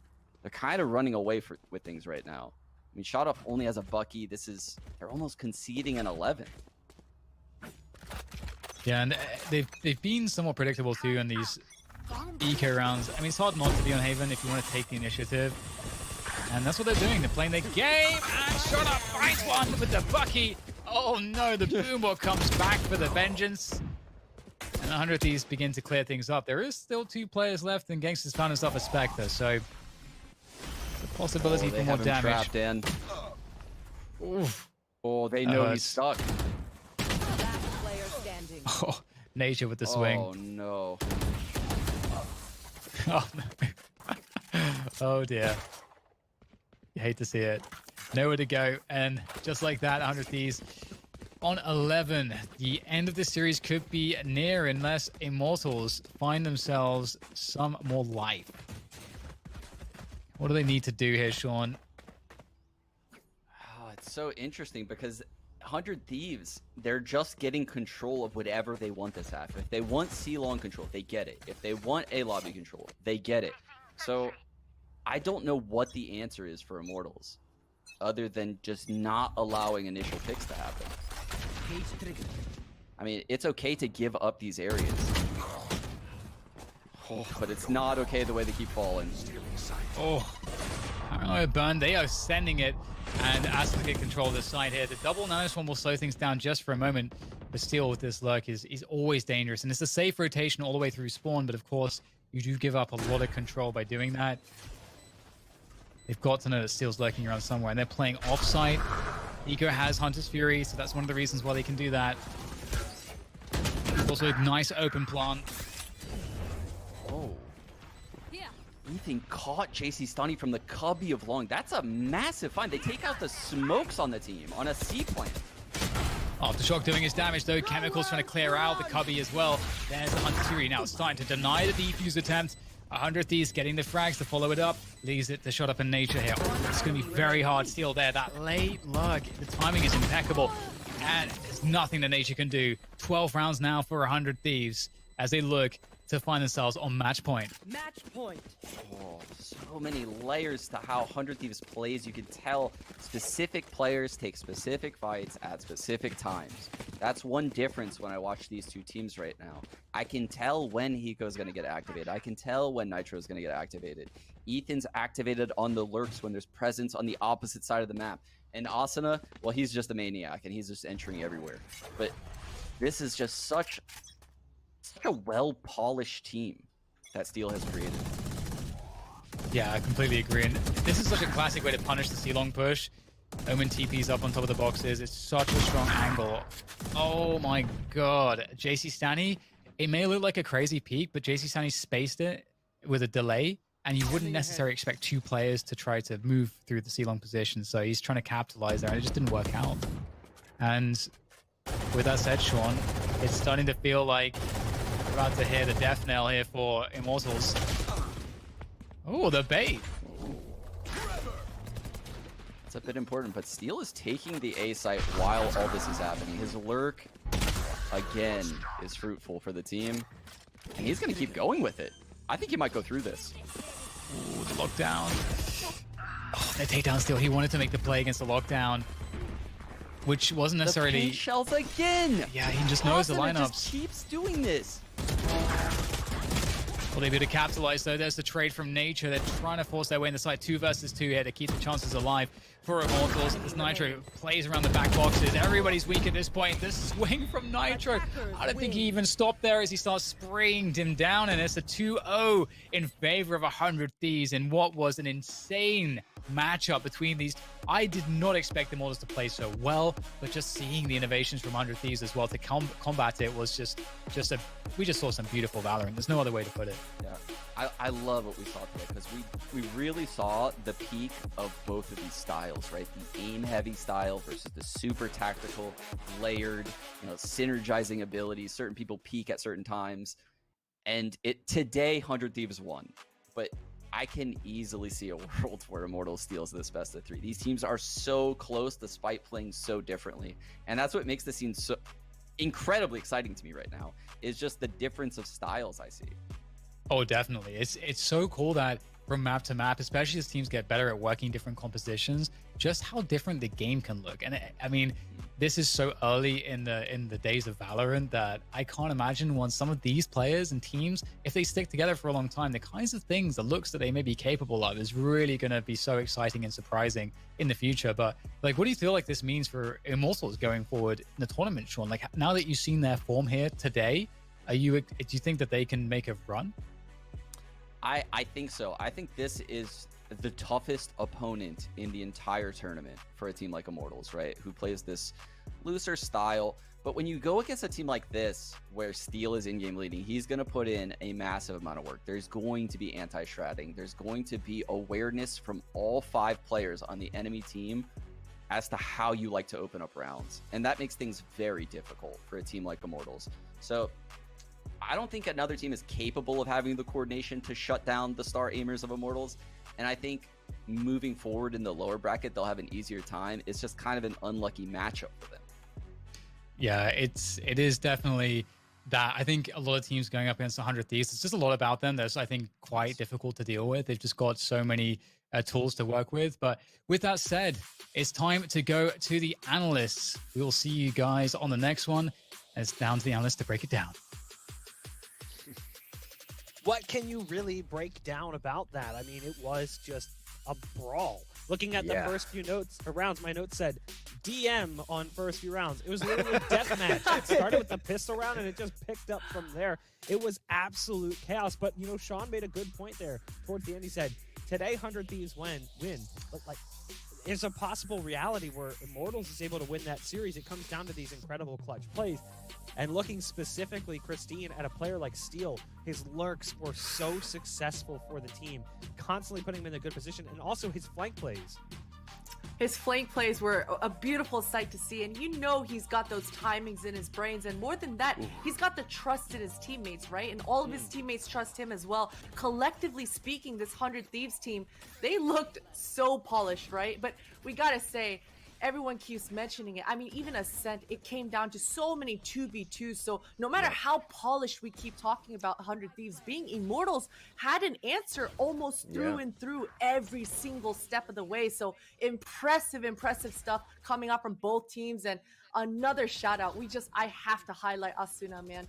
The value he brought, Sean mentioned it in the match. He got that lockdown from Killjoy every single time. Anytime they hit up that A site on this Haven, it just made it null and void. And to have that in your game plan, the forethought in that, and Asuna always being in the right place at the right time, it's a beautiful thing to see coming up from 100 Thieves. I felt that there was mind games going on in Haven as well, because Sean was mentioning it. Immortals is leaving the A choke point open every single time so they could focus on C. What did we see instead? We saw Asuna moving down with help from Nitro to fight back down towards long C. And then Immortals are like, okay, well, maybe this could work out. We could actually fight it out. Usually with all these trades, we could bang it out. But what does that leave? The gap for the lurk for Steel. Because he's at the A side, he can push all the way up towards the choke point. He gets so much information for 100 Thieves that they're able to stack the right amount of players towards the C side, which means if Asuna dies first and they still try to make it in, they still have to fight 2 or 3 more players.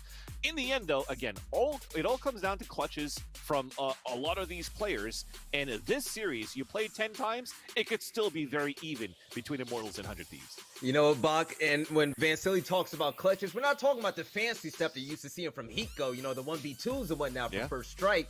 It was just the big plays. We saw the replays, Ethan and Steel getting the flanks around C-Long, but you know what? That was their game plan. They were so aggressive when it came to the lurks, from everywhere. I remember there was one round where I saw Steel right outside of A lobby, and you saw someone else right outside of B main, and they're ready to make that push and gather that information. Now, whether they get it or not, still, they're moving around the map, getting constant map control. Immortals, they have to choose if they want to push aside or not, and if they didn't, they were going to have a really good veteran behind them on Cypher to knock them down, and it happened over and over again. But either way, it was details that stopped Immortals. If Immortals was on point with that, if they were more cognizant of that, I really think that this game could have gone either way. It was the best game we've had so far. The first few rounds felt like a heavyweight boxing match, and both fighters came into the ring and they were like, I'm just going to swing as hard as I can for as long as I can. And like they were just going pound for pound, punch for punch. And eventually it did kind of calm down, and you could see how the stats stack up here as well. Frag wins 9 for 100 Thieves, 7 for Immortals in the loss. Objective wins, obviously tipping the scales a little bit more towards 100 Thieves' favor. And part of that, again, was what Christine was talking about. Asuda's nade play, neutralizing Nature's ult as Killjoy. Lockdown was never really able to be utilized because they constantly prevented it from being a threat. And it's important to note, too, that Nature was moving it. He was trying to find safe spots, and he couldn't. All he would do is huck a paint shell in the right angle, and boom. It's taken out of the equation completely. Taking a look as well at the stats side by side. Shot Up, we talked about him and his play as the Breach. It's so fun to watch, but it's just not enough for Immortals to get over that finish line. And you saw the objective wins on that previous scoreboard. There were all diffuses as well for 100 Thieves, which means that Immortals were able to get into the site, but they just couldn't hold it. They couldn't find the right positioning just because of those quick flanks. Every time, like, there was that one round where we mentioned or we saw the Hunter's Fury that came out at the same time as the Paranoia on the C side, and immediately through an attacker's Killjoy on a pulse plant, Steel was already behind at long C for getting those kills. They weren't ready. They weren't ready, as you know, a comedian would say too. No. But in the end, it's just 100 Thieves were really fast. They were quick on their feet when it didn't come down to those brawls. It's kind of crazy just watching the way that series played out, because I wanted that game to go into overtime too. I wanted more. I really wanted a third map, because after that first map, I'm like, man, I hope this second map is going to be just as good, and I hope it's not disappointing. Belly, do we feel like maybe that second map was a little lackluster in comparison? Because I feel like it started off like a heater. Lackluster in comparison? But hold on. Let's be fair.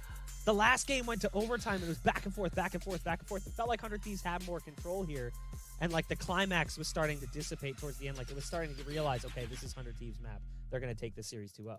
I feel like at the end of the day, it really doesn't matter, right? Because this is going to be a double elimination bracket, and teams like Immortals, the way they've been playing, who do they play in a loser bracket, actually? Like, they can come back even stronger and better, and what type of storyline would you even win in Masters from just a pissed off Immortals team and Chemical popping people with the out? That's something I really want to see. I think, Bach, to your point a little bit more, I think this match, this Haven, it would have gone into an OT. It was neck and neck, round per round, up until, I believe, the last 3 rounds or so in that second half. And that's when Steel realized that long A control, as long as they came back and revisited it, because he was placing that deeper cage outside of that long A, and because he had Nitro with those breach flashes, they were okay with giving up that entire A main early on, because they knew that they could brute force their way back into it with just 2 pieces of utility. So as soon as they started realizing that, I think Immortals, they didn't have an answer, and then they just took it away from them. But up until that point, it was neck and neck. That's wild. Well, we profiled a player coming into this series, and it was the Boomer God himself, the king of the clutch. His name is Hiko, and all our Hiko homies will be proud to know that we've got Sue standing by for the post-game interview presented by Verizon. It's all yours, Sue. Thank you very much, Spencer. Always a huge pleasure to chat with you. Congratulations on that victory over Immortals. And I'm curious, Spencer, this is the first time you're playing this iteration of this Immortals roster since the addition of Nature and Chemicals, and Nature taking the IGL spot over JC Stani. So what was the game plan like going up against him? Was there any specific anti-stratting involved, or was it more about focusing on your game and your game plan on maps? A little bit of both. I think they threw a curveball into the veto that we expected to play them on. You know, their stats show they don't really play Haven, so it was kind of surprising that they vetoed Icebox and picked Haven against us. Especially, I think some teams thought we had a pretty good Haven with Nitro on Breach now instead of Omen or Stage or whatever he plays on the other maps. So, you know, I think that caught us off guard, but yeah, maybe they thought they had a read on us that didn't go their way, but yeah, I mean, we're still a relatively new roster, and we're still, you know, trying to just get as much experience and chemistry as we can in the short amount of time that we've had with Ethan, you know, being able to scrim with Ethan. So it was a little bit of both. I think it was more or less just we needed to play our game, make sure we, you know, do what we know works, and we thought that what we did would work against them. So. Well, you just brought up Haven, so let's start there to begin with. On that first half, Immortals was looking good, and I know you mentioned how perhaps they felt they had a good read on us, and you mentioning that makes me think, by second half you guys felt really comfortable as you were able to pull away and take the lead and the win. But walk us through what was happening on that first half, because things did get chaotic and Immortals were looking damn good. Yeah, things got a little bit dicey, all puns intended. Yeah, a little dicey the first half. I think that we were just trying to get accustomed to playing Haven, since we weren't really, like I said, we weren't really preparing to actually play Haven. So I think it took us just a little bit of time to kind of get our footings and kind of realize how they're playing and how we can adapt to it. But yeah, the start of the first half definitely was a little bit shaky. But you know, we are doing our best with the time we had to just make sure that, you know, we stay composed, we stay focused. I mean, I think we have a lot of Counter-Strike experience on this team, probably more so than maybe any other team. So, you know, we've been in these high pressure scenarios, we've made these comebacks, whether it's if not in VALORANT, in Counter-Strike. So, you know, I think that we're just trying to keep a cool, calm, collected head and stay in the game and not really tilt at all. And just, we know that even if we're down 2-10, like we were against Genji, who knows? Maybe we can even come back. So that's just kind of the mentality with the team in its current state. We certainly saw that pressure build in that first map on Ascent, taking it all the way to overtime. It was your map pick. Talk about the importance of, for example, Nitro learning Sage and the role that he played on that agent throughout that map, and just overall how it did turn into a pretty dicey again map, but again, taking that win. Yeah, I think a lot of people kind of counted Nitro out of playing Sage after our first, you know, literally our first match with very little time of practice with Ethan. People are like, oh, Nitro on Sage, why would they do this? He's such a good Omen. But I think that's kind of one of the strengths of Nitro as a player, and a lot of the players on this team. There's so much experience in competitive FPS games that I think that nobody really is a one trick, so to say, right? I think there's a lot of versatility, and there's a lot of just people are able to think and able to put themselves on different agents and still play to a relatively high level. So, you know, Nitro's had a little bit of time now on Sage. I think this performance on Ascent definitely showed that. You know, I think we're doing things on agents that maybe teams either aren't used to or have never seen before. So I think that that's also kind of a big factor that we have is, you know, we're doing these unconventional comps to the meta that's been for the last, 6 months, where it's just duelist. We're doing a slower, more supportive style of play, and I think it's hopefully our result against FaZe, excluding this, I think the way that we're playing, I think hopefully should counter a lot of the teams that play in your face and really aggressively with the multiple duelists. I know we just spent a little bit of time talking about Nitro, but of course need to touch on Ethan as well and his addition to the team. Back when we saw you play in First Strike, Dicey and Asuna at the time were still relatively musicians, and despite that, we saw 100 Thieves pull it together and eventually clinch the victory and taking the whole tournament. So I'm curious, how has this adjustment period with Ethan, despite it only having been a couple of weeks, how has that been in contrast? Yeah, I mean, people forget too, we didn't have that much time of preparation going to First Strike either. It feels like we've always been kind of playing catch up, and we've always been trying to develop these either newer players or just newer players to the game itself.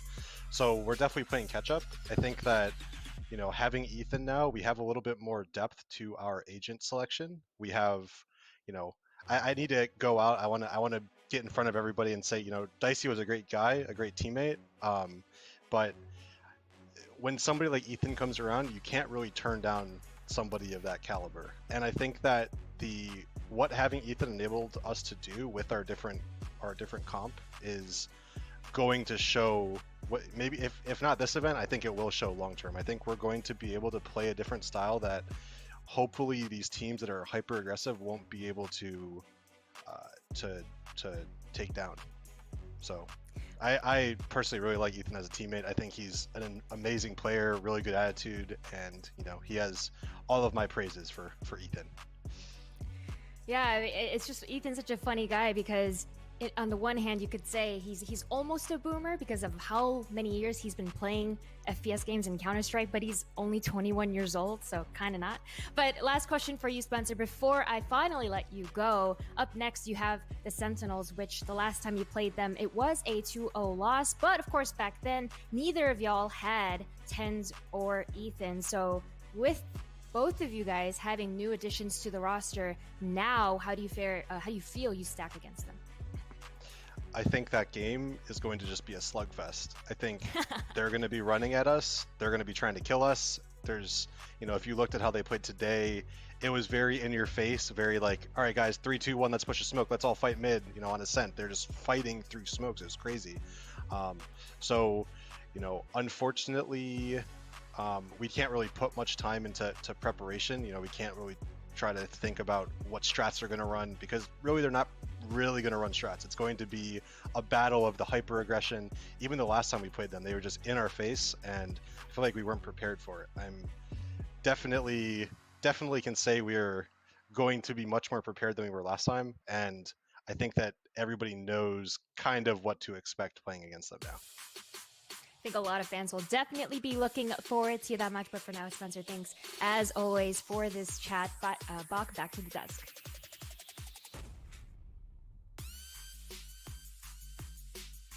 Our man Hiko, as he was talking about Nitro and the versatility that Nitro actually has, because one of the things we talked about coming into this series was, is it maybe potentially a little bit disappointing to see Nitro have to surrender the Omen role? But he's saying, no, I think you guys have it all backwards. What we gain with Nitro being able to play other roles is far greater than what we lose with Nitro not being able to play Omen. And obviously, he sung high praises as well for Ethan Vansley, talking about the flexibility they're going to have as a roster and the strength in general. And he nailed it on the head. We've been talking about it all day long. And since Ethan joined the team, when a player like Ethan becomes available, you pounce on the opportunity. Yeah, definitely. It could have that window of time where eventually someone like Nitro could also practice to play a Jet if they ever need a Jet, right? That's how they lost Dice in the first place. They needed something a little bit more than the Jet, but could always result to that if they needed an operator and somebody that's quick as Jet, as an agent.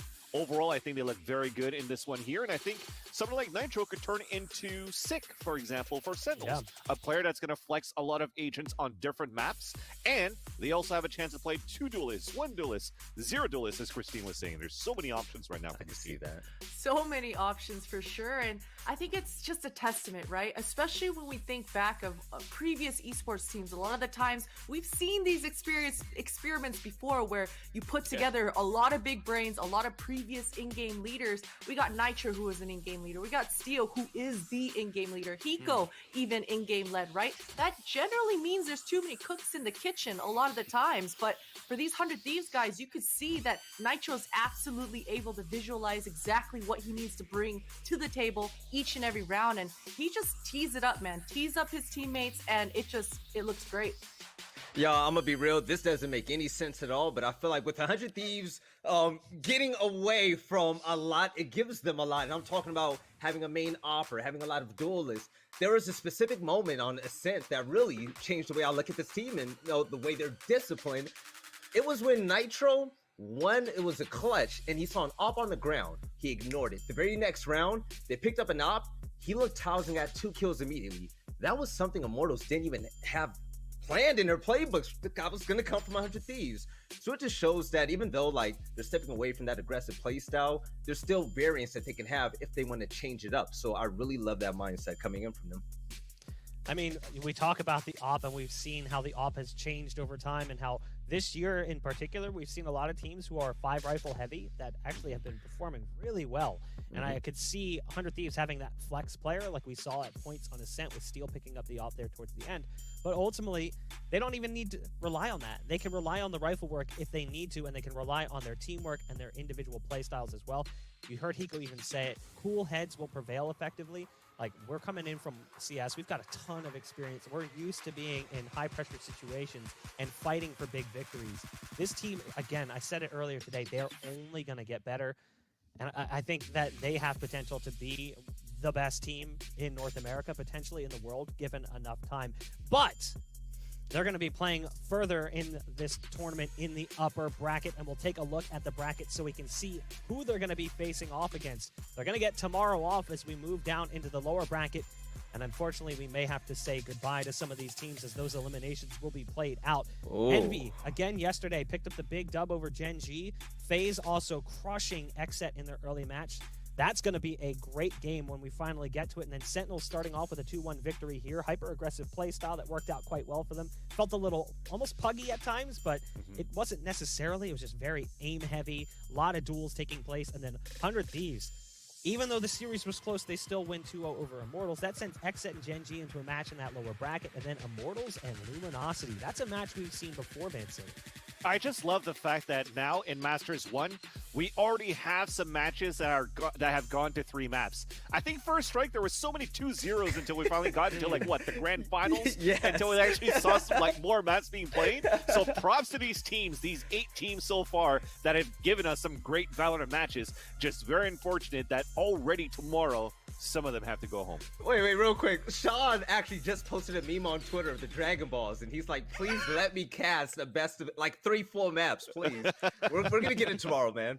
Oh, yeah. I have a feeling that these games are going to be quite close, but that does wrap things up for us today. Take a look at the matches we're going to have tomorrow. We've got Xset versus Gen G, and then we've got Immortals versus LG, and in my opinion, that match should be an absolute banger because we have seen these teams stack up against each other in the past, but that is it. We are done for today. If you guys want to catch the action, you can see it at the same place, same time tomorrow, 12 Pacific or 3 p.m. Eastern Standard Time. Day 3 of Masters will be coming to you then, and we hope to see you there.